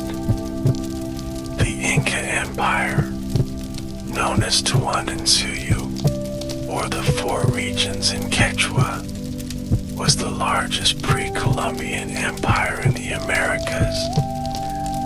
At its height in the early 16th century, it stretched from what is now southern Colombia to central Chile, encompassing parts of modern-day Ecuador, Peru, Bolivia, and Argentina.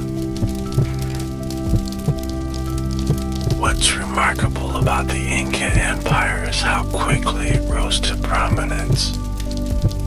While the Inca people had been present in the Cusco region since around the 12th century, their imperial expansion began in earnest only in the 1430s, under the leadership of Pachacuti Inca Yupanqui.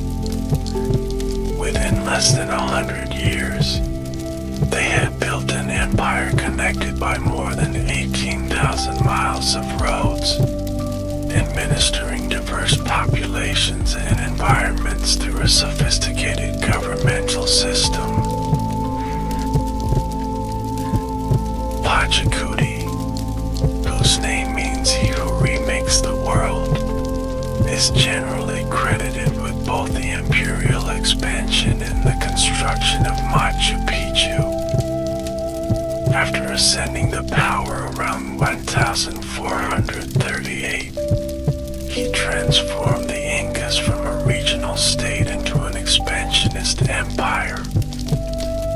Historical accounts suggest that Pachacuti had a vision for creating sacred spaces that would reflect the Incas' cosmology and consolidate their political power. The Inca civilization achieved remarkable feats without what we would consider essential technologies. They had no writing system as we understand it, though they used a system of knotted cords called quipus to record numerical information. They had no wheeled vehicles, no iron tools, and no draft animals except for llamas, which could carry only limited loads.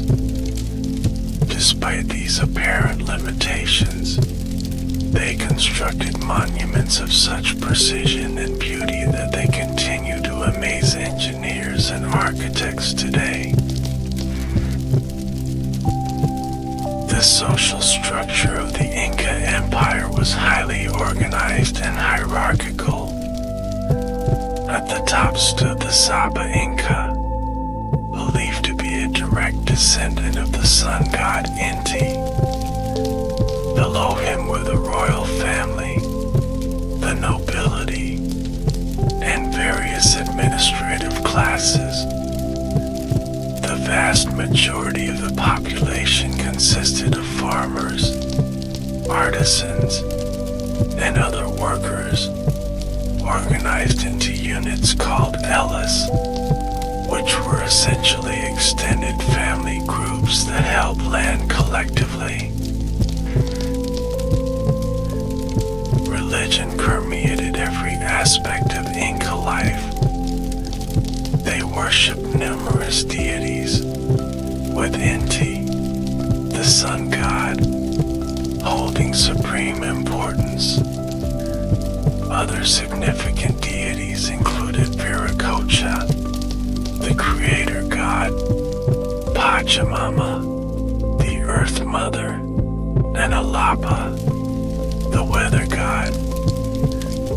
Natural features such as mountains, rivers, and unusual rock formations were considered sacred, or wakas, and were incorporated into religious practices and site planning. This rich cultural, political, and religious context is essential for understanding why Machu Picchu was built, how it was designed, and what purposes it likely served. As we turn now to the history of Machu Picchu itself, keep in mind that we are examining a site created at the height of one of the most sophisticated civilizations in the pre-modern world. The precise history of Machu Picchu remains partially veiled in mystery, as the Incas left no written records. However, through a combination of archaeological evidence, Spanish colonial documents, and oral traditions, scholars have pieced together a compelling narrative of the site's origins and purpose. Construction of Machu Picchu likely began around 1450 CE, during the reign of Emperor Pachacuti. This dating has been established through radiocarbon analysis of human remains and artifacts found at the site.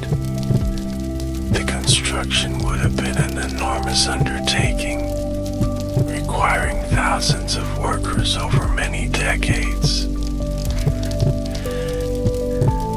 The most widely accepted theory is that Machu Picchu served as a royal estate for Pachacuti and his descendants. It was not a typical city, nor was it primarily a military fortress, as was once believed. Rather, it appears to have functioned as a retreat where the emperor could rest, conduct religious ceremonies, and entertain guests. The relatively small size of the site suggests it probably housed no more than 750 people at its peak, many of whom would have been caretakers, priests, and specialized craftspeople.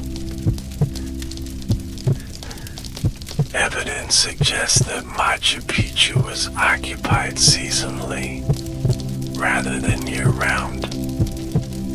The Inca nobility likely traveled there during specific times of the year, possibly to perform rituals tied to the agricultural calendar or celestial events. The site's careful astronomical alignments, which we'll explore in detail later, support this religious and ceremonial function. Machu Picchu was occupied for a relatively short period, perhaps only 80 to 100 years. By the time the Spanish conquistadors arrived in Peru in the 1530s, the site appears to have been largely abandoned. The reasons for this abandonment remain unclear, though they may be connected to the smallpox epidemic that devastated the Inca population, or to the civil war that erupted between rival factions of the royal family. Crucially, unlike many other Inca sites, Machu Picchu was never found by the Spanish conquerors. Had they discovered it, they would likely have destroyed or significantly altered it, as they did with many important Inca sites, including temples in Cusco.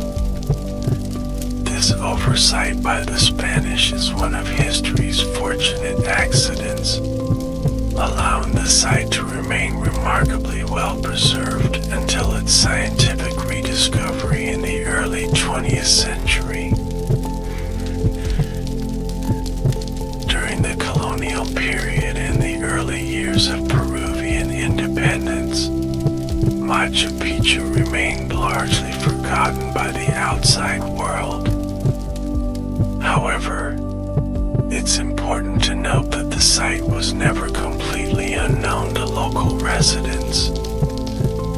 Some farmers and explorers in the region were aware of the ruins, and occasionally, adventurous travelers would visit the site.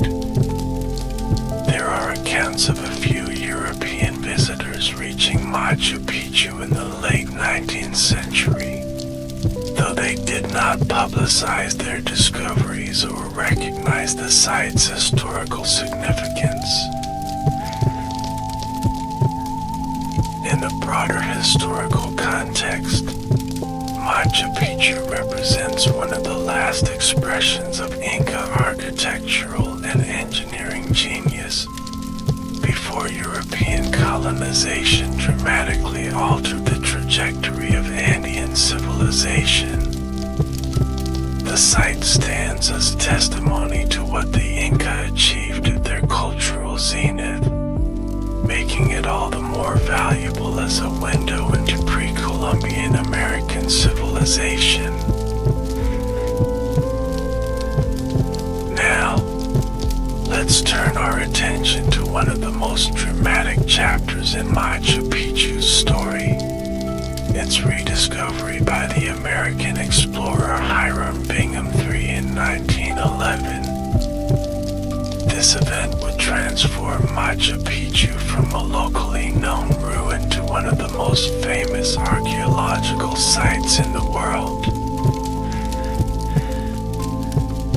Hiram Bingham III was an American academic, explorer, and politician who would later serve as a governor and senator from Connecticut. In the early 20th century, he developed a keen interest in South American exploration, particularly in tracing the final retreat of the Incas after the Spanish conquest.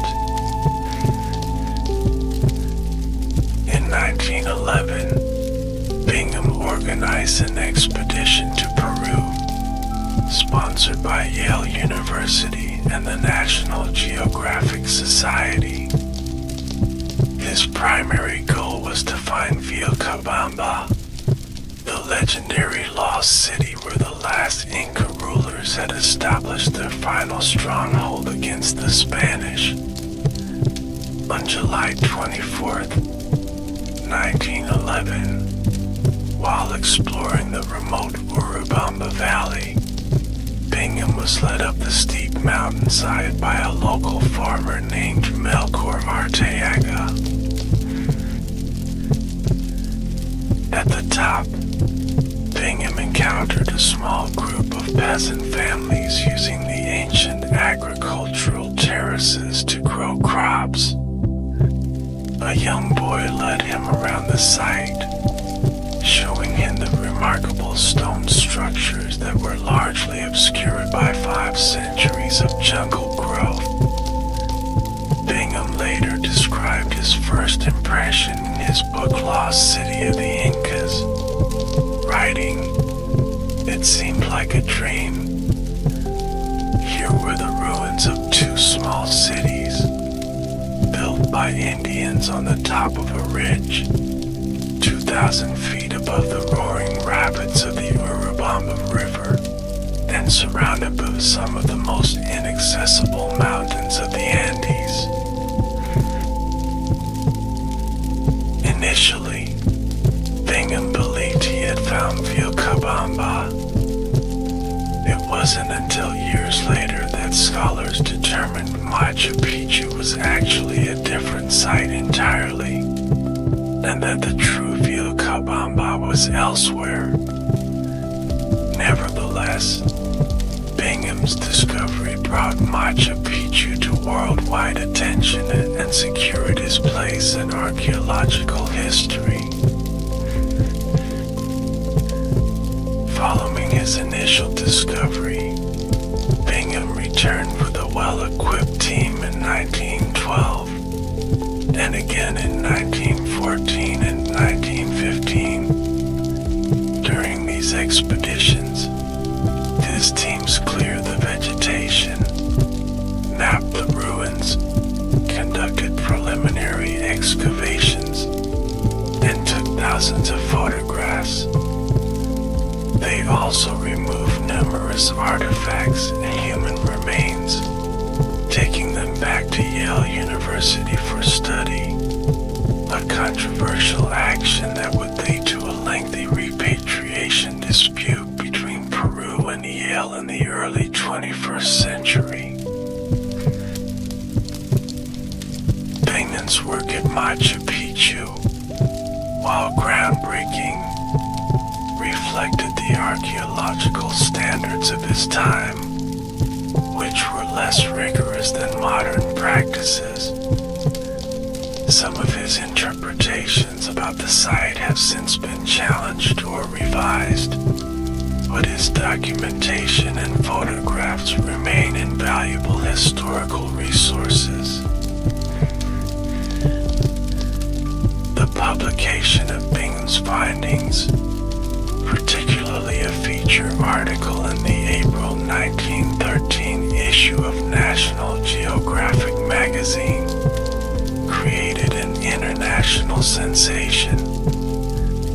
The remote Inca citadel captured the public imagination with its dramatic setting and mysterious origins. It quickly became a symbol of the lost wonders of pre-Columbian America, and eventually one of the most recognizable archaeological sites in the world. It's worth noting that Bingham's claim to have discovered Machu Picchu requires contextualization. The site was known to local residents, and some farmers were even living among the ruins when Bingham arrived. Additionally, maps from the late 19th century show the location marked, and there are records of a few European visitors reaching the site before Bingham. What Bingham did accomplish, however, was bringing Machu Picchu to worldwide scientific attention, documenting it systematically, and ensuring its preservation as an archaeological treasure. His work represents the beginning of modern scientific study of the site, a process that continues to this day as archaeologists use increasingly sophisticated technologies to unlock Machu Picchu's secrets. The story of Bingham and Machu Picchu also reflects broader themes in the history of archaeology and exploration. It occurred during an era when Western explorers were racing to document ancient sites around the world, sometimes with more enthusiasm than cultural sensitivity.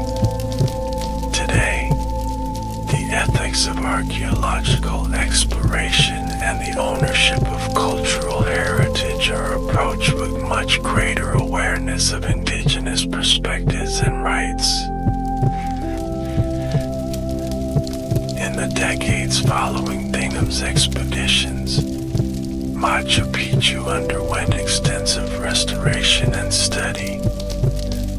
The Peruvian government recognized its importance, not only as an archaeological treasure, but as a powerful symbol of national identity and pride. Major restoration projects were undertaken in the 1940s, and again in the 1960s and 1970s, carefully rebuilding collapsed structures and clearing remaining vegetation. Now that we've explored the rediscovery of Machu Picchu, let let's turn our attention to one of its most fascinating aspects, its extraordinary architecture and urban planning. The design of Machu Picchu reveals the sophisticated aesthetic sensibilities, engineering prowess, and cosmological understanding of the Inca civilization. Machu Picchu covers an area of about 5 square miles, including the built urban center and the surrounding agricultural terraces. The main urban area is divided into 2 major sectors, often referred to as the agricultural sector and the urban sector. These are further subdivided into smaller districts, each with distinct functions. The agricultural sector consists primarily of terrace fields that cascade down the mountainside in graceful curves. These terraces, called honduras in Spanish, serve multiple purposes.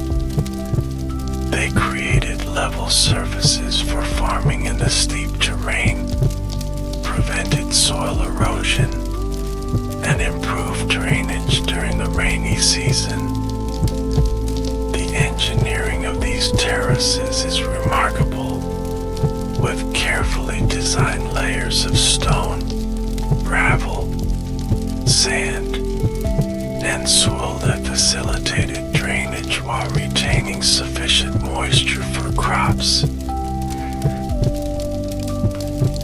The urban sector contains approximately 200 structures, arranged around central plazas and connected by a network of paths and stairways.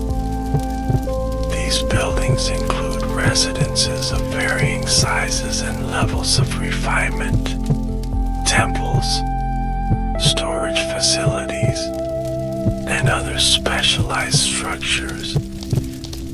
The architecture follows the characteristic Inca style, with carefully fitted stone walls, trapezoidal doors and niches, and thatched roofs that have long since disappeared.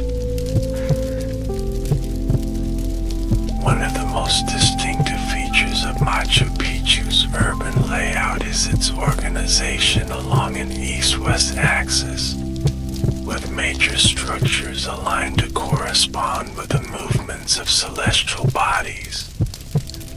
This alignment reflects the Inca's sophisticated astronomical knowledge, which was integral to their agricultural and religious practices. The quality of stonework at Machu Picchu varies according to the importance of the structure. The most sacred and significant buildings display the classic Inca fine masonry, with massive stones cut and fitted together so precisely that even today, it's impossible to insert a knife blade between them. Less important structures feature rougher stonework, though still impressive by any standard. Among the most remarkable structures at Machu Picchu is the Intihuatana, often called the hedging post of the sun. This carved stone pillar was likely used as an astronomical observation point and calendar.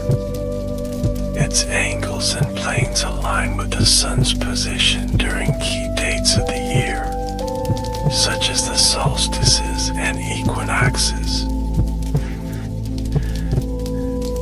The Temple of the Sun is another extraordinary structure, featuring some of the finest stonework on the site. Its curved wall contains a window precisely positioned to illuminate the temple interior at sunrise during the June solstice. This sophisticated understanding of astronomy and its integration into architecture demonstrates the Inca's unified worldview, where science, religion, and daily life were seamlessly connected. The Temple of the Three Windows, situated on the sacred plaza, contains three large trapezoidal windows that open onto the eastern mountains. According to some interpretations, these windows represent the three caves from which the first Inca ancestors supposedly emerged, or possibly the three realms of the Inca cosmology: the underworld, the earthly world, and the upper world. Another fascinating area is the royal residential sector, which contains structures that likely housed the Inca elite during their stays at Machu Picchu. These buildings feature more refined stonework, better drainage systems, and more comfortable living spaces than other residential areas. They also offer the best views of the surrounding mountains, reflecting the hierarchical nature of Inca society. The Sacred District, located at the northern end of the urban area, contains many of the site's most important religious structures. In addition to the Temple of the Sun and the Temple of the Three Windows, this area includes the principal temple, the Temple of the Condor, and various wakas, or sacred stones. The concentration of religious buildings in this sector underscores the spiritual significance of Machu Picchu.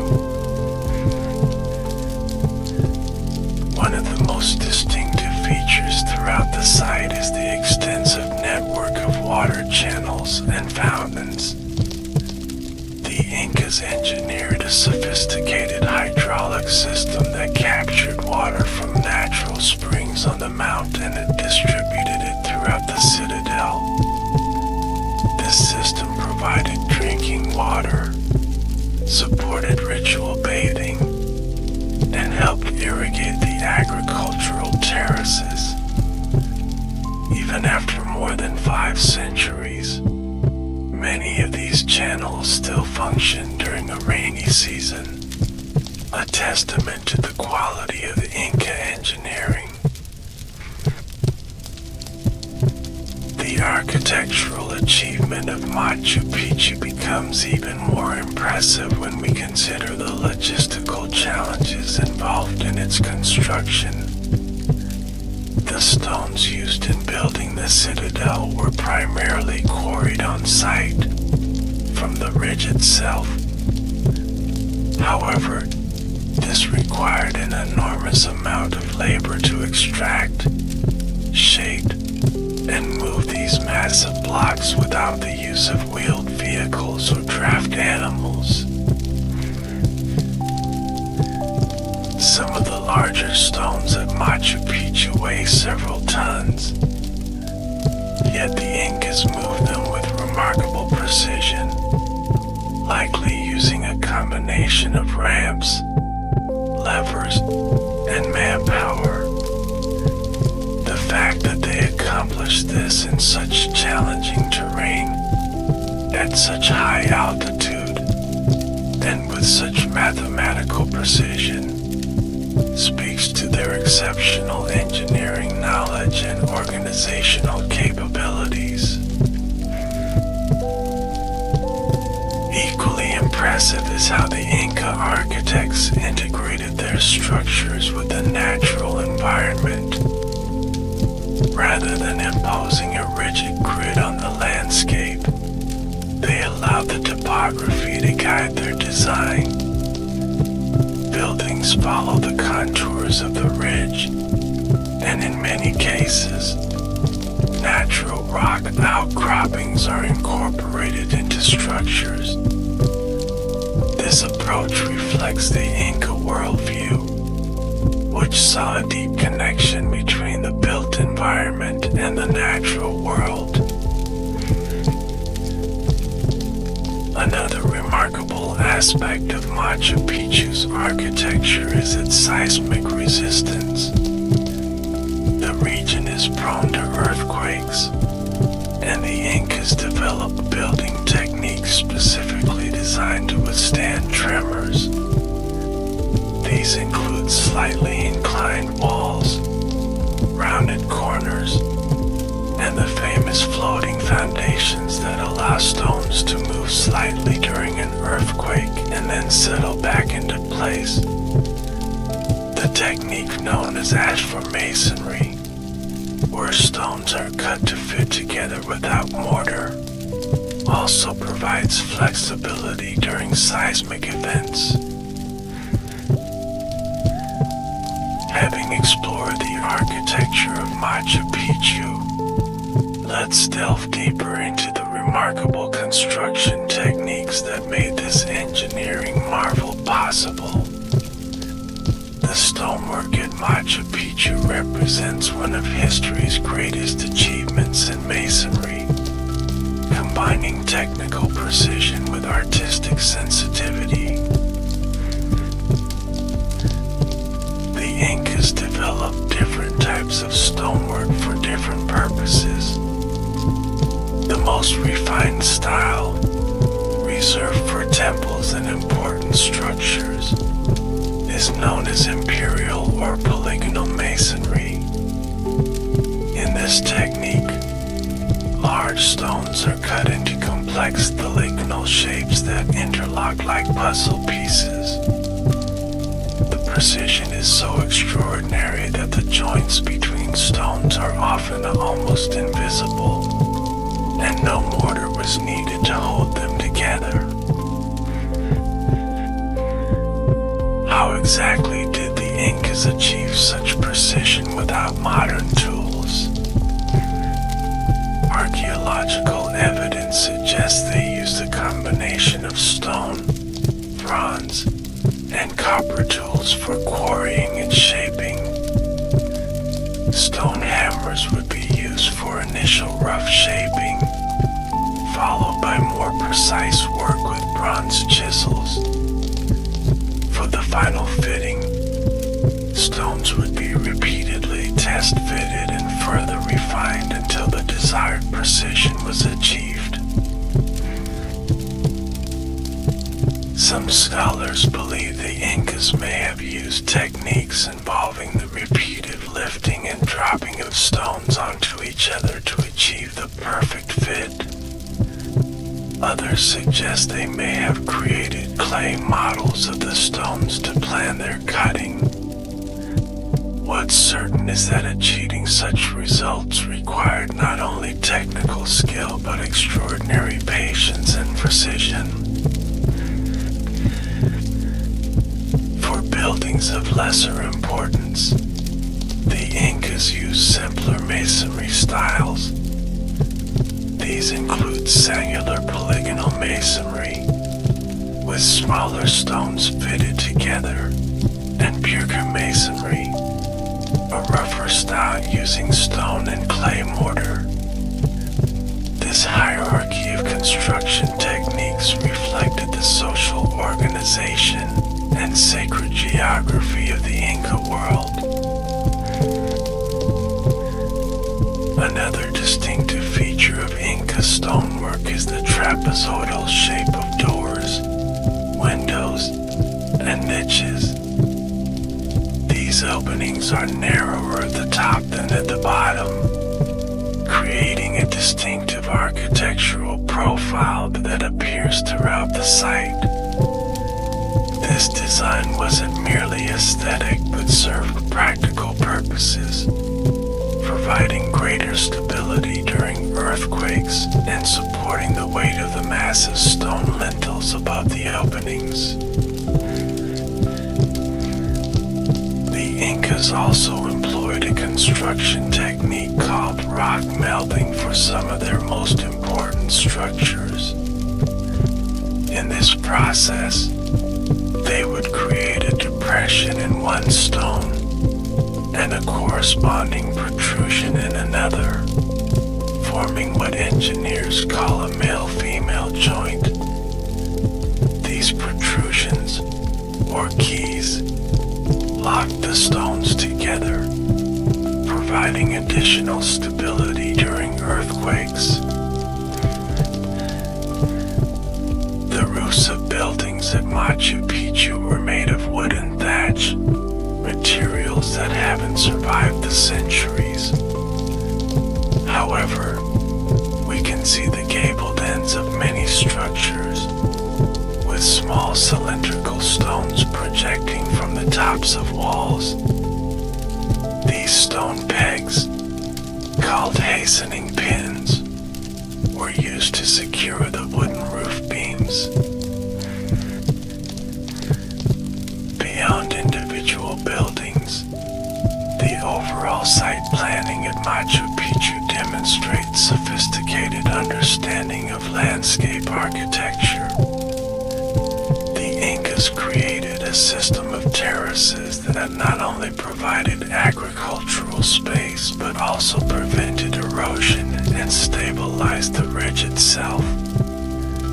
Without these terraces, the mountain slope might have collapsed long ago under the weight of the structures and the pressure of heavy seasonal rains. The drainage system throughout Machu Picchu is another engineering triumph.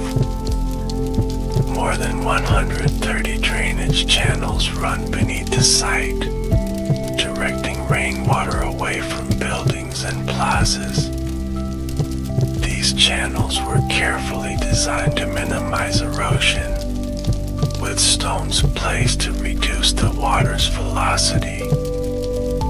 During the rainy season, when Machu Picchu receives significant precipitation, this drainage system continues to function effectively, protecting the site from water damage. The water supply system is equally impressive. The Incas channeled water from a natural spring located on the north slope of Machu Picchu mountain. This water was directed through a stone canal approximately 2,600 feet long, entering the city at the agricultural terraces. From there, it flowed through a series of 16 fountains, or ceremonial baths, arranged in descending order through the urban sector. This fountain system served both practical and ritual purposes. It provided drinking water for the inhabitants, but the step design, with each fountain slightly lower than the previous one, also had symbolic significance related to the Inca reverence for water. Many scholars believe that the movement of water through the site was integrated into religious ceremonies, particularly those connected with fertility and agricultural abundance. The transportation infrastructure at Machu Picchu is another remarkable feature. The site is crisscrossed with more than 100 stairways, comprising an estimated 3,000 individual steps. These stairs connect different levels and sectors of the city, accommodating the steep topography of the ridge. Many stairways are carved directly into the bedrock, while others are constructed as part of buildings or terraces. Machu Picchu is also connected to the broader Inca road system, known as the Capac Neon. This extensive network of roads and paths, spanning over 18,000 miles throughout the Andes, link the far reaches of the empire to the capital at Cusco. Several trails converged at Machu Picchu, including the famous Inca Trail that modern hikers follow today.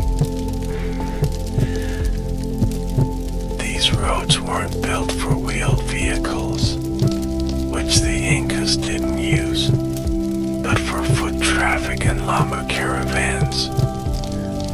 Many sections include stone steps to navigate steep terrain, with drainage channels to prevent erosion during the rainy season.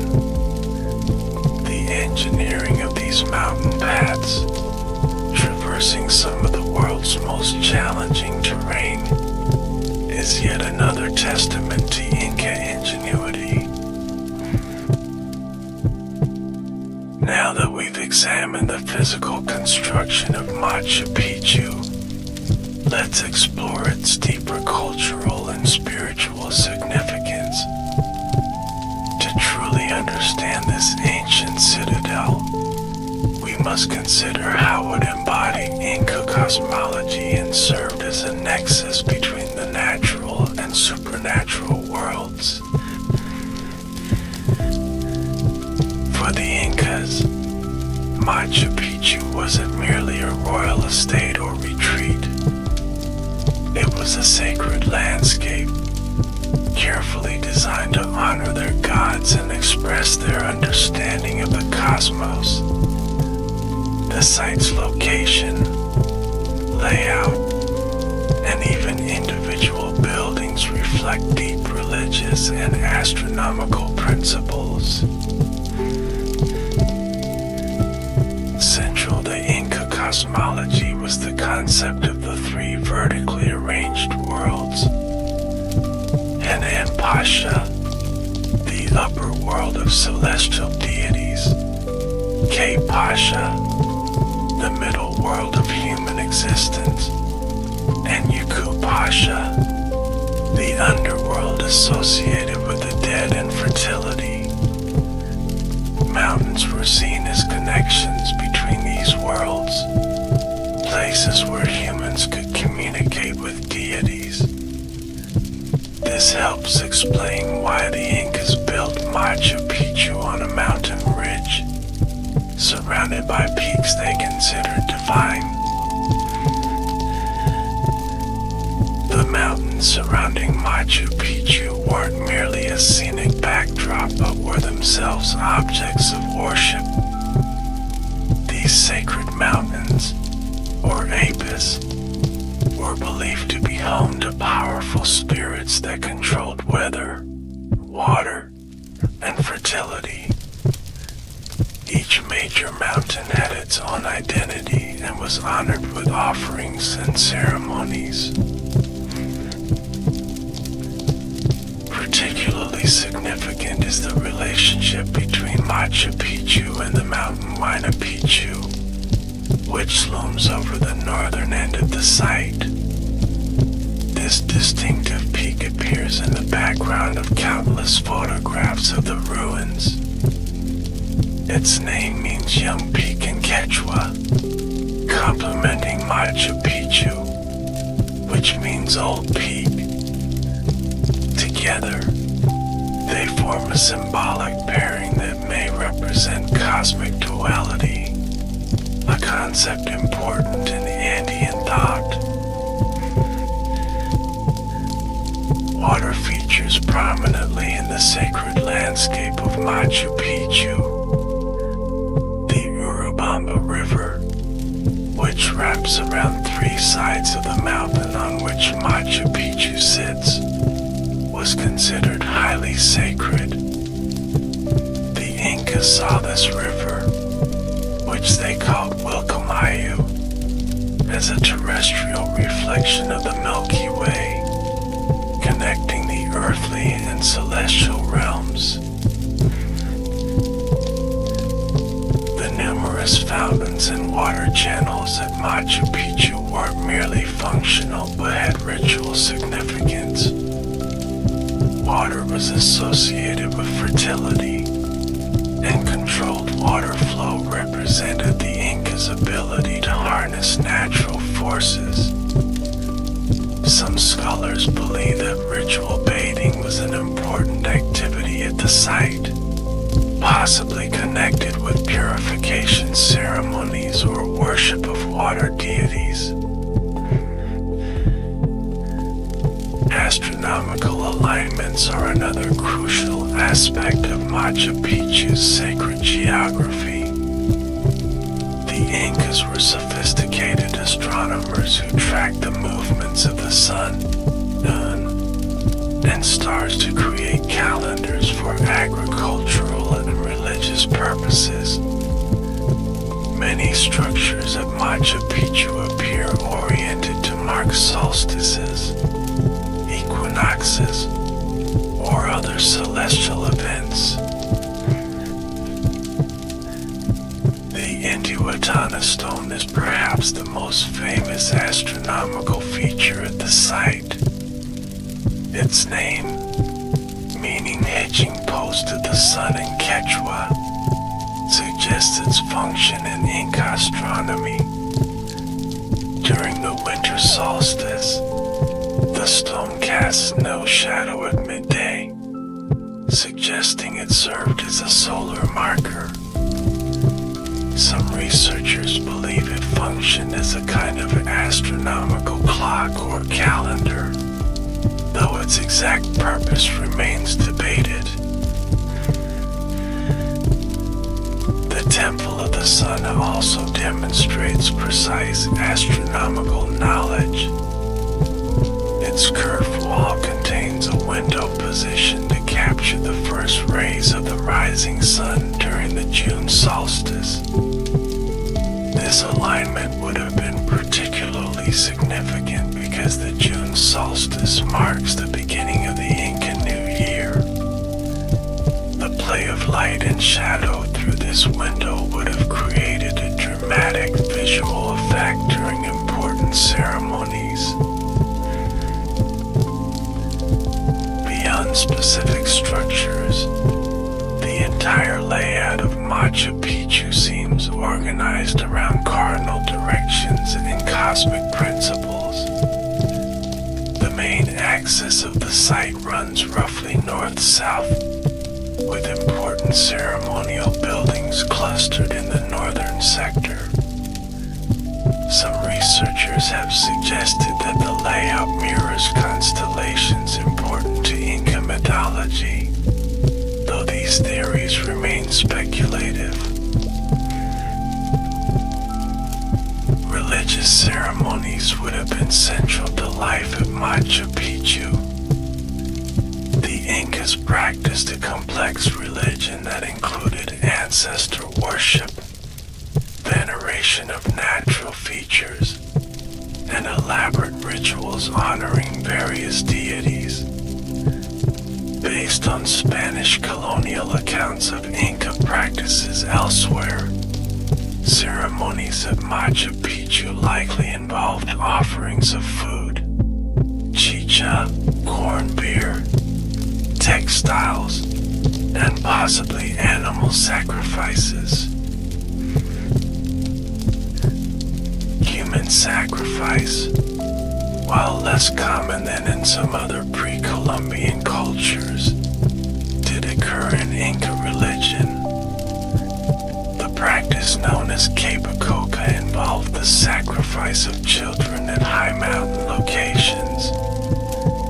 However, there is little evidence that such sacrifices were conducted at Machu Picchu itself, though they might have taken place on the surrounding peaks.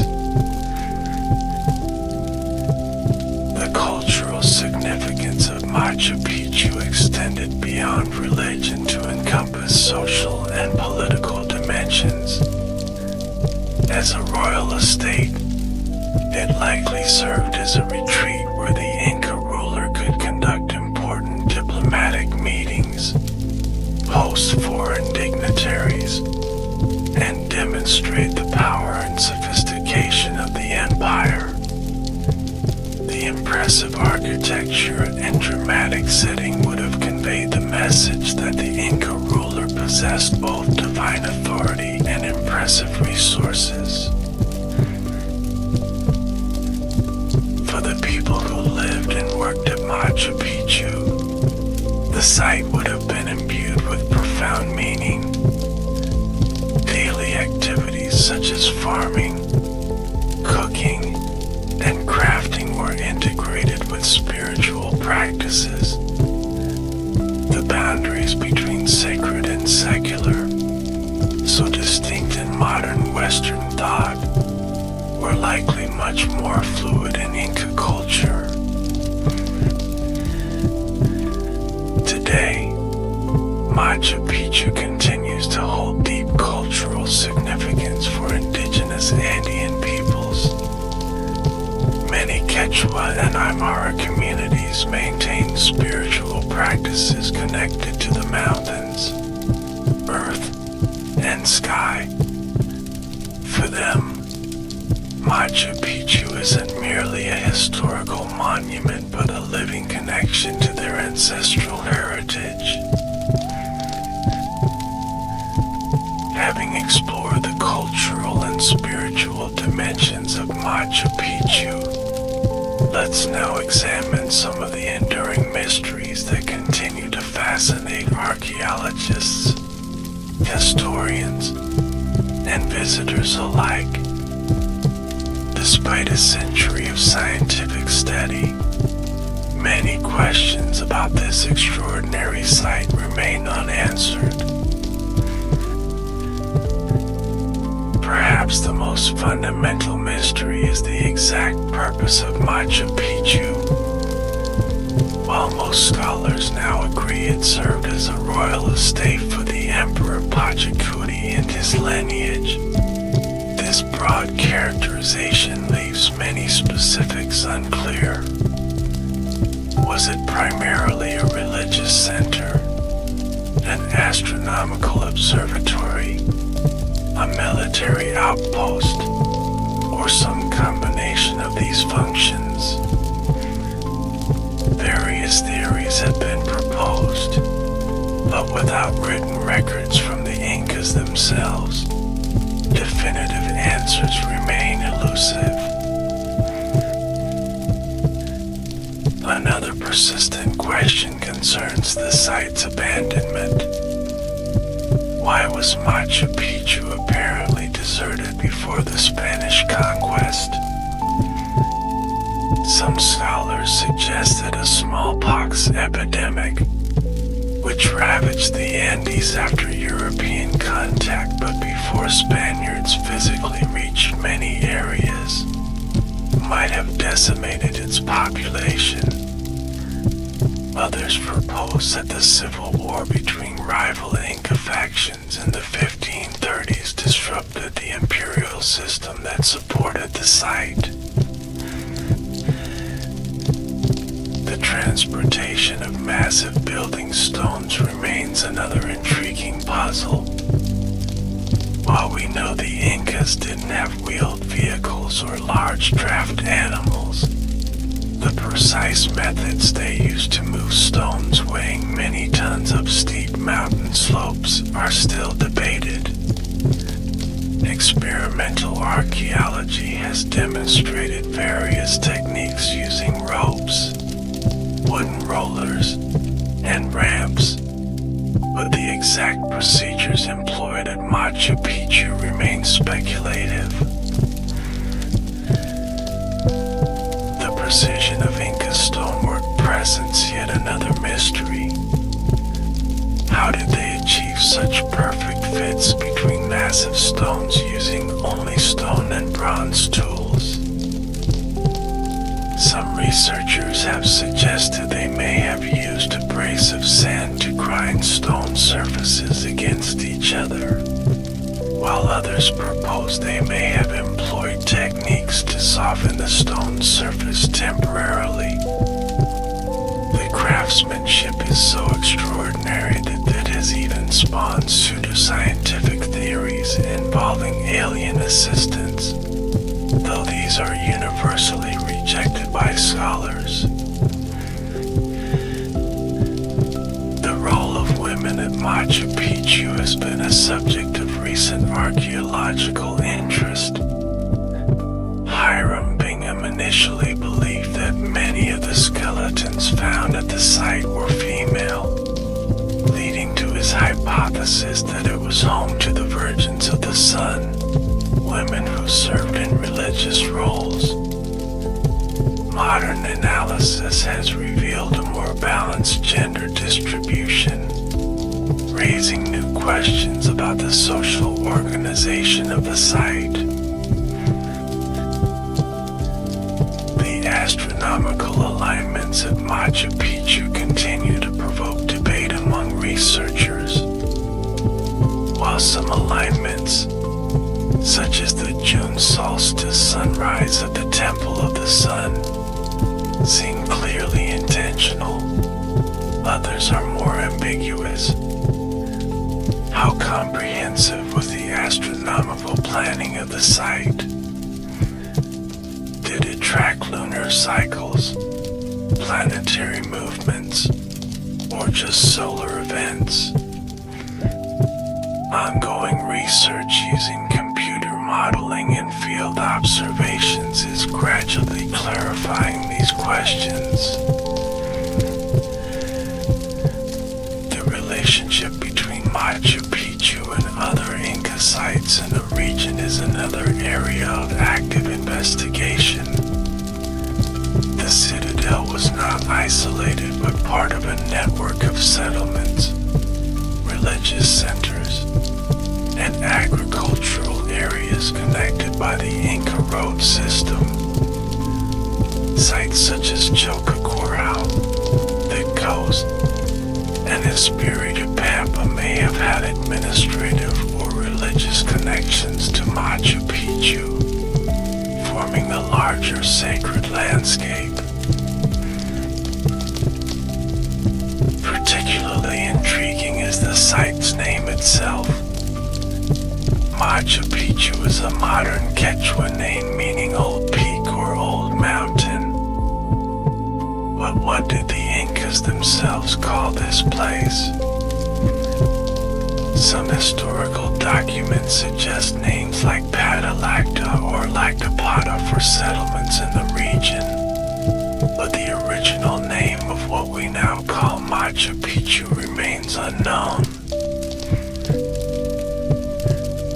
The purpose of certain unusual structures at the site continues to puzzle archaeologists. For instance, the function of the so-called Temple of the Moon, a cave with fine stonework located on the northern face of Huayna Picchu, remains unclear. Similarly, the exact purpose of the prison group, with its unusual underground chambers, is still debated. Even the chronology of construction at Machu Picchu isn't fully resolved. While most scholars agree the site was built in the mid-15th century during Pachacuti's reign, the sequence of construction and any later modifications aren't clearly understood. Was the entire site planned from the beginning, or did it evolve over time? Did subsequent Inca rulers add to or alter the original design? Modern archaeological techniques are gradually shedding light on these and other mysteries. Ground-penetrating radar, LiDAR scanning, and other non-invasive technologies allow researchers to examine aspects of the site without disturbing it. DNA analysis of human remains provides insights into the origins and relationships of the people who live there. Each new study adds pieces to the puzzle, though a complete picture may never emerge.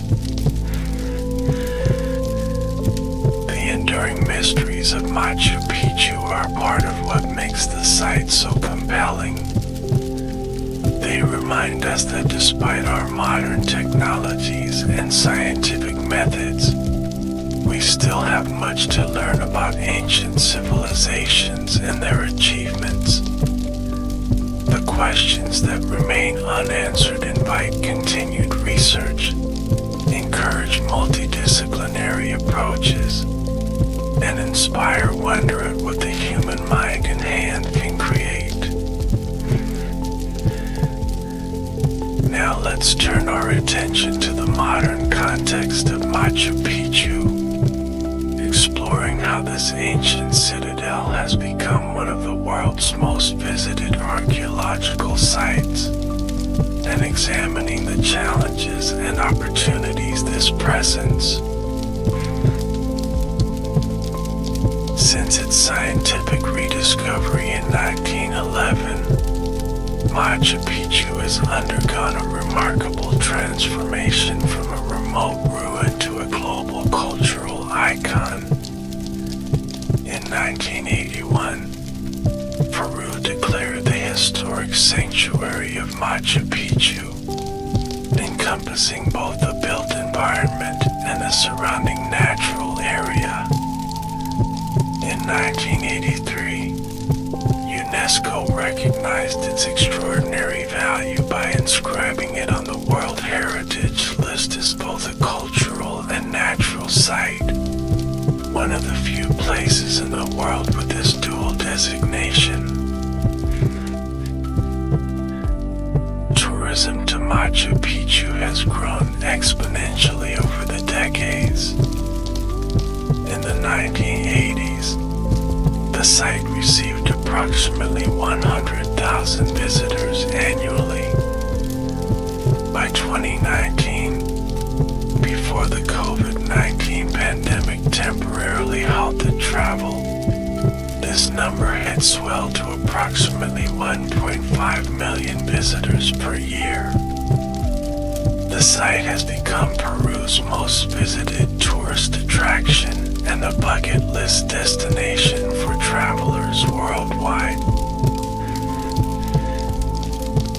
This tourism boom has brought both benefits and challenges. On the positive side, Machu Picchu has become a major economic engine for Peru, generating hundreds of millions of dollars annually in tourism revenue. The site provides employment for thousands of people, from tour guides and archaeological staff to hotel workers and transportation providers. The international attention has also helped fund conservation efforts and archaeological research. However, vast tourism has created significant pressure on the fragile archaeological site and its surroundings. Physical impacts include erosion of pathways, wear on stone structures, and stress on the site's ancient drainage system. The vibrations from thousands of daily visitors may be gradually destabilizing some structures, and increased humidity from human breath and perspiration is affecting the microclimate within buildings. The environmental impacts extend beyond the ruins themselves to the surrounding ecosystem. The historic sanctuary of Machu Picchu encompasses nearly 33,000 hectares of mountain terrain, containing rare species of flora and fauna. Tourism infrastructure, including hotels, restaurants, and transportation systems, has placed pressure on this delicate environment. Issues include water pollution, habitat fragmentation, and improper waste disposal.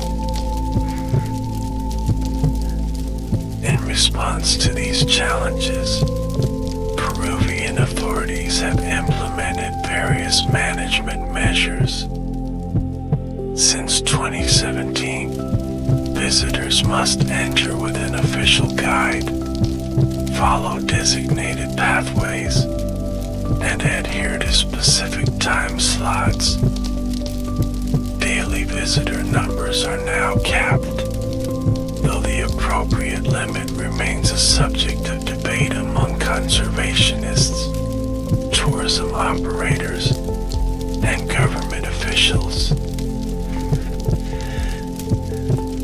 Access to Machu Picchu has also evolved significantly. The majority of visitors arrive via train to the town of Aguas Calientes, followed by a bus right up the switchback road to the site entrance.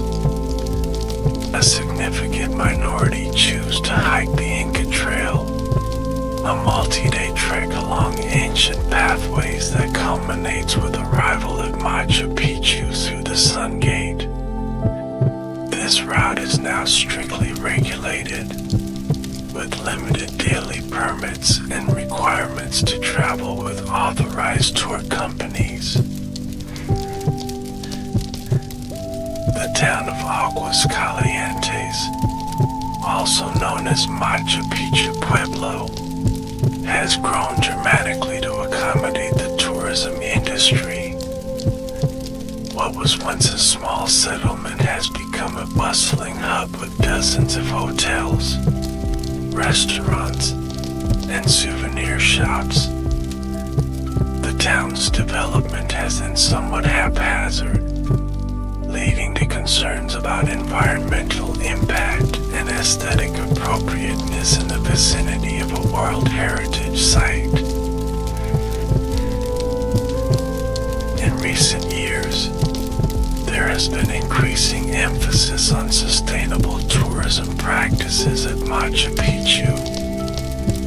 This includes improved waste management, energy efficiency measures, and programs to educate visitors about the site's cultural and ecological significance. There are also efforts to distribute tourism more evenly throughout the year and to promote alternative archaeological sites in the region to reduce pressure on Machu Picchu itself. The COVID-19 pandemic, while devastating for the tourism industry, provided an unexpected opportunity to reassess visitor management at the site. When Machu Picchu reopened in November 2020, after months of closure, it did so with significantly reduced capacity and enhanced health protocols. Some conservation experts have advocated maintaining lower visitor numbers permanently to better protect the site. The relationship between Machu Picchu tourism and local indigenous communities presents another complex dimension. While tourism has created economic opportunities, questions remain about whether benefits are equitably distributed and whether indigenous perspectives are adequately represented in site management and interpretation. There are growing efforts to incorporate Quechua cultural knowledge and to ensure that local communities have meaningful participation in decision-making.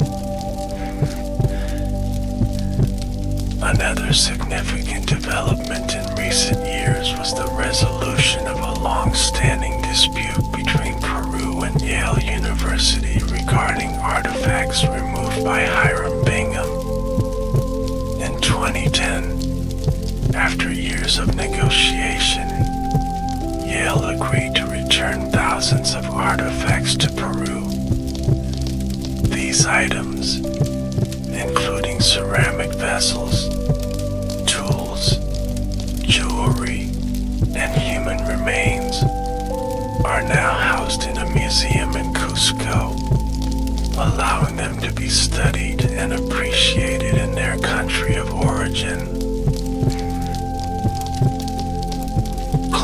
change poses yet another challenge for the preservation of Machu Picchu. Increased rainfall and more extreme weather events threaten the site's delicate drainage systems and could potentially destabilize the mountainside on which it sits. Rising temperatures are also altering the ecosystem of the surrounding sanctuary, affecting plant and animal species that have thrived there for centuries. Despite these challenges, Machu Picchu remains a powerful symbol of Peru's cultural heritage and a source of national pride. The site appears on the national currency, in tourism promotions, and throughout popular culture. For many Peruvians, it represents not just the achievement of their Inca ancestors, but also the enduring creativity and resilience of Andean civilization. As we look to the future, the management of Machu Picchu will continue to balance preservation with access, scientific research with tourism development, and global interest with local stewardship. The challenge is to ensure that this extraordinary achievement of human creativity can be appreciated by future generations without being loved to death by the present one. Having explored Machu Picchu's history, architecture, cultural significance, enduring mysteries, and modern context, let's now expand our view to consider how this site relates to other Inca and pre-Inca sites in the region. Machu Picchu was not an isolated creation, but part of a rich tapestry of Andean civilizations that spanned thousands of years. The Sacred Valley, which stretches roughly from Cusco to Machu Picchu, contains numerous important archaeological sites that help contextualize the famous citadel. Kayak, about 20 miles northeast of Cusco, features impressive agricultural terraces, ceremonial baths, and a temple complex dedicated to the sun. Its architectural style and construction techniques closely resemble those seen at Machu Picchu, suggesting they were built during the same period under similar imperial direction. Ollantaytambo, located about midway between Cusco and Machu Picchu, is another major Inca site that shares architectural features with the famous citadel. It served as both a temple complex and a fortress, and was the site of a rare Inca military victory against Spanish forces during the conquest period. The massive stone terraces and the Temple of the Sun at Ollantaytambo demonstrate the same extraordinary masonry seen at Machu Picchu. Choqquequirao, often called the sister city of Machu Picchu, is perched on a ridge across the Apurimac Valley. Much larger than Machu Picchu but far less visited due to its remote location. This site requires a challenging multi-day trek to access. Architectural similarities suggest it was built during the same period, possibly as part of the same royal estate system. The true last city of the Incas was likely Vilcabamba, or Espiritu Pampa, where the Neo-Inca state established its final capital after retreating from Cusco. This site, dense jungle about 80 miles west of Machu Picchu, was actually the target of Hiram Bingham's original expedition. Although he briefly visited it in 1911, he incorrectly identified Machu Picchu as Vilcabamba, a misconception that persisted for decades. The imperial capital of Cusco itself contains numerous Inca structures that provide important context for understanding Machu Picchu.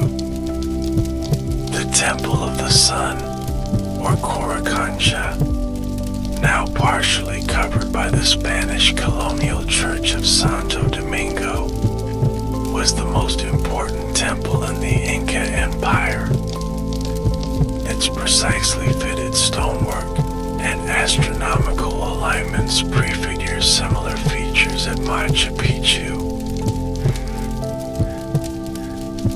Looking beyond the Inca period, the Andean region has a rich archaeological heritage spanning thousands of years. The Chaban civilization flourished from approximately 900 to 200 BC, leaving impressive temples and distinctive art featuring feline imagery. The Wari Empire controlled much of the Peruvian highlands from 600 to 1000 CE, establishing administrative centers and agricultural innovations that the Incas would later build upon. The Tiwanaku civilization, centered near Lake Titicaca in modern Bolivia, developed sophisticated stone-cutting techniques and monumental architecture between 300 and 1000 CE. Some scholars suggest that their stoneworking methods may have influenced later Inca practices, including those employed at Machu Picchu. Closer to the time of the Incas, the Chachapoya people, known as the Cloud Warriors, built impressive structures in the northern Peruvian highlands. Their fortress of Kulab, sometimes called the Machu Picchu of the North, features massive stone walls and hundreds of circular buildings. The Chachapoya were conquered by the Incas shortly before the Spanish arrival. On the coast of Peru, civilizations such as the Moche, Nazca, and Jamu developed distinct architectural styles and cultural practices. The adobe city of Chan Chan, built by the Jamu around 850 CE, was the largest pre-Columbian city in South America. These coastal cultures were eventually incorporated into the Inca Empire, contributing their artistic and technological traditions to the broader imperial culture. Understanding this deeper archaeological context helps us appreciate Machu Picchu not as an isolated wonder, but as the culmination of thousands of years of Andean architectural and engineering development. The Incas built upon the achievements of earlier civilizations, refining techniques and adapting them to their imperial needs and cosmological vision. This broader perspective also reminds us that while Machu Picchu is justifiably famous, it represents just one facet of the remarkably rich archaeological heritage of the Andes. Hundreds of other sites, many still being studied or even undiscovered, contribute to our understanding of pre-Columbian American civilizations. Each offers its own insights into how ancient people environments, developed sophisticated technologies, and created meaningful cultural and religious systems. Now, let's delve deeper into the daily life of those who inhabited Machu Picchu during its brief but significant occupation. Archaeological evidence provides glimpses into how people lived, worked, and worshipped at this remarkable mountain citadel. Based on the architectural evidence, Machu Picchu appears to have had a population of approximately 750 to 1,000 people during its peak occupation. However, this population was likely not static, with numbers fluctuating seasonally, especially when the emperor and his entourage were in residence. The social composition of Machu Picchu was diverse, reflecting the hierarchical nature of Inca society. At the top were members of the royal family and nobility, who would have occupied the finest buildings in the urban sector. Below them were religious specialists, administrators, and skilled craftspeople. The largest group would have been the workers who maintained the buildings, tended the agricultural terraces, and provided various services. Analysis of human remains found at Machu Picchu suggests that most residents were not native to the immediate area but came from various parts of the Inca Empire. This reflects the Inca practice of relocating loyal populations to newly established imperial centers. Interestingly, the skeletal evidence indicates that the population included both men and women in roughly equal numbers, contradicting earlier theories that the site was primarily occupied by chosen women or virgins of the sun. The daily rhythm of life at Machu Picchu would have been governed by the rising and setting of the sun. People likely awoke at dawn to begin their daily tasks, taking advantage of daylight hours. Without electricity, activities would have been limited after sunset, though ceramic lamps burning llama fat provided some illumination for evening hours. Agriculture was a central activity, with workers tending the extensive terraces that surround the urban core. These terraces were not merely decorative but highly productive, growing crops such as corn, potatoes, quinoa, and various beans. The terrace design created microclimates that allowed for cultivation of plants that wouldn't normally thrive at this altitude. Food preparation was another constant activity.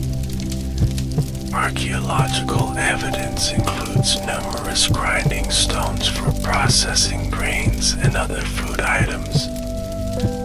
Cooking was done in ceramic vessels over open fires, with limited ventilation in the residential structures, suggesting that many meals may have been prepared in outdoor spaces.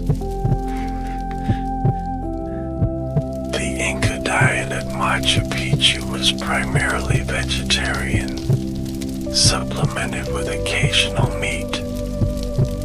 Maize, corn, was particularly important, consumed both as a solid food and processed into chicha, a fermented beverage central to Inca social and religious life. I isotope analysis of human remains suggests that the elite residents consumed more animal protein, particularly from llamas and alpacas, than the general population. Water management was a daily concern. The sophisticated canal system that brought fresh spring water into the city required regular maintenance to prevent blockages. Similarly, the extensive drainage system needed attention to ensure it functioned properly during the frequent heavy rains that characterized the region. Textile production was another important activity. Spinning, weaving, and sewing were everyday tasks, primarily performed by women.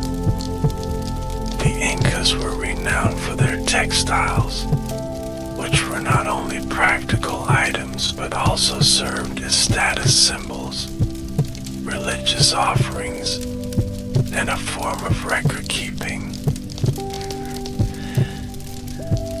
Stoneworking continued even after the major construction was complete.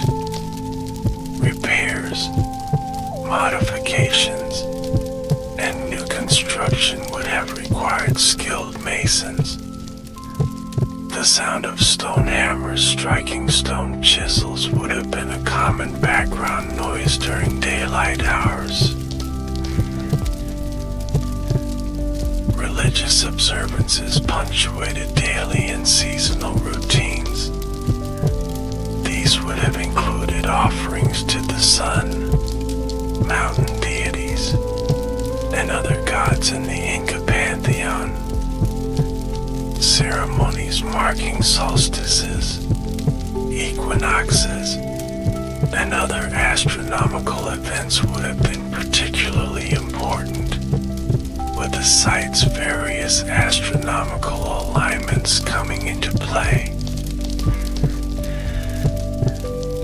For the nobles residing at Machu Picchu, days might have included administrative duties, religious ceremonies, and leisure activities.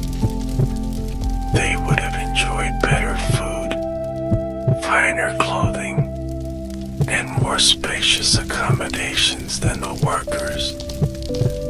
Their quarters in the urban sector featured superior stonework, better drainage, and prized locations with commanding views. Communication with the outside world was maintained via the extensive Inca road system. Professional runners, called chasquis, carried messages throughout the empire, relaying information between Machu Picchu, Cusco, and other administrative centers. These messengers could cover impressive distances, with fresh runners taking over at stations placed along the routes. Trade and transportation brought necessary goods to the citadel, while many items were produced locally. Certain materials, such as obsidian for tools, would have been imported from distant sources. Llama caravans likely carried these goods up the steep mountain paths, along with luxury items for the noble residents. Illness and injury were addressed through a combination of practical medicine and spiritual healing. The Incas had a sophisticated understanding of herbal remedies, surgical techniques, and bone setting. Analysis of human remains from Machu Picchu shows evidence of successful cranial surgeries, with patients surviving the procedure as indicated by bone regrowth. The residents of Machu Picchu likely had limited personal possessions by modern standards. Clothing, simple tools, and perhaps a few ceramic vessels would have constituted the belongings of most inhabitants. The elites would have possessed more elaborate textiles, jewelry made from precious metals or spondylus shell, and ceremonial items reflecting their status. When we imagine daily life at Machu Picchu, it's important to remember that the site we see today is missing many of its original elements. The thatched roofs that once covered the stone buildings have long since disappeared, as have the wooden doors, textiles, and most portable objects. Our view of the ancient citadel is primarily of its skeleton, missing the vibrant details that would have brought it to life 5 centuries ago. Nevertheless, by combining archaeological evidence with historical accounts of Inca life from Spanish chronicles, we can sketch a reasonable picture of daily existence in this mountain sanctuary. It would have been a life defined by hard work, religious devotion, and strong social hierarchies, but also one with moments of celebration, artistic expression, and communion with the natural and spiritual worlds. Now, let's look more closely at some of the specific architectural features and sectors of Machu Picchu, exploring their functions and significance in greater detail. This will help us develop a more comprehensive understanding of how the various parts of the citadel work together as an integrated whole. The main plaza, or Central Plaza, forms the heart of Machu Picchu's urban core. This large open space measures approximately 200 feet by 100 feet and divides the site into its eastern and western sectors. During Inca times, this area would have been a gathering place for ceremonies, community meetings, and possibly markets. It's one of the few truly flat spaces in the otherwise vertiginous landscape of the citadel. The Sacred District, located at the northern end of the urban area, contains several of the most important religious structures. The Temple of the Sun, also called the Torreon, is a semicircular building constructed around the natural rock formation. Its curved wall contains a window precisely aligned to capture the rising sun during the June solstice. Below the temple is a small cave that may have served as a royal mausoleum or location for mummy worship, though no human remains have been found there. Nearby stands the Temple of the Three Windows, with its distinctive large trapezoidal openings facing east toward the rising sun.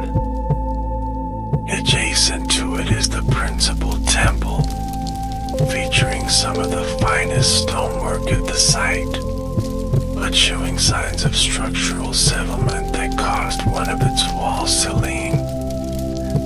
This damage likely occurred during construction or shortly after, as there's evidence the Incas attempted to stabilize it.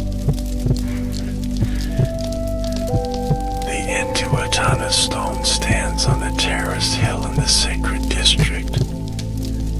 This carved granite monolith, whose name means hedging post of the sun in Quechua, rises about 2 feet from its stone base. Its precisely carved angles and planes relate to astronomical observations, though its exact function continues to be debated. Unfortunately, the stone was slightly damaged in 2000 when a crane being used to film a beer commercial fell onto it, chipping a small piece from the top. The royal sector contains what are believed to be the living quarters of the Inca emperor and other high-ranking nobles. These structures feature the finest masonry, with precisely fitted stones and elegant architectural details. Each building contains niches for storage or the display of religious objects, and many have sophisticated drainage systems built into their foundations. The group of the 3 doorways is a large complex that may have served as housing for visitors or administrative functions. Its multiple entryways and chambers suggest it was designed to accommodate groups of people, possibly delegations from other parts of the empire. The layout provided both communal spaces and private rooms, reflecting the Inca attention to spatial hierarchy and function. The residential sector contains numerous smaller dwellings arranged in clusters. These simpler structures would have housed craftspeople, servants, and others who maintained the citadel. The buildings typically feature rougher stonework than the elite areas, though still demonstrating considerable skill in construction. Archaeological evidence suggests these dwellings housed family groups rather than being organized as barracks. The industrial sector, located in the southern part of the urban core, contains workshops where various crafts were practiced. Evidence of stoneworking, pottery making, and textile production has been found in this area.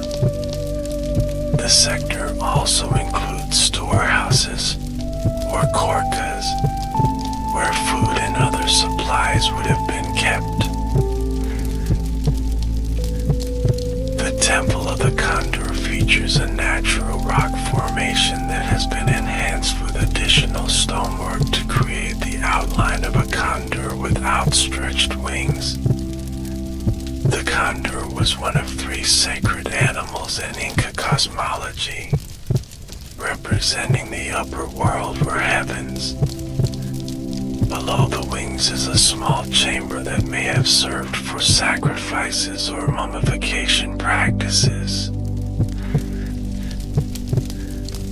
The 16 ritual baths, or fountains, form a cascading sequence through the city. Fresh water from a spring was channeled into the first bath, then flowed sequentially through the others before being directed out of the city. These fountains provided drinking water but also had ceremonial significance, particularly the first fountain, which was likely reserved for the emperor and religious rituals. The agricultural terraces, which wrap around much of the site, represent an engineering achievement as impressive as the buildings themselves. Their construction involved creating retaining walls of stone, then layering crushed rock, gravel, sand, and rich topsoil to create fertile growing areas. This carefully designed system provided excellent drainage while retaining sufficient moisture for crops. train is a sophisticated engineering feature running beneath the central plaza. This underground channel, constructed with precisely fitted stones, carried water from the upper part of the city through the central area and out to the surrounding slopes. It was designed to handle the heavy rainfall that characterizes the region, preventing flooding and erosion that could damage the structures. The prison group, despite its misleading modern name, likely served ritual or storage functions rather than as a jail. It features unusual niches, caves, and stone carving that suggests specialized ceremonial uses. The exact purpose remains unclear, but its unique architecture indicates it held special significance. The sacred rock is a large, flat stone set on a pedestal in an open plaza. Its shape is thought to mirror the outline of Yanitan Mountain visible behind it, demonstrating the Inca practice of creating microcosms of the surrounding landscape.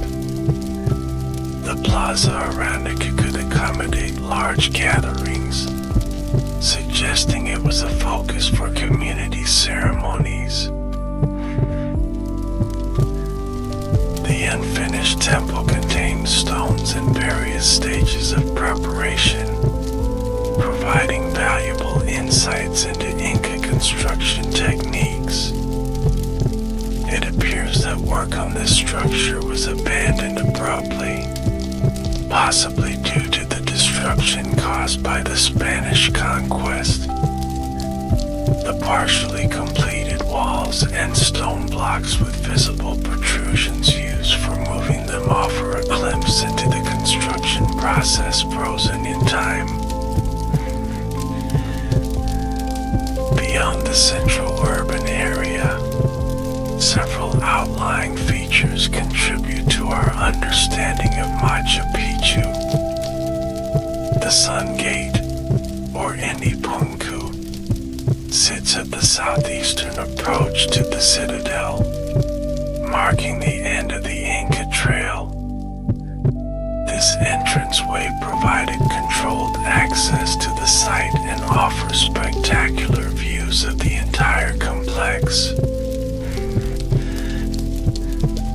The Inca Bridge, located on the western side of Machu Picchu, represents an alternative route to the citadel. This narrow path cut into the steep mountainside included a removable bridge section made of logs, which could be withdrawn to prevent enemy access. This defensive feature supports the idea that while Machu Picchu wasn't primarily a fortress, security considerations were nonetheless important in its design. The funerary rock is a carved stone outcropping that may have been used for mummy display or other mortuary practices. The Incas preserved the bodies of their rulers and important ancestors, bringing them out for special ceremonies and consulting them as oracles. This rock, with its carved steps and platforms, could have served as a stage for such activities. Huayna Picchu, the distinctive peak that forms the backdrop of classic Machu Picchu photographs, also contains significant structures.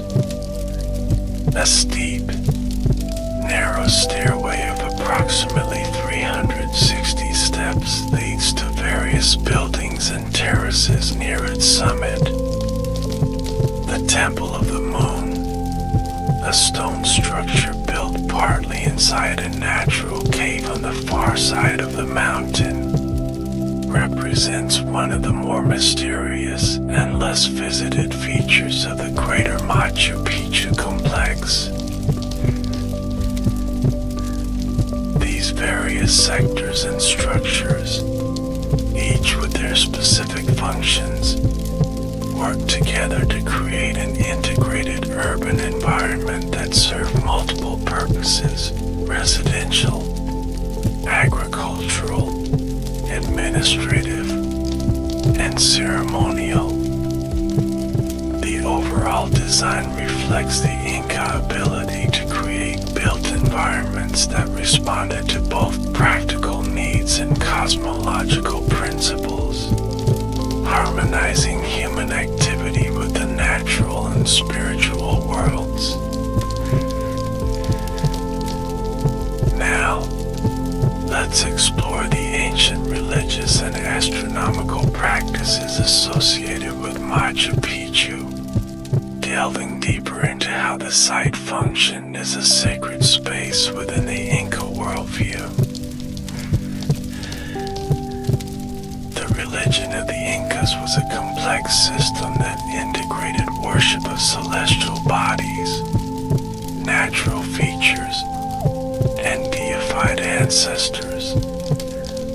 At the apex of the Inca pantheon stood Inti, the sun god, who was considered the divine ancestor of the Inca ruling lineage.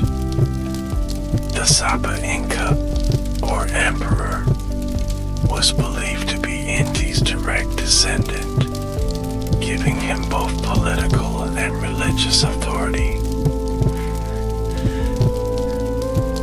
Orientation and design of many structures at Machu Picchu reflect this emphasis on sun worship. The Temple of the Sun, with its precisely positioned window capturing the June solstice sunrise, exemplifies how architecture was used to connect with solar deities. During the solstice, the first rays of the rising sun would have illuminated specific features within the temple, creating a dramatic display of light that reinforced the Incas' connection to their celestial patron. The Intihuatana stone represents another solar connection. While often described simplistically as an astronomical clock, its purpose was likely more complex. Some scholars believe it served as a kind of ritual anchor point, symbolically tying the sun to the earth to ensure it would continue its annual cycle. During the equinoxes, the stone casts little to no shadow at noon, demonstrating the Incas' precise astronomical knowledge. Beyond solar observations, evidence suggests the Incas at Machu Picchu tracked lunar cycles and possibly the movements of certain stars and planets. The Temple of the Three Windows, facing east toward the point where the sun rises at the December solstice, may have framed other celestial events as viewed from specific observation points. These astronomical alignments weren't merely scientific observations, but integral to religious practices and agricultural planning. Water worship was another significant aspect of Inca religion evident at Machu Picchu. The elaborate fountain system, channeling water from a sacred spring through 16 sequential baths, reflects the reverence for this life-giving element. During periods of drought, special ceremonies would have been performed to appeal to water deities for rain, while other rituals would have thanked these gods for continued abundance. The surrounding mountains were themselves objects of worship. Mount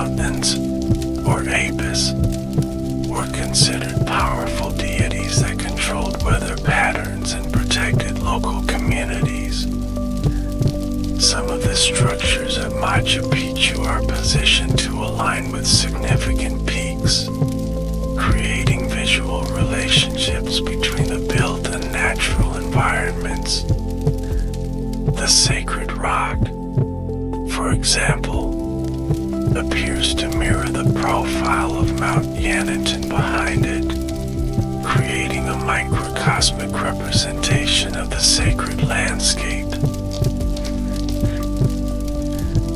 Ancestor worship was another crucial element of Inca religion practiced at Machu Picchu. The Incas mummified their rulers and important nobles, treating these remains as still living entities that could be consulted and that required regular offerings. Certain spaces at Machu Picchu, particularly caves and specially designed niches, may have housed mummy bundles during important ceremonies. Connecting with these ancestors would have been an important function of the site. Religious ceremonies at Machu Picchu would have followed the complex ritual calendar of the Inca Empire. Major festivals marked key astronomical events, particularly solstices and equinoxes. Inti Raymi, the June solstice celebration honoring the sun god, was particularly important. This 9-day festival involved fasting, processions, ritual bathing, animal sacrifices, and the sharing of food and chicha beer. Offerings were an essential part of Inca religious practice. These ranged from simple daily offerings of food, drink, and cocoa leaves to elaborate sacrifices on special occasions. Archaeological excavations at Machu Picchu have uncovered evidence of offerings including ceramics, textiles, figurines, and marine shells brought from distant coastal regions. The practice of Capicoca, or child sacrifice, was the most solemn offering in Inca religion. Children selected for their physical perfection were taken to high mountain locations, given an intoxicating drink, and left to die from exposure. While there's no definitive evidence of human sacrifice at Machu Picchu itself, the surrounding mountains may have been sites for such rituals during times of crisis or major imperial transitions. Religious specialists would have played important roles at Machu Picchu. These included the High Priest of the Empire, the Vilak Umlu, as well as various diviners, healers, and observers of natural phenomena who interpreted signs from the gods. Female specialists, including the Mamakuna, chosen women dedicated to serving Inti and other deities, likely performed rituals involving weaving sacred textiles and preparing ritual food and drink. The integration of religious practice with everyday life was a hallmark of Inca culture.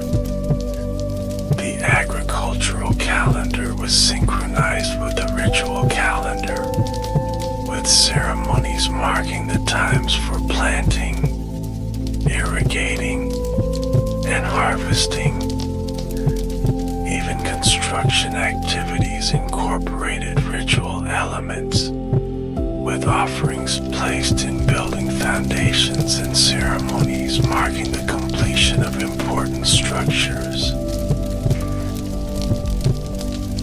The layout of Machu Picchu itself embodies Inca cosmological principles. The site is often described as being divided into an upper Henan sector associated with the celestial realm and a lower Huron sector connected to the earth and underworld.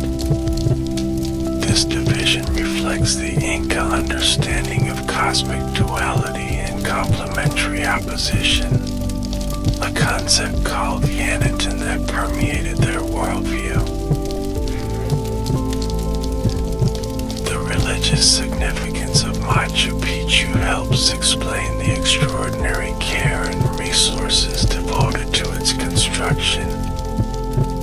As a sacred landscape where humans could communicate with deities and ancestors, its precise stonework, careful astronomical alignments, and integration with natural features all serve to strengthen these connections. Every aspect of design and construction was imbued with spiritual meaning, making Machu Picchu not just a physical settlement but a cosmological statement in stone. Let's now explore the fascinating field of archaeoastronomy at Machu Picchu, examining how recent research has deepened our understanding of the site's astronomical alignments and their significance.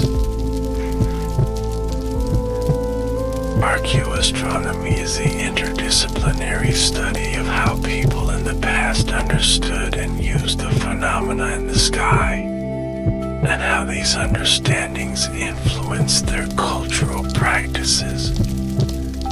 At Machu Picchu, this field has revealed sophisticated astronomical knowledge embedded in the site's architecture and layout.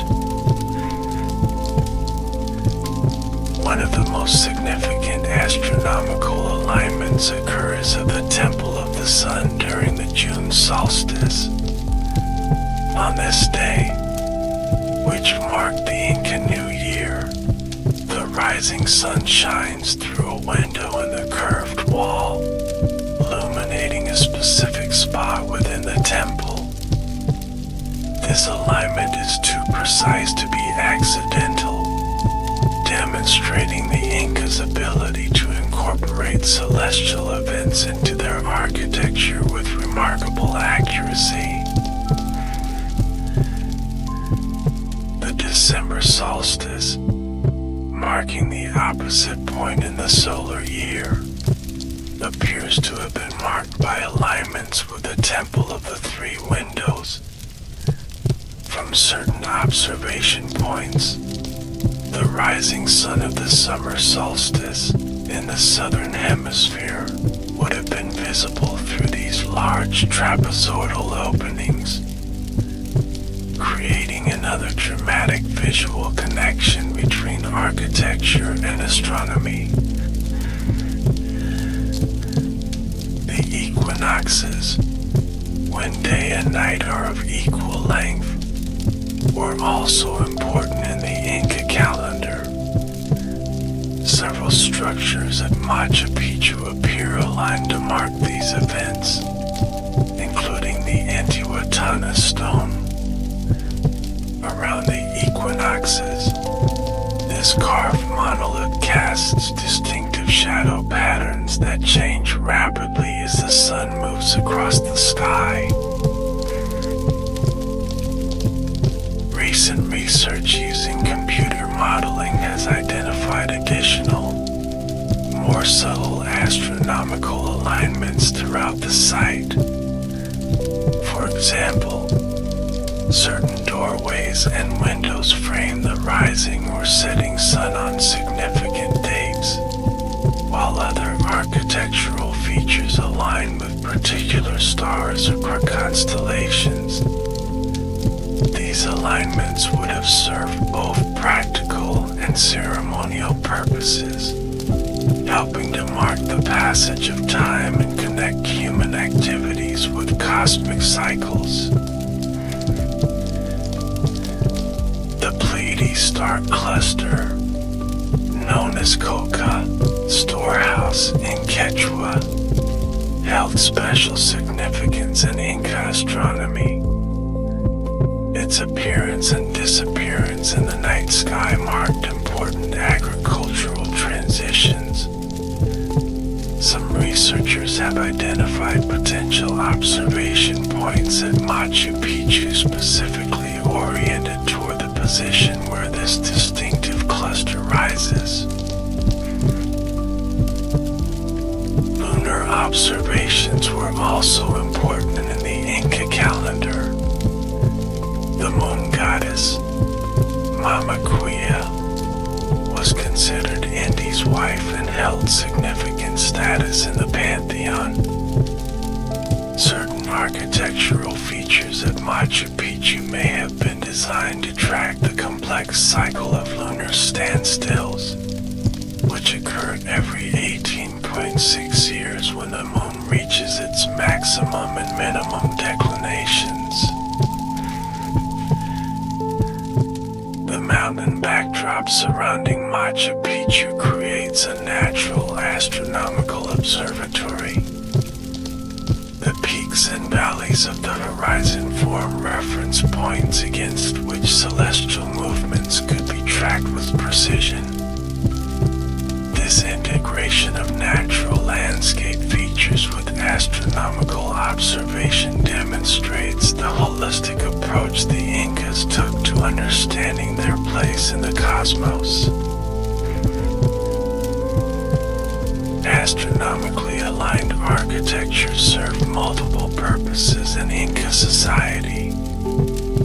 At the practical level, it helped mark the agricultural calendar, indicating when to plant, irrigate, and harvest crops. At the religious level, it connected humans with cosmic deities through dramatic displays of light and shadow. Politically, it demonstrated the ruler's ability to predict and seemingly control celestial events, reinforcing his status as Indy's representative on Earth. The precision of these astronomical alignments is all the more impressive considering they were achieved without written records or mechanical measuring devices. The Incas relied on careful observation over generations, developing a sophisticated understanding of celestial patterns that they incorporated into their sacred architecture. This knowledge was transmitted through oral tradition and practical demonstration rather than written text. Modern visitors to Machu Picchu during solstices and equinoxes can still witness some of these astronomical phenomena, though access to certain areas may be restricted. Experiencing these alignments firsthand provides a powerful connection to the Inca understanding of time, space, and the cosmos, a worldview literally built into the stone of this extraordinary site. Let's now turn our attention to the conservation challenges facing Machu Picchu and the efforts being made to preserve this irreplaceable World Heritage Site for future generations. The very features that make Machu Picchu so remarkable, its remote mountain location, its integration with the natural environment, and its extraordinary stonework, also create significant conservation challenges. The site faces threats from natural processes, climate change, tourism pressure, and development in the surrounding region. Erosion is a constant concern in this steep, rainy environment. The mountainside on which Machu Picchu sits is inherently unstable, with landslides an ongoing risk. The Inca agricultural terraces actually serve an important role in stabilizing the slope, and their maintenance is crucial for the site's physical preservation. The region's heavy seasonal rainfall, with precipitation exceeding 77 inches annually, puts enormous pressure on the ancient drainage systems. While remarkably effective, these systems require regular maintenance to prevent blockages that could lead to flooding and damage to structures. Conservation teams must clear channels, repair damaged sections, and monitor water flow throughout the rainy season. Vegetation management presents another challenge. The rapid growth of plants in this humid environment can quickly overwhelm structures if not controlled. However, removing vegetation must be done carefully to avoid destabilizing slopes or damaging stonework. Conservation teams must strike a delicate balance between clearing problematic growth and maintaining the plants that help secure the terrain. The stonework itself, though remarkably durable, faces various threats. Microbiological growth, including lichens, mosses, and fungi, can gradually deteriorate stone surfaces. Daily temperature fluctuations cause thermal stress as stones expand and contract, potentially widening existing cracks. Even the carbon dioxide inhaled by thousands of visitors can affect stone chemistry over time. Tourism impact represents one of the most significant conservation challenges. The physical presence of over 1 million visitors annually creates swirl pathways, stairs, and structures.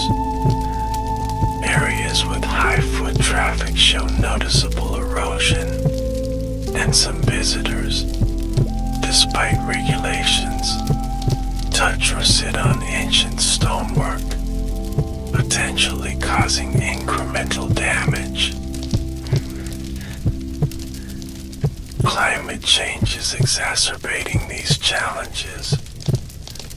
Rising temperatures are altering the cloud forest ecosystem surrounding the site. Changing precipitation patterns, including more intense rainfall events, put additional stress on drainage systems and increase landslide risks. More frequent extreme weather events could potentially damage structures that have stood for centuries. In response to these threats, Peruvian authorities and international organizations have implemented comprehensive conservation programs.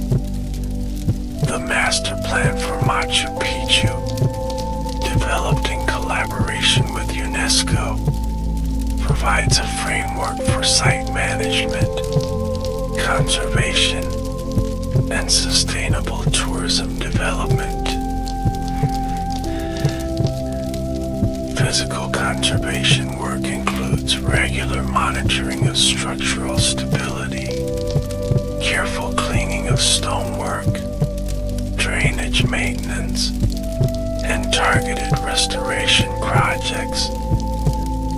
Teams of archaeologists, engineers, and conservation specialists employ both traditional techniques and modern technology to address specific problems. visitor management strategies have evolved to reduce tourism impact while maintaining access. These include designated pathways, limited entry tickets, mandatory guides, and specific time slots for entry. The controversial but necessary visitor cap, currently set at 2,500 people per day, helps prevent overcrowding and excessive wear. Technology is playing an increasing role in conservation efforts.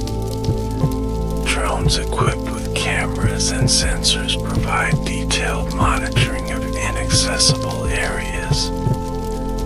Digital modeling creates precise records of structures, allowing conservators to track subtle changes over time. Ground-penetrating radar and other non-invasive techniques help identify hidden structural issues before they become critical. Educational initiatives for both visitors and local communities form another important aspect of conservation. By helping people understand the site's significance and fragility, these programs aim to foster respectful behavior and support for preservation efforts. Training programs for local guides emphasize both accurate interpretation and conservation awareness. The surrounding landscape also requires protection. The 32,592-hectare historic sanctuary of Machu Picchu encompasses the archaeological site and the surrounding ecosystem. Conservation efforts include reforestation projects, monitoring of wildlife populations, and controls on development in the buffer zone. Transportation infrastructure presents particular challenges. The switchback road that buses use to bring visitors from Aguas Calientes to the site entrance requires careful maintenance to prevent erosion and landslides. Proposals for alternative access methods, including cable cars, have been controversial, with concerns about both environmental impact and visual intrusion on the historic landscape. Balancing economic development with conservation creates ongoing tensions. Tourism is vital to the regional economy, providing livelihoods for thousands of people. However, unregulated growth of tourism services and infrastructure threatens both the archaeological site and its natural setting. Sustainable development policies seek to address these competing interests. Funding for conservation remains a persistent challenge. While ticket revenue is substantial, the costs of proper conservation, research, and site management are enormous.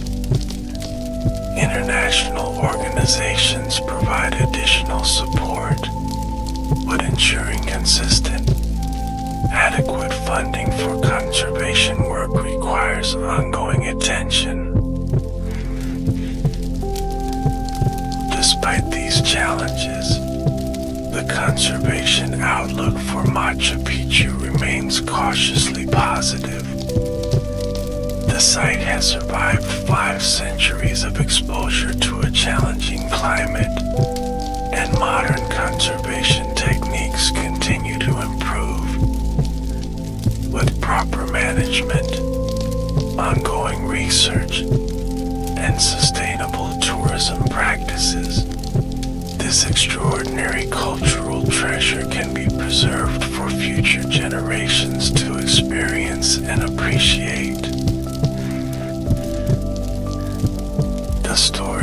Machu Picchu, its construction, abandonment, rediscovery, and ongoing conservation offers powerful lessons about human creativity, resilience, and our relationship with the natural world. As we conclude our exploration of this remarkable site, let's reflect on its broader significance and enduring legacy.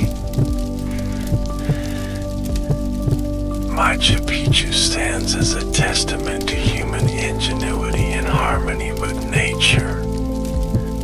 Unlike modern development that often imposes itself upon the landscape, the Incas created a built environment that works with the natural topography, hydrology, and ecosystems of the mountain ridge.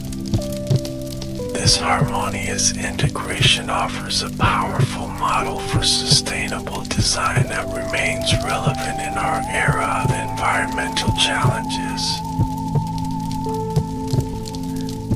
The extraordinary craftsmanship evident throughout Machu Picchu reminds us of what humans can achieve through patience, precision, and collective effort. Without modern technology or even basic tools like the wheel, the Incas created structures of such quality that they have withstood centuries of earthquakes, rain, and tropical growth. Their achievement challenges our assumptions about the necessary conditions for architectural excellence. Machu Picchu also illustrates how cosmology, religion, and science can be integrated rather than separated. For the Incas, astronomical observations weren't just scientific data but connections to deities and guides for agricultural and ritual life. Their sophisticated understanding of celestial cycles was expressed through architecture that served both practical and spiritual purposes, demonstrating how knowledge and belief can reinforce rather than contradict each other. The site provides a window into a civilization that developed entirely independently from Eurasian influences. While Europeans long considered their architectural and engineering traditions superior, Machu Picchu demonstrates that parallel innovations emerged in the Americas. Its extraordinary stonework, urban planning, and hydraulic systems represent a unique technological path worthy of study and admiration. The abrupt end of Inca civilization following European contact serves as a sobering reminder of cultural vulnerability. Within a generation of Machu Picchu's abandonment, the sophisticated knowledge systems that created it were largely lost. This historical rupture highlights how quickly accumulated wisdom can disappear and underscores the importance of cultural preservation in our increasingly homogenized world.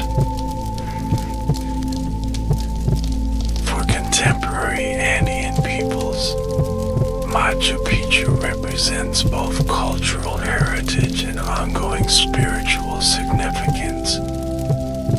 Many indigenous communities maintain connections to traditional beliefs about sacred mountains, celestial deities, and the living power of natural features. Their relationship with the site offers a powerful counterpoint to purely archaeological or tourist perspectives. Machu Picchu also embodies the complex legacy of archaeological discovery and interpretation. Hiram Bingham's Museum's expeditions reflect both the genuine scientific curiosity and the cultural assumptions of his era. The subsequent history of research at the site traces the evolution of archaeological methods and ethics, including increased respect for indigenous perspectives and more careful approaches to cultural heritage. As one of the world's most recognized archaeological sites, Machu Picchu raises important questions about who owns cultural heritage and how it should be shared. The long dispute between Peru and Yale University over artifacts removed by Bingham highlighted tensions between scientific study and national patrimony. Its resolution through the return of these items to Peru represents an important precedent for similar cases worldwide. The tourism phenomenon at Machu Picchu illustrates both the benefits and challenges of cultural heritage tourism.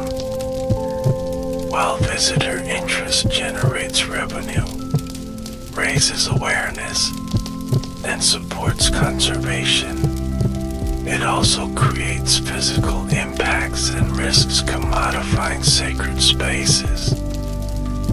The ongoing efforts to balance access with preservation represent a microcosm of similar struggles at heritage sites globally. Finally, Machu Picchu reminds us that civilizations, no matter how sophisticated, are impermanent. The Incas created a vast empire that they believed would endure forever. Yet within a century of Machu Picchu's construction, their world had been transformed beyond recognition. This historical perspective offers humility and perhaps wisdom as we consider our own civilization's achievements and vulnerabilities. As we conclude our journey through the history, architecture, culture, and meaning of Machu Picchu, we can appreciate why this remarkable site continues to captivate the imagination of people worldwide. More than merely a beautiful ruin in a spectacular setting, it represents a profound human achievement, a bridge between cultures and eras, and an enduring source of wonder. May it continue to inspire, challenge, and teach us for generations to come. As the mist rises from the valleys surrounding Machu Picchu, revealing the ancient stones in the morning light, we are reminded of the enduring power of human creativity, spiritual vision, and connection to the natural world. In this remarkable place, the achievements of the past continue to speak to us across the centuries, inviting us to listen, learn, and wonder. Welcome to this educational journey exploring volcanic islands formation and the Pacific Ring of Fire, a fascinating geological phenomenon that shapes our planet in dramatic ways. In this comprehensive exploration, we'll discover how volcanic islands emerge from the depths of the ocean and examine the incredible ring of volcanic activity encircling the Pacific Ocean. This narration will guide you through the geological processes, historical eruptions, and the profound impact these natural forces have on our world. Let's begin with the fundamentals of volcanic island formation. Volcanic islands are fascinating geological features that rise from the ocean floor, created by submarine volcanic activity over thousands or millions of years. These islands emerge through various geological processes, primarily related to tectonic plate movements and hotspots beneath the Earth's crust. Understanding how these islands form requires a brief look at the structure of our planet. Earth's interior consists of several layers, each playing a crucial role in volcanic activity. At the center lies the inner core, a solid sphere of mostly iron and nickel, surrounded by the liquid outer core. Above this is the mantle, a thick layer of semi-solid rock that flows very slowly over time. The uppermost layer is the crust, which is broken into tectonic plates that float on the semi-fluid mantle below. These tectonic plates are in constant motion, albeit at an extremely slow pace, typically just a few centimeters per year. When these plates interact with each other, they create various geological phenomena, including volcanic activity. The boundaries between these plates are particularly active zones, where much of Earth's volcanic and seismic activity occurs. There are several mechanisms by which volcanic islands form. The first and most common is at convergent plate boundaries, where one tectonic plate subducts or slides beneath another. As the subducting plate descends into the mantle, it begins to melt due to the increasing heat and pressure. This molten rock, or magma, then rises through the overlying plate, potentially reaching the surface to form volcanoes. When this process occurs in oceanic regions, it can create chains of volcanic islands known as island arcs. These arc-shaped archipelagos form parallel to oceanic trenches, where the subduction is taking place. The islands of Japan, the Aleutian Islands off Alaska, and the Lesser Antilles in the Caribbean are all examples of island arcs formed through this process. Another mechanism for volcanic island formation involves hotspots. Hotspots are areas where plumes of magma rise from deep within the mantle, creating a persistent source of volcanic activity. Unlike volcanoes at plate boundaries, hotspot volcanoes occur at the middle of tectonic plates, away from plate boundaries. When a hotspot exists beneath oceanic crust, the magma can break through to create a volcanic island. As the tectonic plate moves over the relatively stationary hotspot, a series of volcanic islands may form, creating a linear chain. The older islands, which have moved away from the hotspot, become extinct and begin to erode and subside. Meanwhile, new islands form directly above the hotspot. The Hawaiian Islands provide the most famous example of a hotspot volcanic chain. The Big Island of Hawaii, located over the hotspot, is the youngest and most volcanically active island in the chain. As we move northwest along the Hawaiian archipelago, the islands become progressively older, more eroded, and less volcanically active.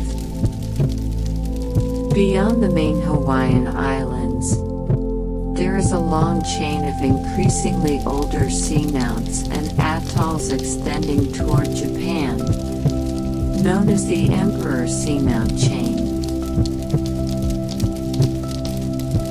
Mid-ocean ridges represent another location where volcanic islands can form. These underwater mountain ranges mark divergent plate boundaries, where tectonic plates are moving apart from each other. As the plates separate, magma from the mantle rises to fill the gap, creating new oceanic crust. In some cases, this volcanic activity can build up enough material to rise above sea level, forming volcanic islands. Iceland is perhaps the most dramatic example of an island formed at a mid-ocean ridge. It sits directly on the Mid-Atlantic Ridge, where the North American and Eurasian plates are moving apart.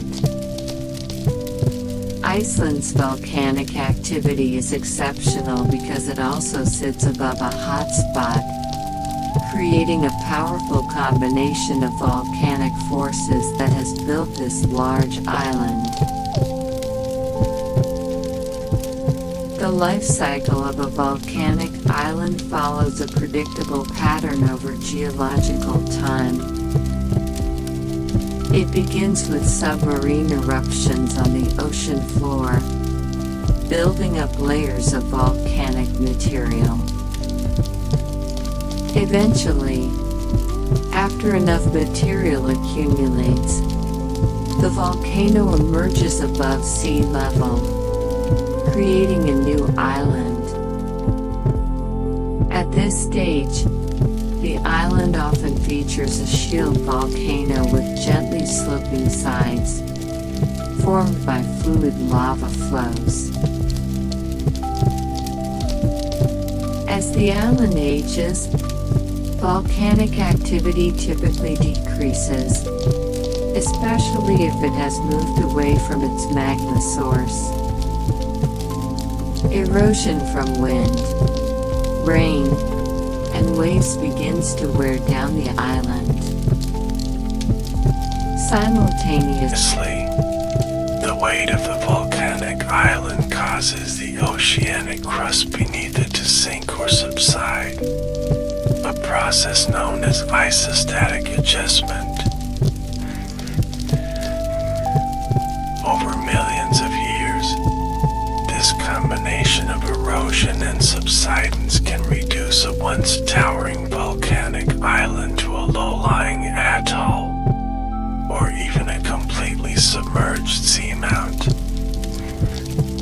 In tropical regions, coral reefs often develop around the sinking island, growing upward to stay near the surface as the volcanic foundation subsides.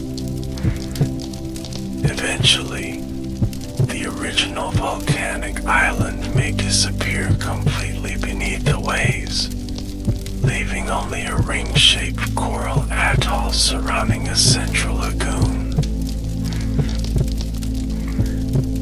Now that we understand how volcanic islands form, let's turn our attention to one of Earth's most remarkable geological features, the Pacific Ring of Fire.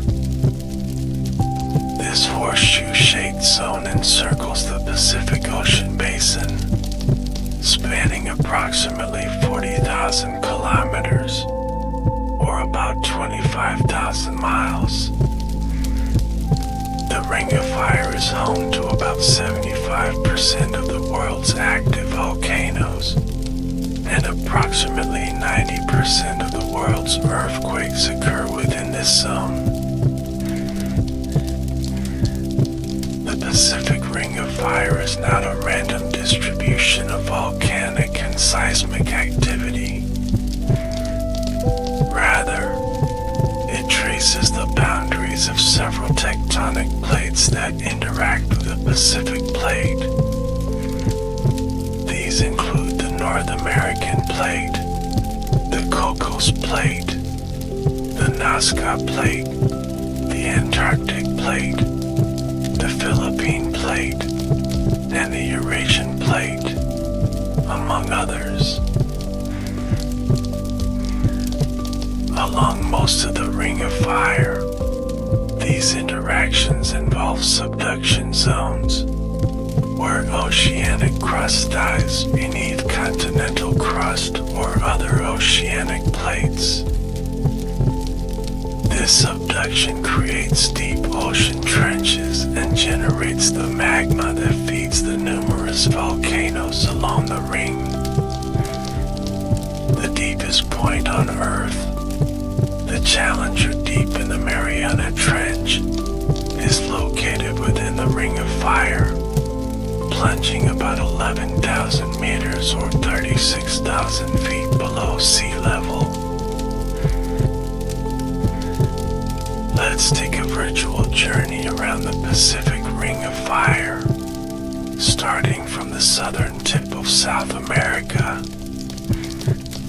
Here, the Nazca Plate is subducting beneath the South American Plate, creating the Andes Mountains, the longest continental mountain range in the world. The Andes host numerous active volcanoes, including Cotopaxi in Ecuador and Ojos del Salado on the Chile-Argentina border, which is the highest active volcano in the world. Moving northward along the western coast of South America, the subduction continues, generating powerful earthquakes and feeding volcanoes in Peru, Ecuador, Colombia, and into Central America. In Central America, the small Cocos Plate is subducting beneath the Caribbean Plate, creating a dense cluster of volcanoes known for their explosive eruptions. Countries like Guatemala, El Salvador, Nicaragua, and Costa Rica all feature prominent volcanic mountains that have shaped their landscapes and cultures. Continuing northward into Mexico, we encounter famous volcanoes like Popocatépetl and Colima, which have had significant eruptions in recent decades. As we move into the United States, the Ring of Fire manifests in the Cascade Range of the Pacific Northwest, home to iconic volcanoes such as Mount St. Helens, Mount Rainier, and Mount Hood. The devastating 1980 eruption of Mount St. Helens serves as a powerful reminder of the destructive potential of these sleeping giants. Alaska hosts numerous active volcanoes along the Aleutian Islands, which form a perfect arc where the Pacific Plate subducts beneath the North American Plate.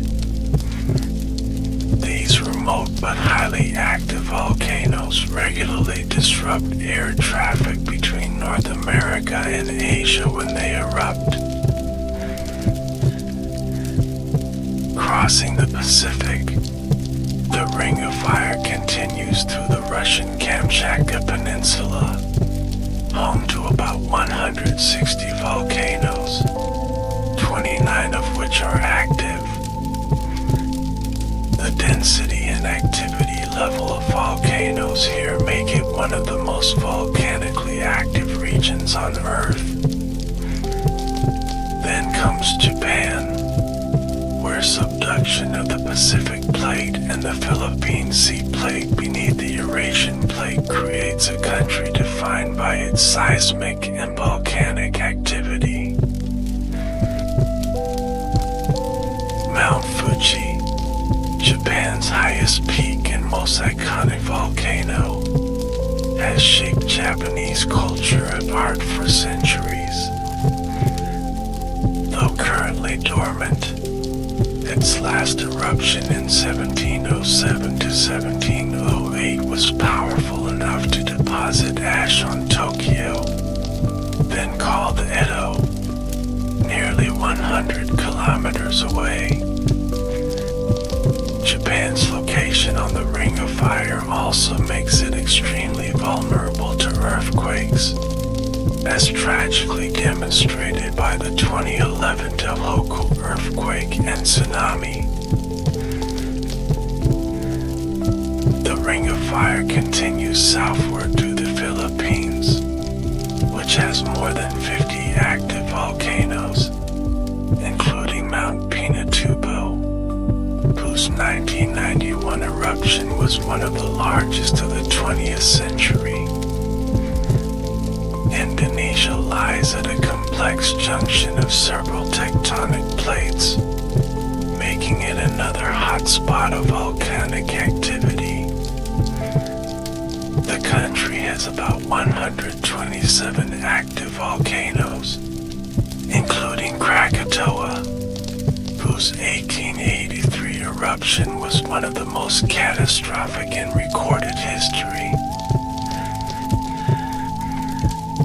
Further south, the Ring of Fire passes through Papua New Guinea and extends to New Zealand, where the Pacific Plate subducts beneath the Australian Plate.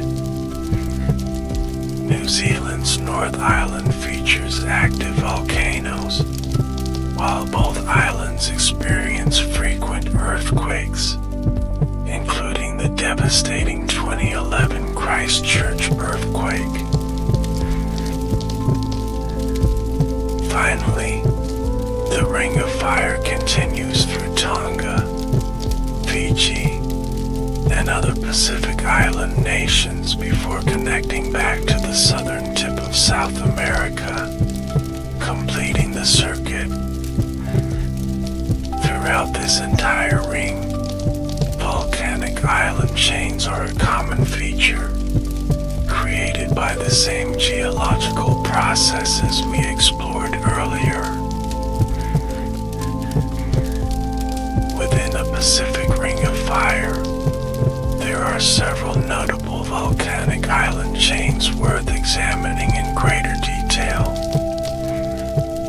The Aleutian Islands, extending westward from Alaska, form an arc of more than 60 islands containing about 40 active volcanoes.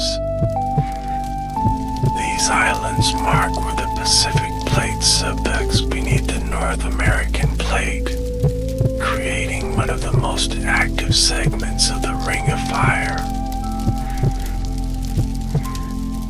The Japanese archipelago consists of over 6,800 islands, with the four main islands of Hokkaido, Honshu, Shikoku, and Kyushu being the most significant.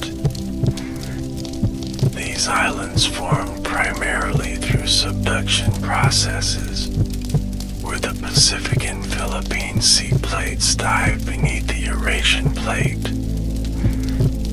Japan has approximately 110 active volcanoes, about 10% of all active volcanoes on Earth. The Philippine archipelago comprises more than 7,000 islands, many of volcanic origin. The islands sit at a complex convergence of several tectonic plates, resulting in numerous volcanoes and frequent earthquakes. Mayon perfect conical shape, and Tall Volcano, which sits on an island within a lake, are among the country's most famous volcanic features. Indonesia contains the largest number of active volcanoes of any country in the world. The Indonesian archipelago spans more than 17,000 islands, stretching across 3 major tectonic plates. Many of these islands are part of the Sunda Arc, a volcanic arc formed by the subduction of the Indo-Australian plate beneath the Eurasian plate. Famous Indonesian volcanoes include Mount Merapi, one of the most active and dangerous volcanoes in the world, and Mount Tambora, whose 1815 eruption was the most powerful in recorded history. The Tonga Chromatic Island arc extends from New Zealand northward to Tonga, marking where the Pacific Plate subducts beneath the Australian plate. This region features some of the most volcanically active submarine areas in the world, with numerous underwater volcanoes or seamounts. The 2022 eruption of Hunga Tonga Hunga Ha'apai volcano created one of the most powerful explosions ever recorded, demonstrating the immense power of these submarine volcanoes. While the Pacific Ring of Fire hosts the majority of Earth's volcanic islands, not all volcanic islands are located within this region. Let's explore some significant volcanic islands and archipelagos found elsewhere around the globe. The Hawaiian Islands, as we discussed earlier, form a linear chain in the middle of a Pacific plate, far from any plate boundary. They represent the classic example of hotspot volcanism, where a plume of magma from deep within the mantle creates a series of volcanoes as the plate moves over it. The Big Island of Hawaii hosts some of the world's most active volcanoes, including Kilauea, which had been erupting almost continuously from 1983 to 2018. The Hawaiian hotspot has been active for at least 85 million years, creating a chain of more than 129 volcanoes, most of which are now seamounts or atolls. Only the southeastern end of the chain, the main Hawaiian Islands, currently rises above sea level. The age progression of the islands, getting older as one moves northwest, was crucial evidence that helped scientists develop a theory of hotspot volcanism and plate tectonics. Iceland, situated in the North Atlantic Ocean, is one of the few places on Earth where a mid-ocean ridge rises above sea level.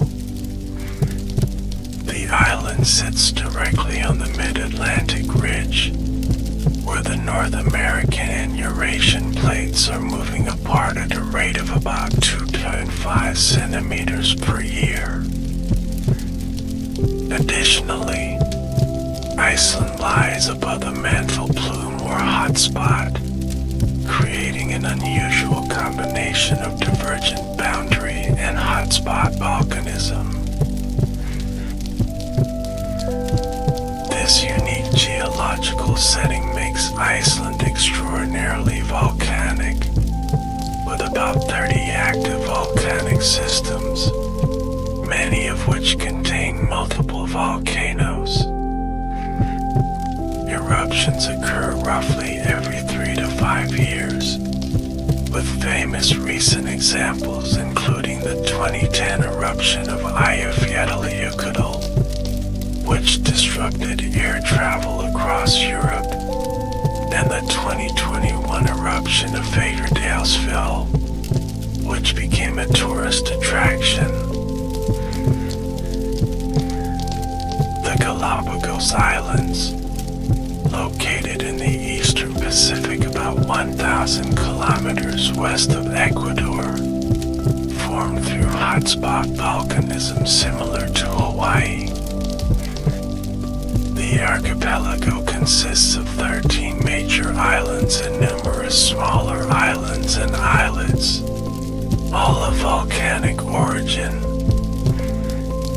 Unlike the Hawaiian chain, the Galapagos Islands don't form a simple linear progression, partly because they sit near the intersection of several tectonic plates, complicating their formation pattern.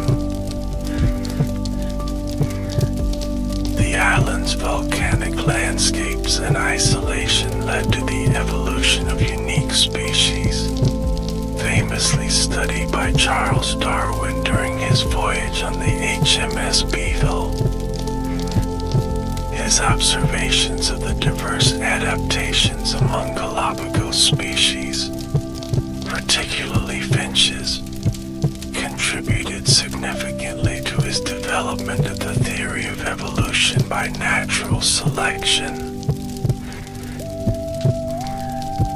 The Canary Islands, off the northwest coast of Africa, are another example of hotspot volcanism, though their exact formation mechanism is still debated by geologists. This archipelago consists of 7 main islands, all of volcanic origin. The most recent significant eruption occurred on La Palma in 2021, lasting nearly 3 months and causing substantial damage to infrastructure and agriculture. The volcanic origins of these islands have created diverse and dramatic landscapes, from the lunar-like terrain of Lanzarote to the towering peak of Mount Teide on Tenerife, which is Spain's highest mountain and one of the world's largest volcanoes when measured from its base on the ocean floor. The Azores Archipelago in the North Atlantic, an autonomous region of Portugal, consists of 9 volcanic islands formed at the junction of the North American, Eurasian, and African tectonic plates. This complex geological setting has created a diverse array of volcanic features, including calderas, crater lakes, and thermal springs. The islands experience regular seismic activity, with occasional volcanic eruptions, the most recent being the submarine eruption near Cerro de 1998 to 2000. Réunion Island in the Indian Ocean, east of Madagascar, formed through hotspot volcanism and hosts one of the world's most active volcanoes, Piton de la Fournaise. This shield volcano erupts frequently, with eruptions almost every year in recent decades. The island is part of a volcanic chain that includes Mauritius and the underwater Mascarene Plateau, all created by the same hotspot. Now that we've explored various volcanic islands around the world, let's delve deeper into the different types of volcanic eruptions. eruptions that form these islands and how they shape the resulting landscapes. Volcanologists classify eruptions based on several characteristics, including explosivity, viscosity of the magma, gas content, and eruption style. Hawaiian eruptions, named after those common in Hawaii, are characterized by highly fluid basaltic lava with low viscosity and gas content. These eruptions tend to be relatively gentle, with lava fountains and flowing rivers of lava rather than explosive events. The fluid lava can flow long distances before cooling, creating shield volcanoes with gently sloping sides. Shield volcanoes, such as those that form the Hawaiian Islands, are built up over time by repeated eruptions of fluid lava. They can grow to enormous sizes, with Mauna Loa in Hawaii being the largest volcano on Earth in terms of volume and area. When measured from its base on the seafloor, Mauna Kea, another Hawaiian shield volcano, is taller than Mount Everest. Strombolian eruptions, named after Stromboli volcano in Italy, involve more viscous magma and are characterized by moderate explosivity. These eruptions feature regular, discrete explosions that throw incandescent lava fragments, or tephra, into the air. The continuous but relatively mild nature of these eruptions has led to Stromboli being nicknamed the lighthouse of the Mediterranean. Volcanian eruptions are more explosive, involving viscous magma that can clog the volcanic vent, leading to pressure buildup and subsequent violent explosions. These eruptions typically eject ash, rocks, and volcanic bombs, and can create ash columns several kilometers high.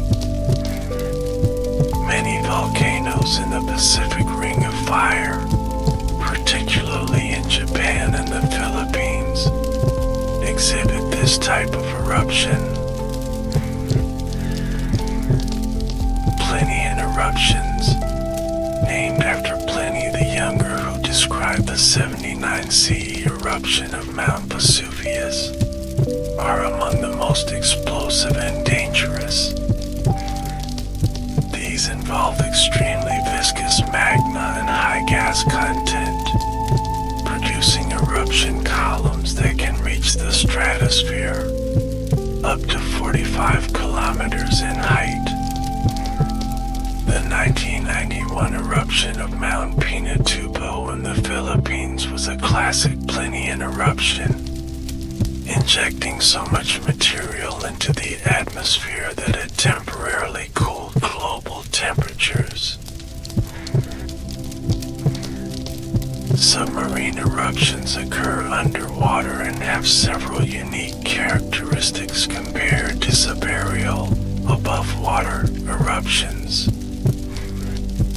The immense pressure of the overlying water affects how gases behave in the magma, and the rapid cooling effect of water on lava creates distinctive formations.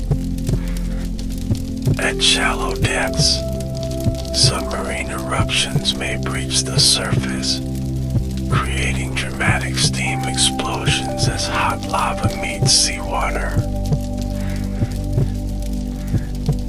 The 2009 eruption near the island of Hungatonga Hungahapai and its much larger 2022 eruption demonstrated the power of submarine volcanism. The 2022 event produced an atmospheric pressure wave that circled the globe multiple times, generated tsunamis affecting the entire Pacific basin, and injected an unprecedented amount of water vapor into the stratosphere. Over time, submarine volcanoes can build up enough material to emerge above sea level, creating new islands.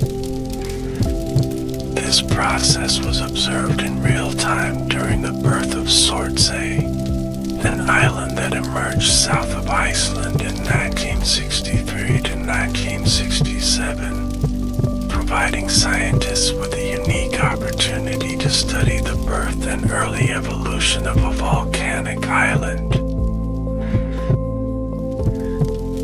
Volcanic islands feature a variety of distinctive landforms shaped by their eruptive history. Calderas are large, basin-shaped depressions formed when a volcano collapses into the empty magma chamber below following a major eruption. Crater Lake in Oregon occupies a caldera formed about 7,700 years ago, while the island of Santorini in Greece is the remnant of a massive caldera forming eruption around 1600 BC. Lava tubes are natural tunnels formed when the surface of a lava flow cools and solidifies, while the still molten lava inside continues to flow, eventually leaving an empty tunnel. These features are common in volcanic islands with fluid basaltic eruptions, such as Hawaii, Iceland, and the Canary Islands. Some lava tubes can be enormous, like the Kazamora Cave in Hawaii, which extends for more than 65 kilometers. Volcanic plugs or necks are resistant features formed when magma hardens within a volcano's conduit. When the surrounding softer volcanic material erodes away, these plugs remain as prominent landmarks. The dramatic Shiprock Formation in New Mexico and Devil's Tower in Wyoming are examples of volcanic necks, though they're not on islands. Cinder cones are simple volcanic structures built from ejected lava fragments or tephra that fall back around the eruption vent, forming a steep-sided cone. These are among the most common volcanic landforms, and many volcanic islands feature numerous cinder cones, especially those with explosive eruption styles. Beyond these primary volcanic features, volcanic islands often develop secondary features related to hydrothermal activity. These include hot springs, geysers, fumaroles, steam vents, and mud pools. Iceland is particularly famous for these features, with attractions like the Blue Lagoon Geothermal Spa and the Geyser Geothermal Area, from which all geysers take their name. Let's now consider the ecological significance of volcanic islands, which are natural laboratories for studying evolution and biodiversity. When new volcanic islands emerge from the ocean, they begin as sterile environments devoid of life. The process by which these barren rocks transform into thriving ecosystems ecosystems is a fascinating example of ecological succession. The first organisms to colonize new volcanic terrain are typically microbes, particularly cyanobacteria and other photosynthetic bacteria that can survive in extreme conditions. These pioneers begin the process of weathering the volcanic rock, creating the first simple soils. Lichens and mosses follow, further contributing to soil development. Seeds and spores arrive via various dispersal mechanisms. Some are carried by wind, others float across oceans, and many arrive with migratory birds. Plants with effective dispersal strategies, such as those with lightweight seeds or salt-resistant seeds that can float, tend to be early colonizers of volcanic islands. Animals arrive through similar means, with insects and birds often being the first to establish populations. Marine animals like seals and sea turtles may use the new land for breeding, while seabirds might establish nesting colonies. Over time, as vegetation becomes established, more complex animal communities develop. The isolation of volcanic islands makes them natural laboratories for evolution. Organisms that successfully colonize these remote environments often find themselves free from competitors and predators, allowing them to adapt and evolve to fill available ecological niches. This process, known as adaptive radiation, can lead to the development of numerous new species from a single ancestral species. The Galapagos finches, or Darwin's finches, represent one of the most famous examples of adaptive radiation.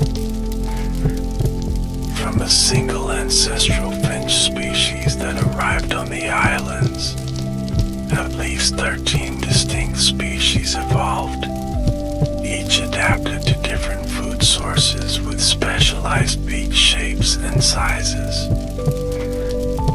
Darwin's observations of these birds were instrumental in developing his theory of evolution.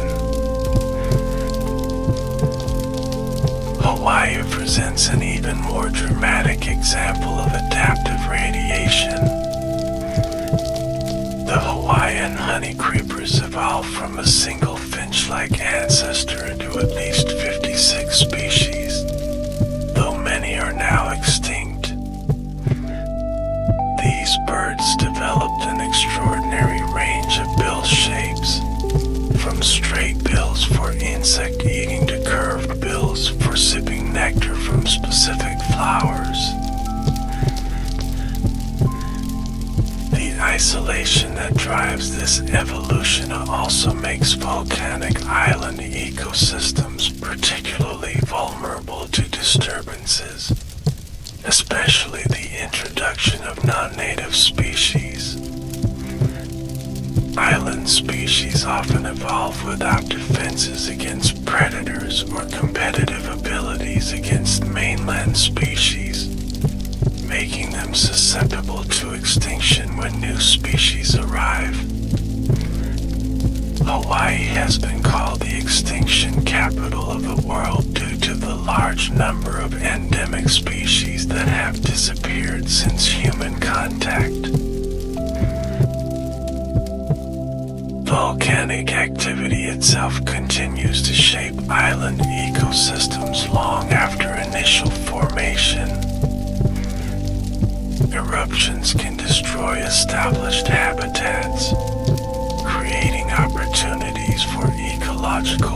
recession to begin in new and affected areas. For example, the 2018 eruption of Kilauea on Hawaii's Big Island covered large areas with fresh lava, destroying forests and creating new land that will gradually be colonized by plants and animals. The fertile soils that develop from weathered volcanic material support unique and often highly productive ecosystems. Volcanic ash contains numerous minerals that enrich the soil, explaining why many volcanic regions support abundant agriculture. The wines of Sicily near Mount Etna, the coffee of volcanic regions in Central America, and the diverse crops of Indonesia all benefit from volcanic soils.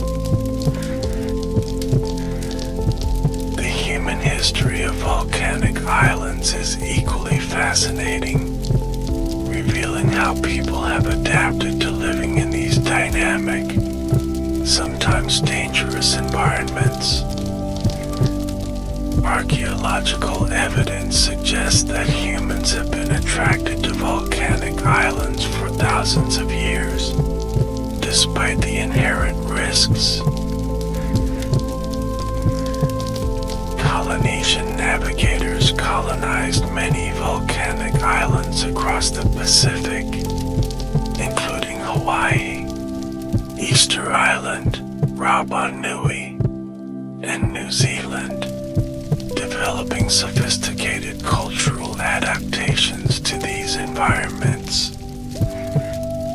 Their navigation techniques, which allowed them to cross vast ocean distances, represent one of humanity's greatest accomplishments.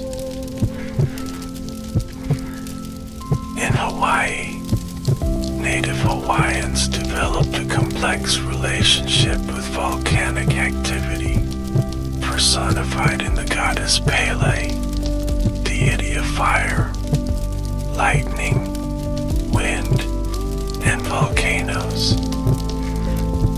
Pele was both respected and feared, seen as both destroyer and creator, reflecting the dual nature of volcanic activity itself. Similar volcanic deities appear in many cultures around the Pacific Ring of Fire, from Japan's Fuji to the Maori's Rumoko in New Zealand.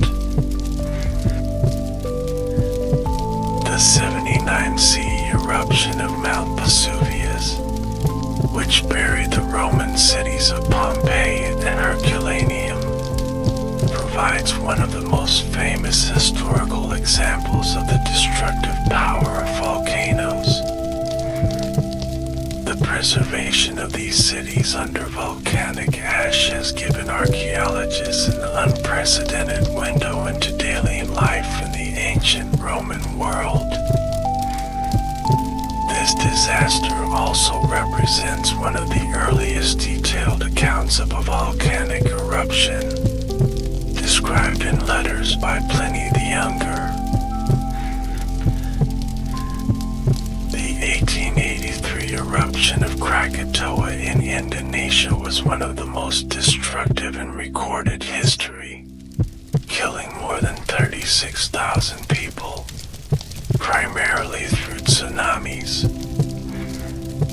The explosion was heard up to 4,800 kilometers away, and global temperatures dropped by 1.2 degrees Celsius in the year following the eruption due to the ash and aerosols injected into the atmosphere.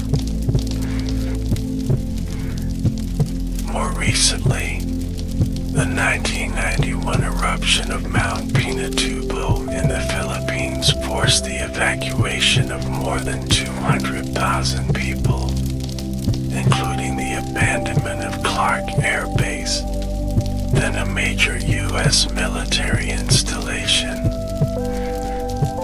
The eruption ejected about 10 cubic kilometers of material and created a caldera 2.5 kilometers wide. Global temperatures dropped by about 0.5 degrees Celsius for several years afterward.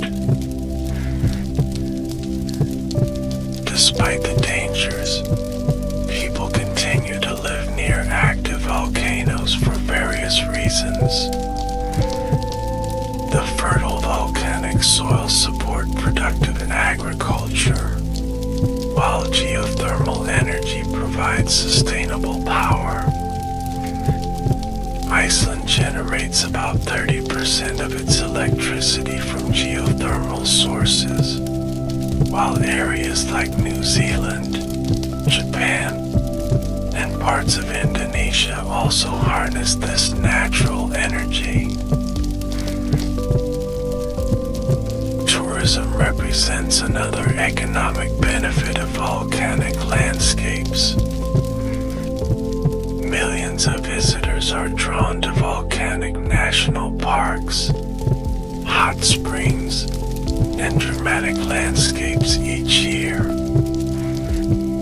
Hawaii Volcanoes National Park, Yellowstone in the United States, Mount Fuji in Japan, and Tamaruro National Park in New Zealand are just a few examples of volcanic areas that attract substantial tourism. Modern volcanic monitoring has significantly improved our ability to predict eruptions and protect populations living near active volcanoes. Various techniques are employed, including seismic monitoring to detect earthquake swarms that often precede eruptions, ground deformation measurements that can indicate magma movement, gas emission analysis, and thermal imaging. The United States Geological Survey operates 5 volcano observatories, monitoring volcanoes in Hawaii, Alaska, the Cascade Range, Yellowstone, and the Northern Mariana Islands. Similar monitoring networks exist in other volcanically active regions, including Japan, Iceland, Italy, and Indonesia. When signs of an impending eruption are detected, authorities can issue warnings and evacuate vulnerable populations. This system worked effectively during the 1991 Mount Pinatubo eruption, where tens of thousands of people were safely evacuated before the major explosive phase.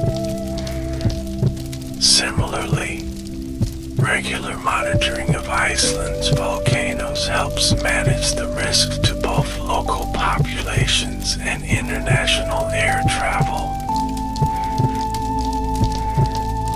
However, monitoring volcanic islands presents unique challenges. Many active volcanoes are located in remote areas with difficult access, limiting the deployment of monitoring equipment. Submarine volcanoes are particularly challenging to monitor, though advances in technology, including underwater sensors and satellite observations, are improving our capabilities. In recent decades, satellite technology has revolutionized volcano monitoring, allowing scientists to observe volcanic activity globally, even in remote locations. Techniques like an SAR, interferometric synthetic aperture radar, can detect minute ground deformations that might indicate magma movement, while thermal sensors can detect heat anomalies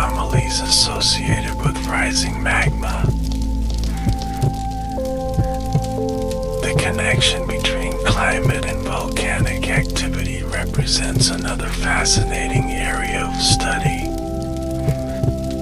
Major eruptions can have temporary but significant effects on global climate by injecting sulfur dioxide into the stratosphere, which forms sulfate aerosols that reflect sunlight and cool the earth. The 1815 eruption of Mount Tambora in Indonesia led to the famous year without a summer in 1816, causing crop failures and food shortages across the northern hemisphere. Conversely, climate change may influence volcanic activity in several ways. Melting ice caps reduce pressure on the Earth's crust, potentially leading to increased volcanic activity in areas currently covered by ice, such as Iceland and Antarctica. Rising sea levels could also affect the stability of volcanic islands and increase the risk of flank collapses. Underwater volcanoes, which make up the majority of Earth's volcanic activity, have their own significant impacts on ocean chemistry and marine ecosystems. Hydrothermal vents associated with submarine volcanism support unique ecosystems based on chemosynthesis rather than photosynthesis. These deep-sea communities were only discovered in the 1970s and revolutionized our understanding of where and how life can exist. These hydrothermal vent ecosystems may provide clues about the origins of life on Earth and possibly how life might exist on other worlds, such as Jupiter's moon Europa or Saturn's moon Enceladus, which have subsurface oceans and possible hydrothermal activity. The study of Earth's volcanic systems thus has implications for astrobiology and the search for extraterrestrial life. Speaking of other worlds, volcanism is not unique to Earth but occurs throughout our solar system.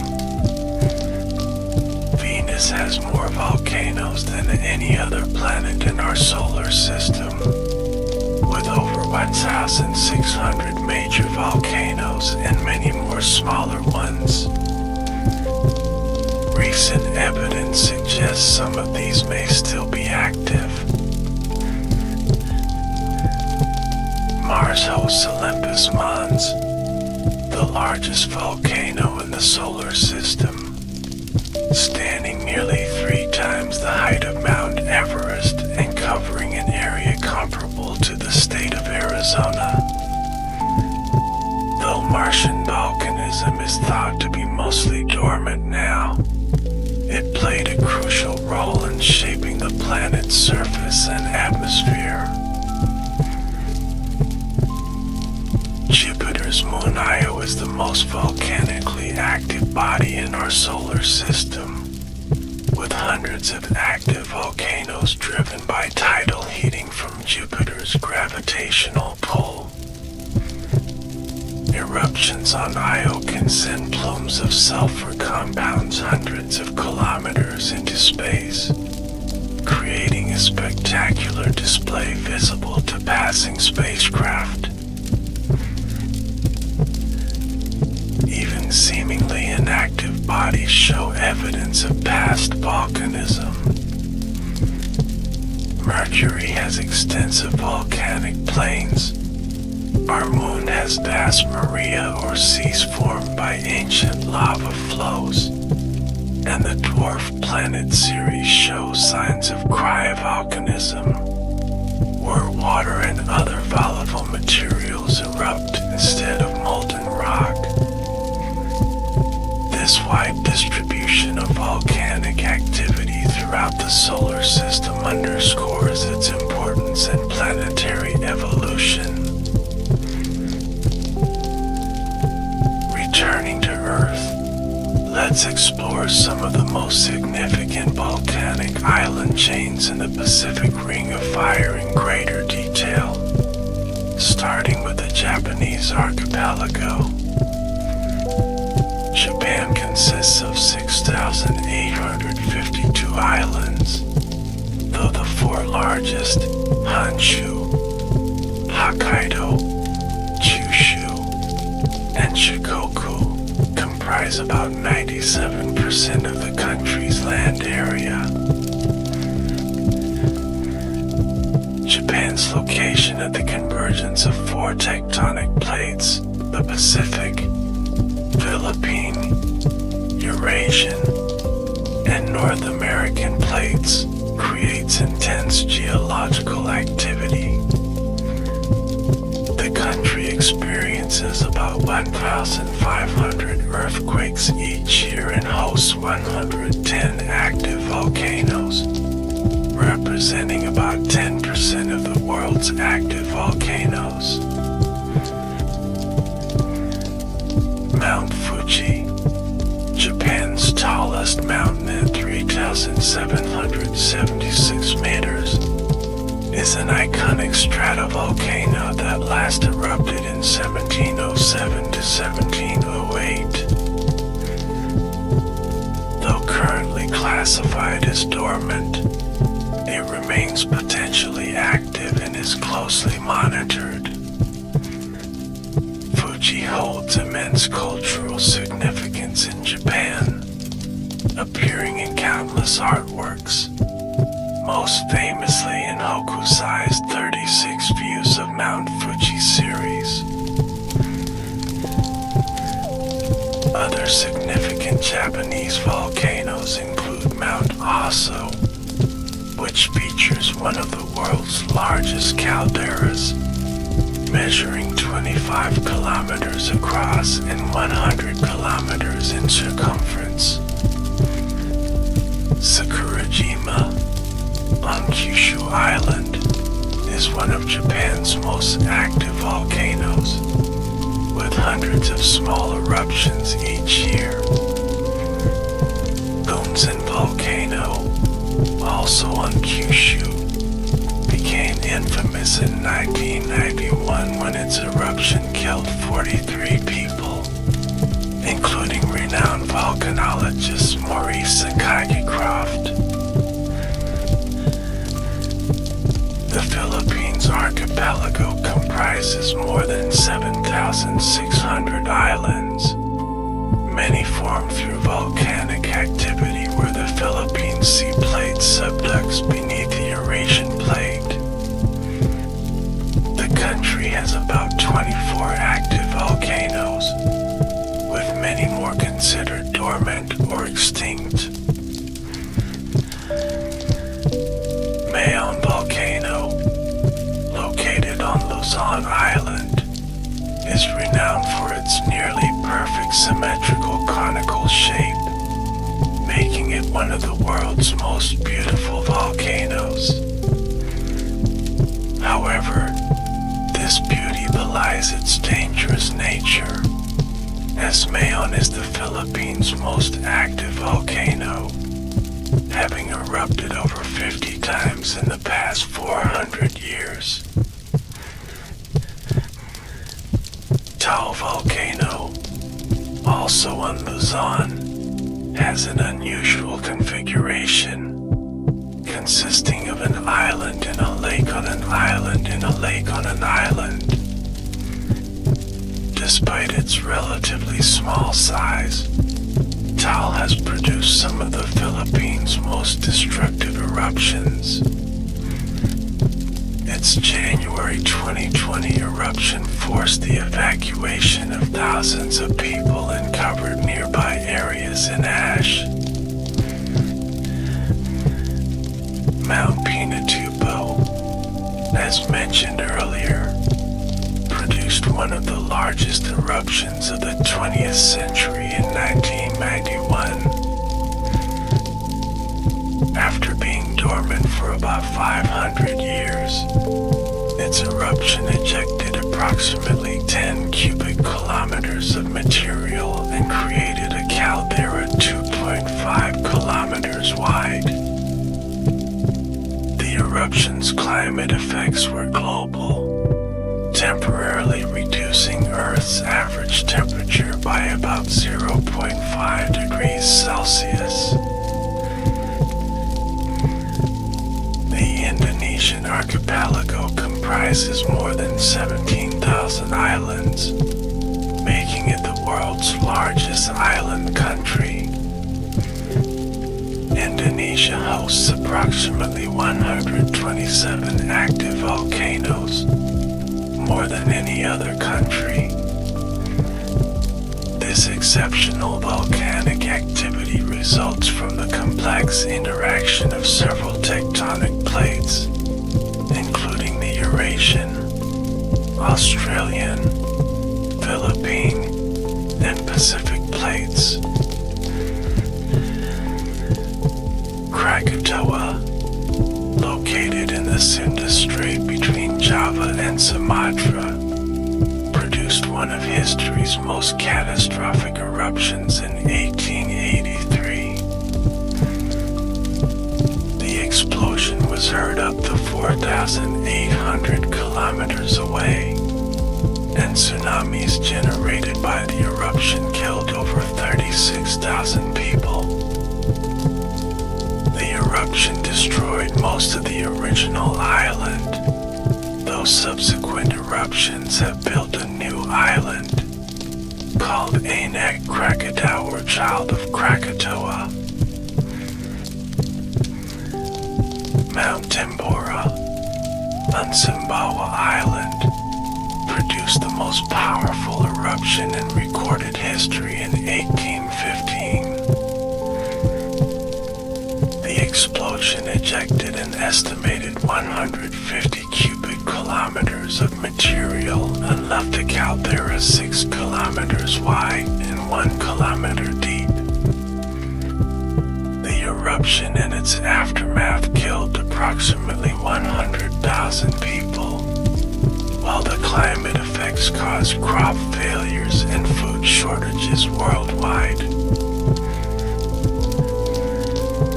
Mount Merapi, on the island of Java, is one of Indonesia's most active and dangerous volcanoes. Its name literally means mountain of fire in Japanese, and it has been erupting regularly since 1548. Despite its dangers, the fertile volcanic soils around Merapi support dense human settlement, with hundreds of thousands of people living on its slopes. Lake Toba on Sumatra occupies the caldera of a supervolcano that produced the largest eruption in the last 25 million years, about 74,000 years ago. This cataclysmic eruption ejected approximately 2,800 cubic kilometers of material, may have reduced global temperatures by 3 to 5 degrees Celsius, and might have created a population bottleneck in human evolution, though this latter point remains debated among scientists. The Aleutian Islands extend westward from Alaska for about 1,800 kilometers, forming an arc of 14 large islands, 55 smaller ones, and numerous islets. This archipelago marks where the Pacific Plate subducts beneath the North American Plate, creating a highly active segment of the Ring of Fire with about 50 volcanoes, many of which have erupted in historical times.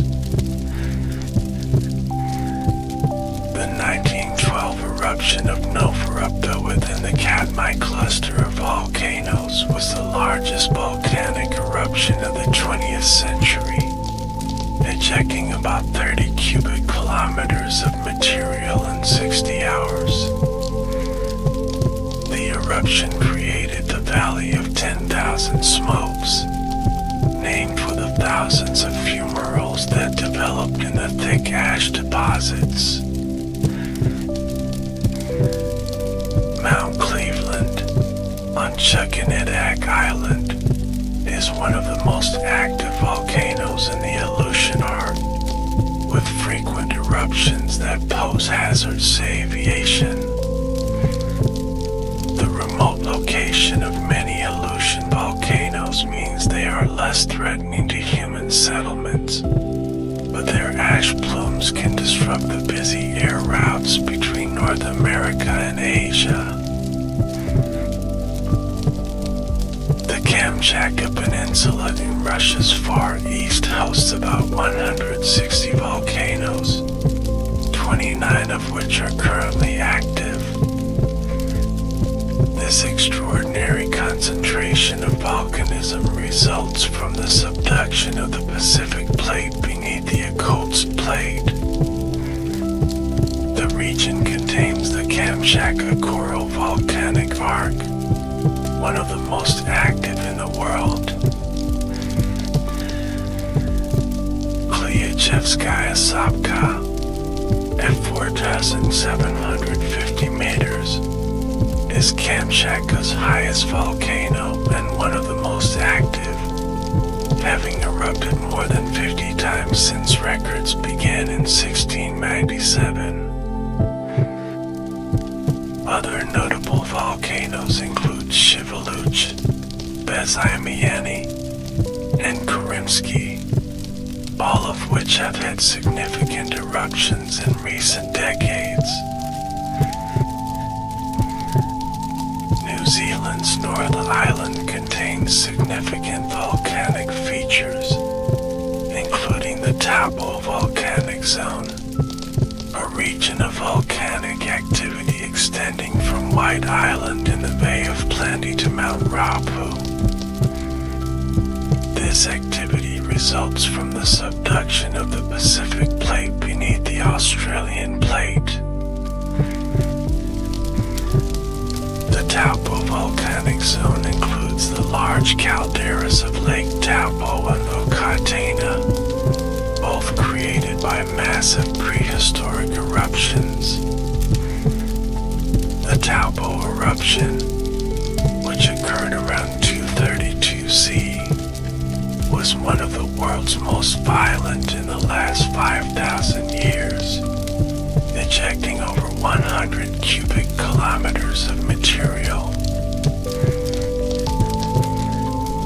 Mount Rapu, at 2,797 meters, is the North Island's highest point and an active stratovolcano with frequent eruptions, the most recent significant ones occurring in 1995 to 1996 and 2007. Nearby Mount Tongariro and Mount Ngauruhoe, famous as Mount Doom in the Lord of the Rings films, are also active volcanoes within Tongariro National Park, a UNESCO World Heritage Site. The Tombe Chromatic Arc extends about 2,500 kilometers from New Zealand northward to Tonga, forming a nearly linear chain of volcanic islands and seamounts. This arc forms where the Pacific Plate subducts beneath the Australian Plate, creating one of the most volcanically active regions in the world. The most dramatic recent eruption in this region occurred in January 2022, when the Hungatonga-Hungahapai volcano produced an explosion that was likely the most powerful recorded in the satellite era. The eruption generated tsunamis across the Pacific, produced an atmospheric pressure wave that circled the globe multiple times, and injected an unprecedented unprecedented amount of water vapor into the stratosphere. Beyond the Pacific Ring of Fire, volcanic islands elsewhere on Earth have their own fascinating characteristics and histories. Iceland, often called the land of fire and ice, sits directly atop the mid-Atlantic ridge where the North American and Eurasian plates are separating. This location, combined with a mantle plume or hotspot beneath the island, creates exceptional volcanic activity. Iceland has about 130 volcanic mountains, of which 30 are considered active volcanic systems. The country experiences an eruption every 4 to 5 years on average, making it one of the most volcanically active places on Earth. These eruptions vary from relatively gentle fissure eruptions to more explosive events. The 2010 eruption of Eyjafjallajökull gained international attention when its ash cloud disrupted air travel across Europe for weeks, affecting over 10 million travelers. The 2014 to 2015 Holaron eruption produced the largest lava flow in Iceland since the 18th century, covering an area of 85 square kilometers. Most recently, eruptions near Fagradalsfjall on the Reykjanes Peninsula beginning in 2021 have attracted thousands of visitors eager to witness the spectacular lava flows. The Hawaiian Islands represent the most famous example of hotspot volcanism. The chain consists of 137 islands, islets, and atolls, stretching over 2,400 kilometers across the Central Pacific. Only the southeastern islands, particularly the Big Island, remain volcanically active today, as they sit directly above the Hawaiian hotspot. The Big Island of Hawaii hosts 5 volcanoes: Kahala, extinct; Mauna Kea, dormant; Hualalai, dormant; Mauna Loa, active; and Kilauea, very active. Mauna Loa is the world's largest active volcano, and when measured from its base on the ocean floor, Mauna Kea is taller than Mount Everest. Kilauea, one of the world's most active volcanoes, erupted continuously from 1983 to 2018, creating a spectacular display of flowing lava that added new land to the island while destroying hundreds of homes. Its 2018 eruption dramatically changed the volcano's summit, collapsing the crater floor and ending the long-running lava lake at Pu'u'o'o vent. Both Kilauea and Mauna Loa had eruptions in late 2022, demonstrating the ongoing activity of the Hawaiian hotspot. The Galapagos Islands, located about 1,000 kilometers west of Ecuador in the Pacific Ocean, consist of 13 major islands, 6 smaller islands, and numerous islets formed through hotspot volcanism. The oldest islands in the east formed about 4 million years ago, while the western islands are younger, with ongoing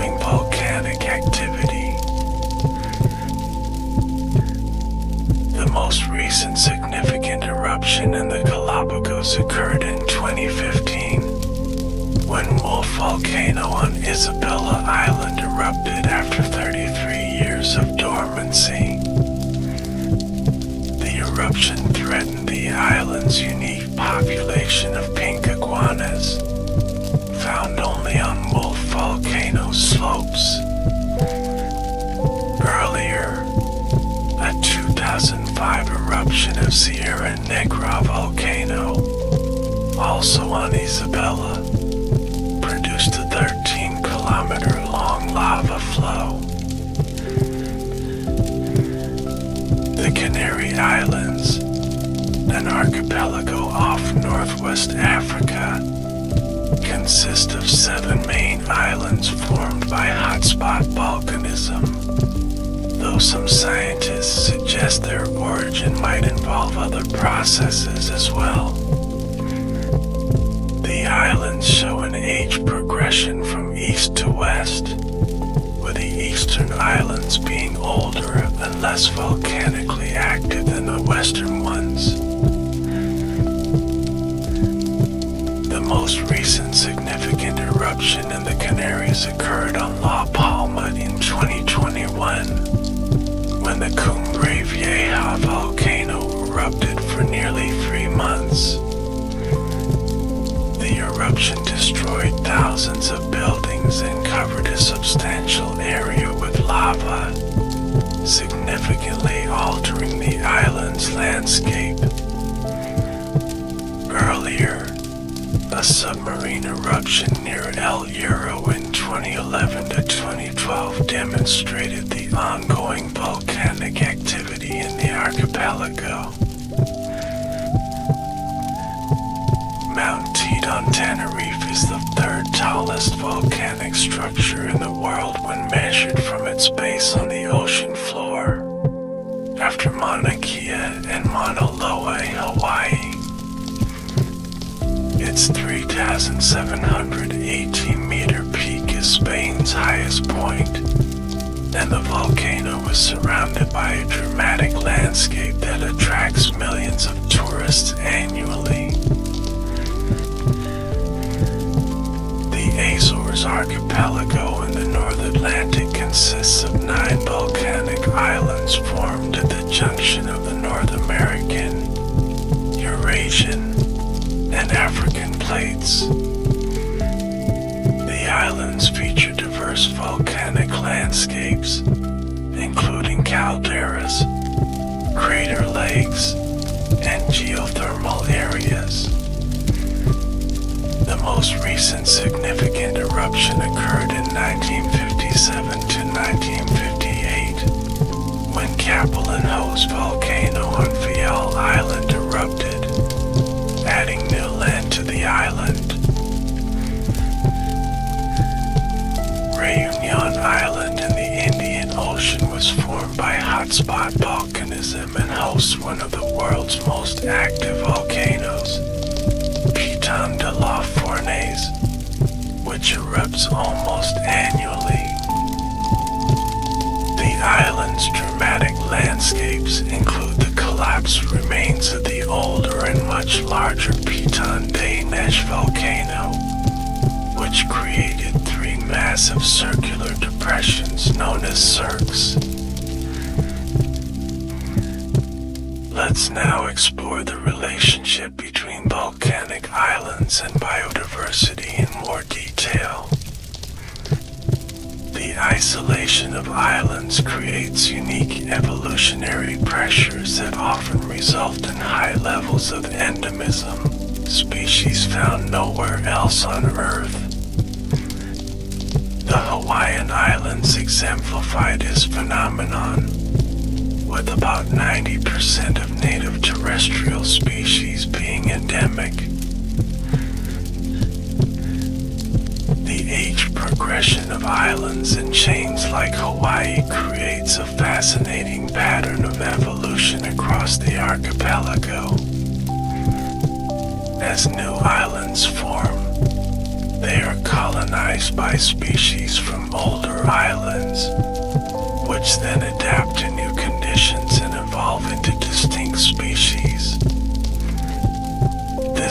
process known as the island progression rule or progression rule hypothesis explains why many endemic species in Hawaii show evolutionary relationships that mirror the island's age sequence.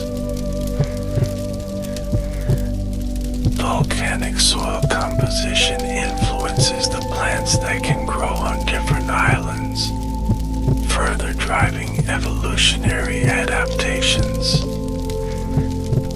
Fresh volcanic soils are often lacking in certain nutrients while being rich in others, creating selective pressures for plants that can thrive under these conditions. Over time, weathering processes change soil composition, allowing different plant communities to establish. Irregular disturbance caused by volcanic activity creates a mosaic of habitats at different successional stages, increasing overall biodiversity. In Hawaii, researchers have documented clear successional patterns on lava flows of different ages, from pioneer lichens and mosses on fresh lava to complex forests on older substrates. Unfortunately, the unique species that evolve on volcanic islands are particularly vulnerable to extinction. Having evolved in isolation, many island species lack defenses against introduced predators or competitive abilities against invasive plants. Hawaii has lost more than 50% of its native bird species since human arrival, and many more are endangered. The vulnerability of island ecosystems makes conservation efforts particularly important. Protected areas on volcanic islands, such as Hawaii Volcanoes National Park, Galapagos National Park, and Tongariro National Park in New Zealand, play crucial roles in preserving unique biodiversity. These protected areas often serve the dual purpose of conserving natural heritage and allowing scientists to study evolutionary processes. The geological diversity of volcanic islands creates numerous microhabitats, supporting different assemblages of species within relatively small areas.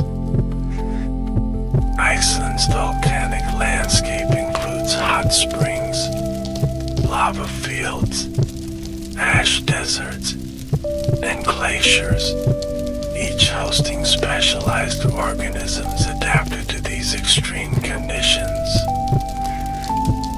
The thermophilic, heat-loving bacteria in Iceland's hot springs have been studied extensively for their potential applications in biotechnology.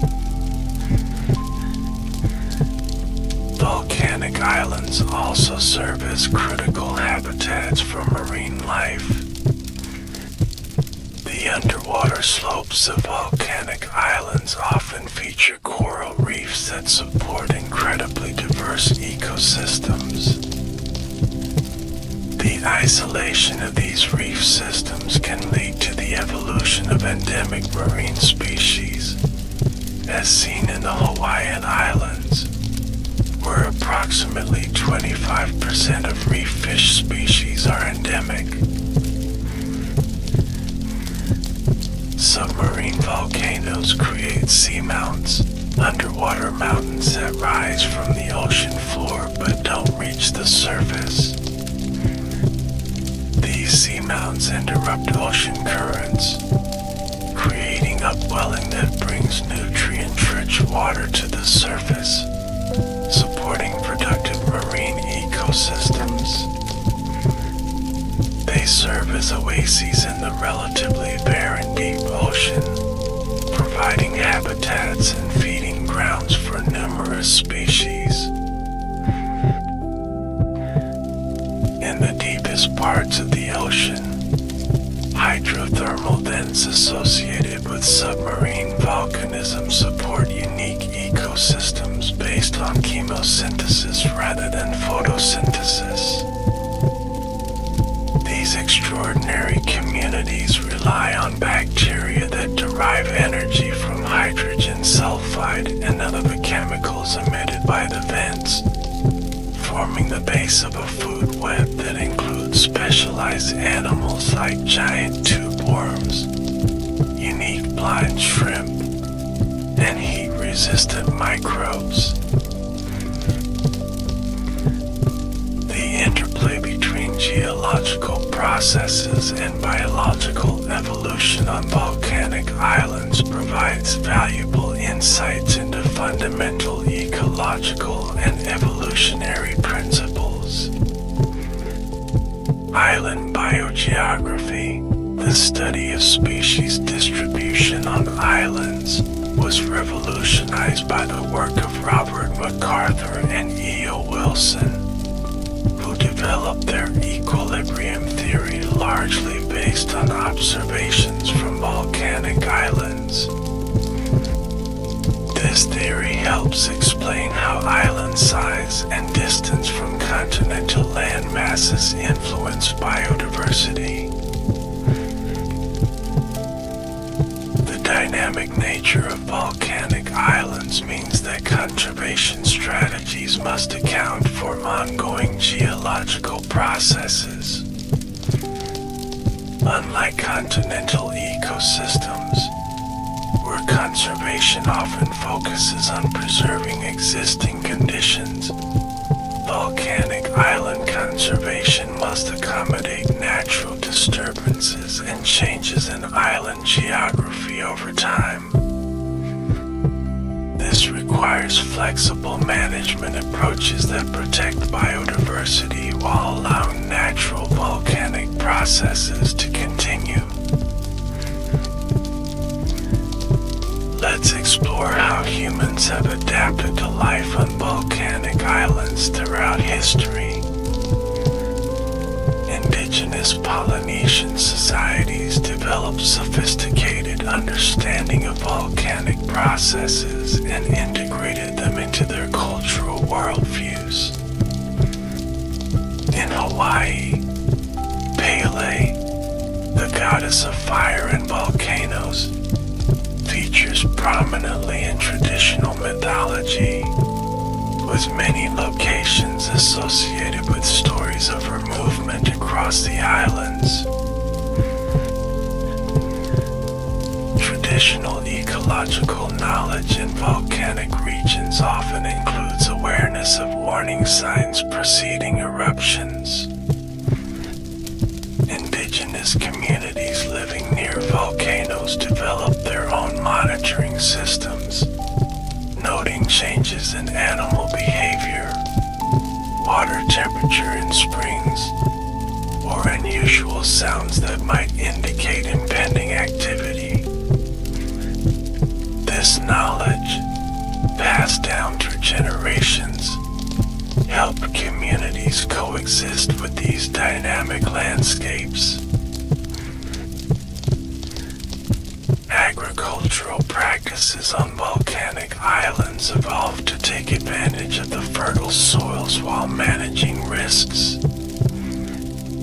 Terracing techniques developed independently in various volcanic regions, including Indonesia, the Philippines, and parts of the Mediterranean, allowing farming on steep volcanic slopes while minimizing erosion.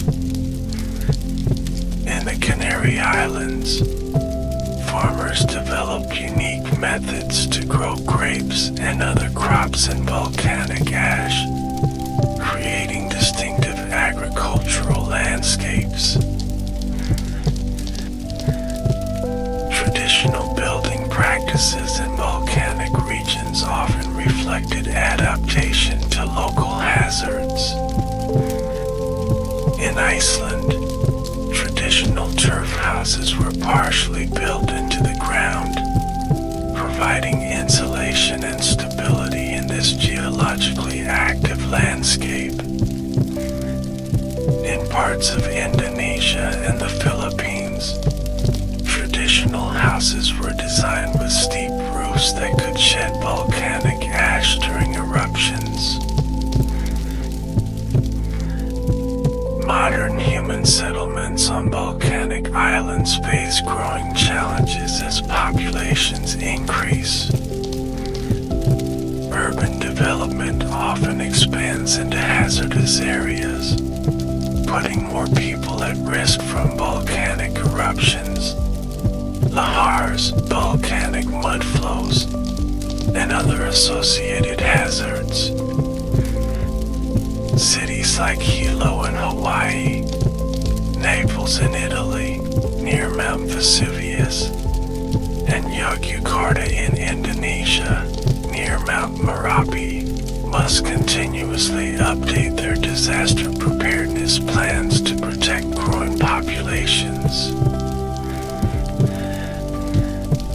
Engineering solutions to volcanic hazards include diversion barriers for lava flows, drainage systems for managing lahars, and reinforced buildings that can withstand ash loading. During the 1973 eruption of Eldfell volcano on Iceland's Heimaey Island, residents successfully used seawater to cool advancing lava, protecting the island's vital harbor. This remains one of the few successful attempts to control a lava flow during an eruption. The economic benefits of living on volcanic islands often outweigh the risks for many communities. Beyond the fertile soils that support agriculture, volcanic regions offer opportunities for geothermal energy development, mining of volcanic materials, and tourism. Geothermal energy is particularly important in places like Iceland, where it provides about 66% of primary energy use, including 30% of electricity production and nearly 90% of home heating. Volcanic tourism has grown significantly in recent decades, becoming a major economic driver for many volcanic islands. Hawaii Volcanoes National Park attracts over 2 million visitors annually, while Mount Teide in the Canary Islands is Spain's most visited national park. Recent eruptions in Iceland have drawn thousands of tourists eager to witness nature's power firsthand, creating new opportunities for local tourism industries. The cultural significance of volcanoes extends beyond indigenous traditions into modern society. Volcanic landscapes have inspired art, literature, and music across cultures. Japan's Mount Fuji appears in countless works of art, most famously in Hokusai's 36 Views of Mount Fuji. The destruction of Pompeii has inspired numerous novels, films, and paintings, while volcanic imagery frequently appears in popular culture, from video games to movies. Living in the shadow of volcanoes creates complex psychological relationships with these landforms. Many residents of volcanic regions describe a mixture of awe, fear, respect, and cultural pride regarding their local volcanoes. In Hawaii, residents view Kilauea's eruptions as manifestations of Pele, deserving of respect rather than control, even when eruptions threaten property. Volcanic eruptions have triggered significant migrations throughout human history. The 1973 Elfell eruption on Heime temporarily displaced nearly all 5,300 residents, though most eventually returned. The 1995 eruption of Soufriere Hills volcano on Montserrat led to the permanent evacuation of the southern part of the island, including the capital city, and reduced the island's population by about 2/3. Let's examine some of the most significant volcanic eruptions in history and their impacts on human societies. The 79 CE eruption of Mount Vesuvius, which buried the Roman cities of Pompeii and Herculaneum, remains one of history's most famous volcanic disasters. The preservation of these cities under volcanic ash has provided an unprecedented window into daily life in the ancient Roman world. Pliny the Younger's letters describing the eruption constitute the first detailed account of a volcanic eruption in Western literature.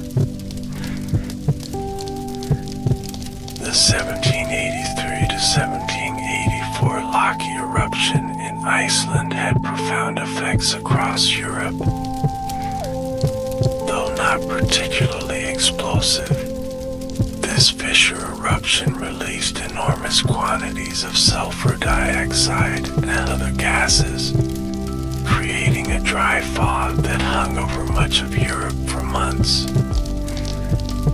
The resulting climate anomalies led to crop failures, famine, and increased mortality, with some historians suggesting it contributed to social unrest that helped trigger the French Revolution. The 1815 eruption of Mount Tambora in Indonesia was the most powerful volcanic eruption in recorded history, ejecting an estimated 150 cubic kilometers of material. The eruption and its immediate aftermath killed around 100,000 people, while its global climate effects led to the infamous Year Without a Summer in 1816.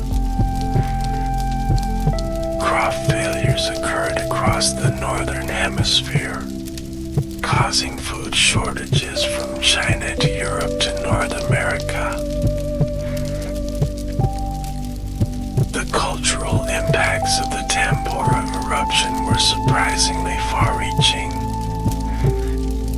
The gloomy, stormy summer of 1816 kept Mary Shelley and her literary companions indoors at Lake Geneva, where they held a ghost story competition that led to her writing Frankenstein. The unusual atmospheric conditions also inspired some of J.M.W. Turner's most dramatic sunset paintings, with their vibrant reds and oranges resulting from volcanic aerosols in the atmosphere. The 1883 eruption of Krakatoa in Indonesia killed over 36,000 people, primarily through tsunamis generated when much of the island collapsed into the sea. The explosion was heard up to 4,800 kilometers away.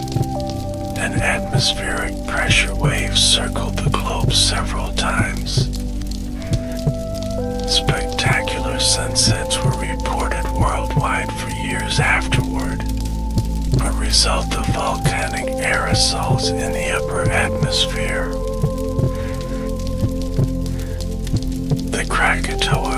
eruption occurred when global communications were developing rapidly, making it the first volcanic disaster to be reported internationally in near real time via submarine telegraph cables.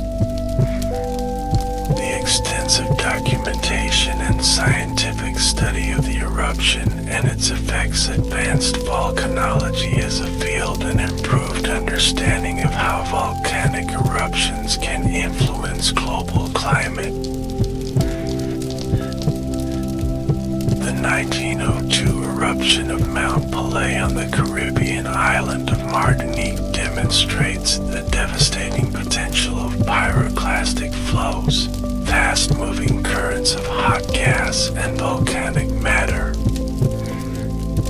The eruption destroyed the city of Saint-Pierre, killing approximately 30,000 people in minutes. Only 2 people in the direct path of the pyroclastic flow survived, one of whom was a prisoner protected in a poorly ventilated, partially underground cell. More recently, the 1991 eruption of Mount Pinatubo in the Philippines demonstrated both the destructive power of large eruptions and the value of modern volcano monitoring and evacuation procedures. Despite being the second largest eruption of the 20th century, the death toll was limited to around 350 people, largely because successful monitoring allowed for timely evacuations. The Pinatubo eruption also provided valuable data on how large volcanic eruptions affect global climate. The 20 million tons of sulfur dioxide injected into the stratosphere form sulfate aerosols that circle the globe, reducing global temperatures by about 0.5 degrees Celsius for 2 years. This cooling effect has led some researchers to study volcanic eruptions as potential models for proposed climate intervention techniques, though most scientists caution against such approaches. The 2010 eruption of Eyjafjallajökull in Iceland, though relatively modest in size, demonstrated the vulnerability of modern society to volcanic ash. The fine ash produced by the interaction of magma with glacial ice created a cloud that disrupted air travel across Europe for weeks, affecting more than 10 million travelers and causing economic losses estimated at over $5 billion. This event prompted improvements in ash detection systems and protocols for managing air travel during volcanic events. The 2018 Lower Puna eruption of Kilauea volcano in Hawaii created a slow-moving disaster as lava flows gradually consumed neighborhoods over several months. The eruption destroyed more than 700 homes, primarily in the Leilani Estates and Cape Howe areas, and added approximately 875 acres of new land to the island. Despite the significant property damage, there were no fatalities, thanks to effective monitoring and evacuation procedures. The 2022 eruption of Hunga Tonga Hunga Ha'apai in the South Pacific demonstrated that submarine eruptions can have impacts far beyond their immediate vicinity. The explosive eruptions generated tsunamis that affected the entire Pacific basin, produced an atmospheric pressure wave that circled the globe multiple times, and injected an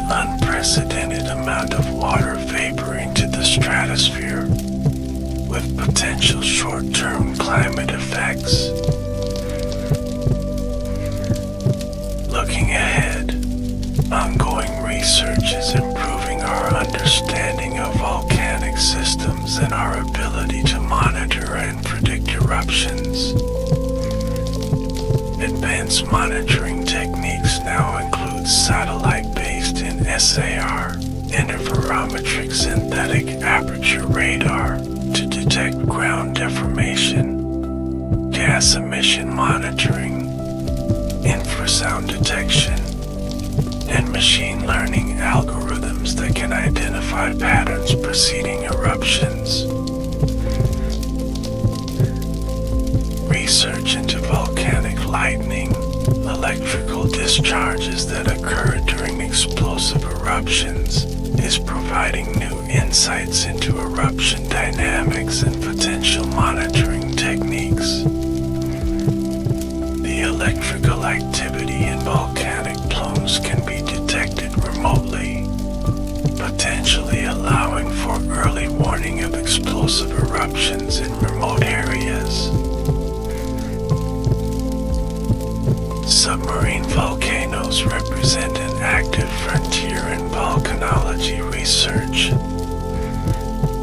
Recent technological advances, including autonomous underwater vehicles and improved remote sensing capabilities, are enabling scientists to study underwater volcanic systems in unprecedented detail. This research is revealing the extent and significance of submarine volcanic activity, which accounts for approximately 70% of Earth's volcanic output. The relationship between climate change and volcanism is another area of ongoing research. While volcanic eruptions can temporarily influence climate through aerosol emissions, climate change may also affect volcanic activity in several ways. Melting ice caps reduce pressure on the Earth's crust, potentially increasing eruption frequency in some regions, while rising sea levels could affect the stability of island volcanoes. Volcanic hazard assessment and risk management continue to evolve, incorporating both technological advances and improved understanding of how communities proceed and respond to volcanic threats. Modern approaches increasingly recognize the importance of integrating scientific monitoring with indigenous knowledge and community engagement to create more effective warning systems and evacuation plans. The economic potential of geothermal energy from volcanic regions is gaining increased attention as countries seek renewable energy sources. Beyond traditional geothermal power generation, researchers are exploring enhanced geothermal systems that could expand this energy source to areas without natural hot springs or steam vents. Iceland's successful geothermal industry demonstrates the potential of this resource, providing a model for other volcanic regions. As we conclude this exploration of volcanic islands and the Pacific Ring of Fire, let's reflect on the profound influence these dynamic geological features have on our planet. Volcanic islands represent the visible manifestation of Earth's internal processes, connecting the deep interior of our planet with the surface environments we inhabit. They demonstrate the constant renewal and transformation that characterizes our dynamic planet. The Pacific Ring of Fire, with its concentration of volcanic and seismic activity, reminds us of the enormous forces at work beneath our feet. This horseshoe-shaped zone of subduction has shaped the geography, ecology, and human history of the entire Pacific region, creating some of Earth's most spectacular landscapes and diverse ecosystems. Throughout human history, people have developed complex relationships with volcanic environments, respecting their dangers while harnessing their benefits. From indigenous cultures that incorporated volcanoes into their spiritual worldviews to modern societies developing sophisticated monitoring and warning systems, humans have continuously adapted to life alongside these powerful natural features. The study of volcanic islands and the Ring of Fire connects numerous scientific disciplines, from geology and oceanography to ecology and climate science. This interdisciplinary approach helps us understand not just how volcanoes work, but how they interact with and influence the broader Earth system. Such knowledge is essential as we face global challenges like climate change, biodiversity loss, and natural hazard management. Volcanic islands also provide windows into both Earth's past and potential future. By studying the rock layers of volcanic islands, scientists can reconstruct past climates and environments, while young volcanic islands show us how barren land transforms into complex ecosystems. These natural laboratories offer insights that may prove valuable as we work to restore damaged ecosystems elsewhere on the planet. As we look to the future, volcanic islands in the Pacific Ring of Fire will continue to be dynamic features of our planet, creating both challenges and opportunities for human societies. Continued research, improved monitoring, and thoughtful approaches to development in volcanic regions will help communities harness the benefits of these extraordinary landscapes while minimizing risks. From the fiery birth of new islands rising from the ocean floor to the gradual weathering and subsidence of ancient volcanic peaks, volcanic islands embody the cycle of creation, transformation, and renewal that characterizes our living planet. In their dynamic nature, they remind us that Earth itself is constantly changing, a perspective that encourages both humility and wonder as we contemplate our place in this ever-evolving world. Thank you for joining this educational journey through the fascinating world of volcanic islands in the Pacific Ring of Fire. May these insights deepen your appreciation for the remarkable geological processes that shape our planet and the diverse ways in which life, including human civilization, has adapted to these dynamic environments.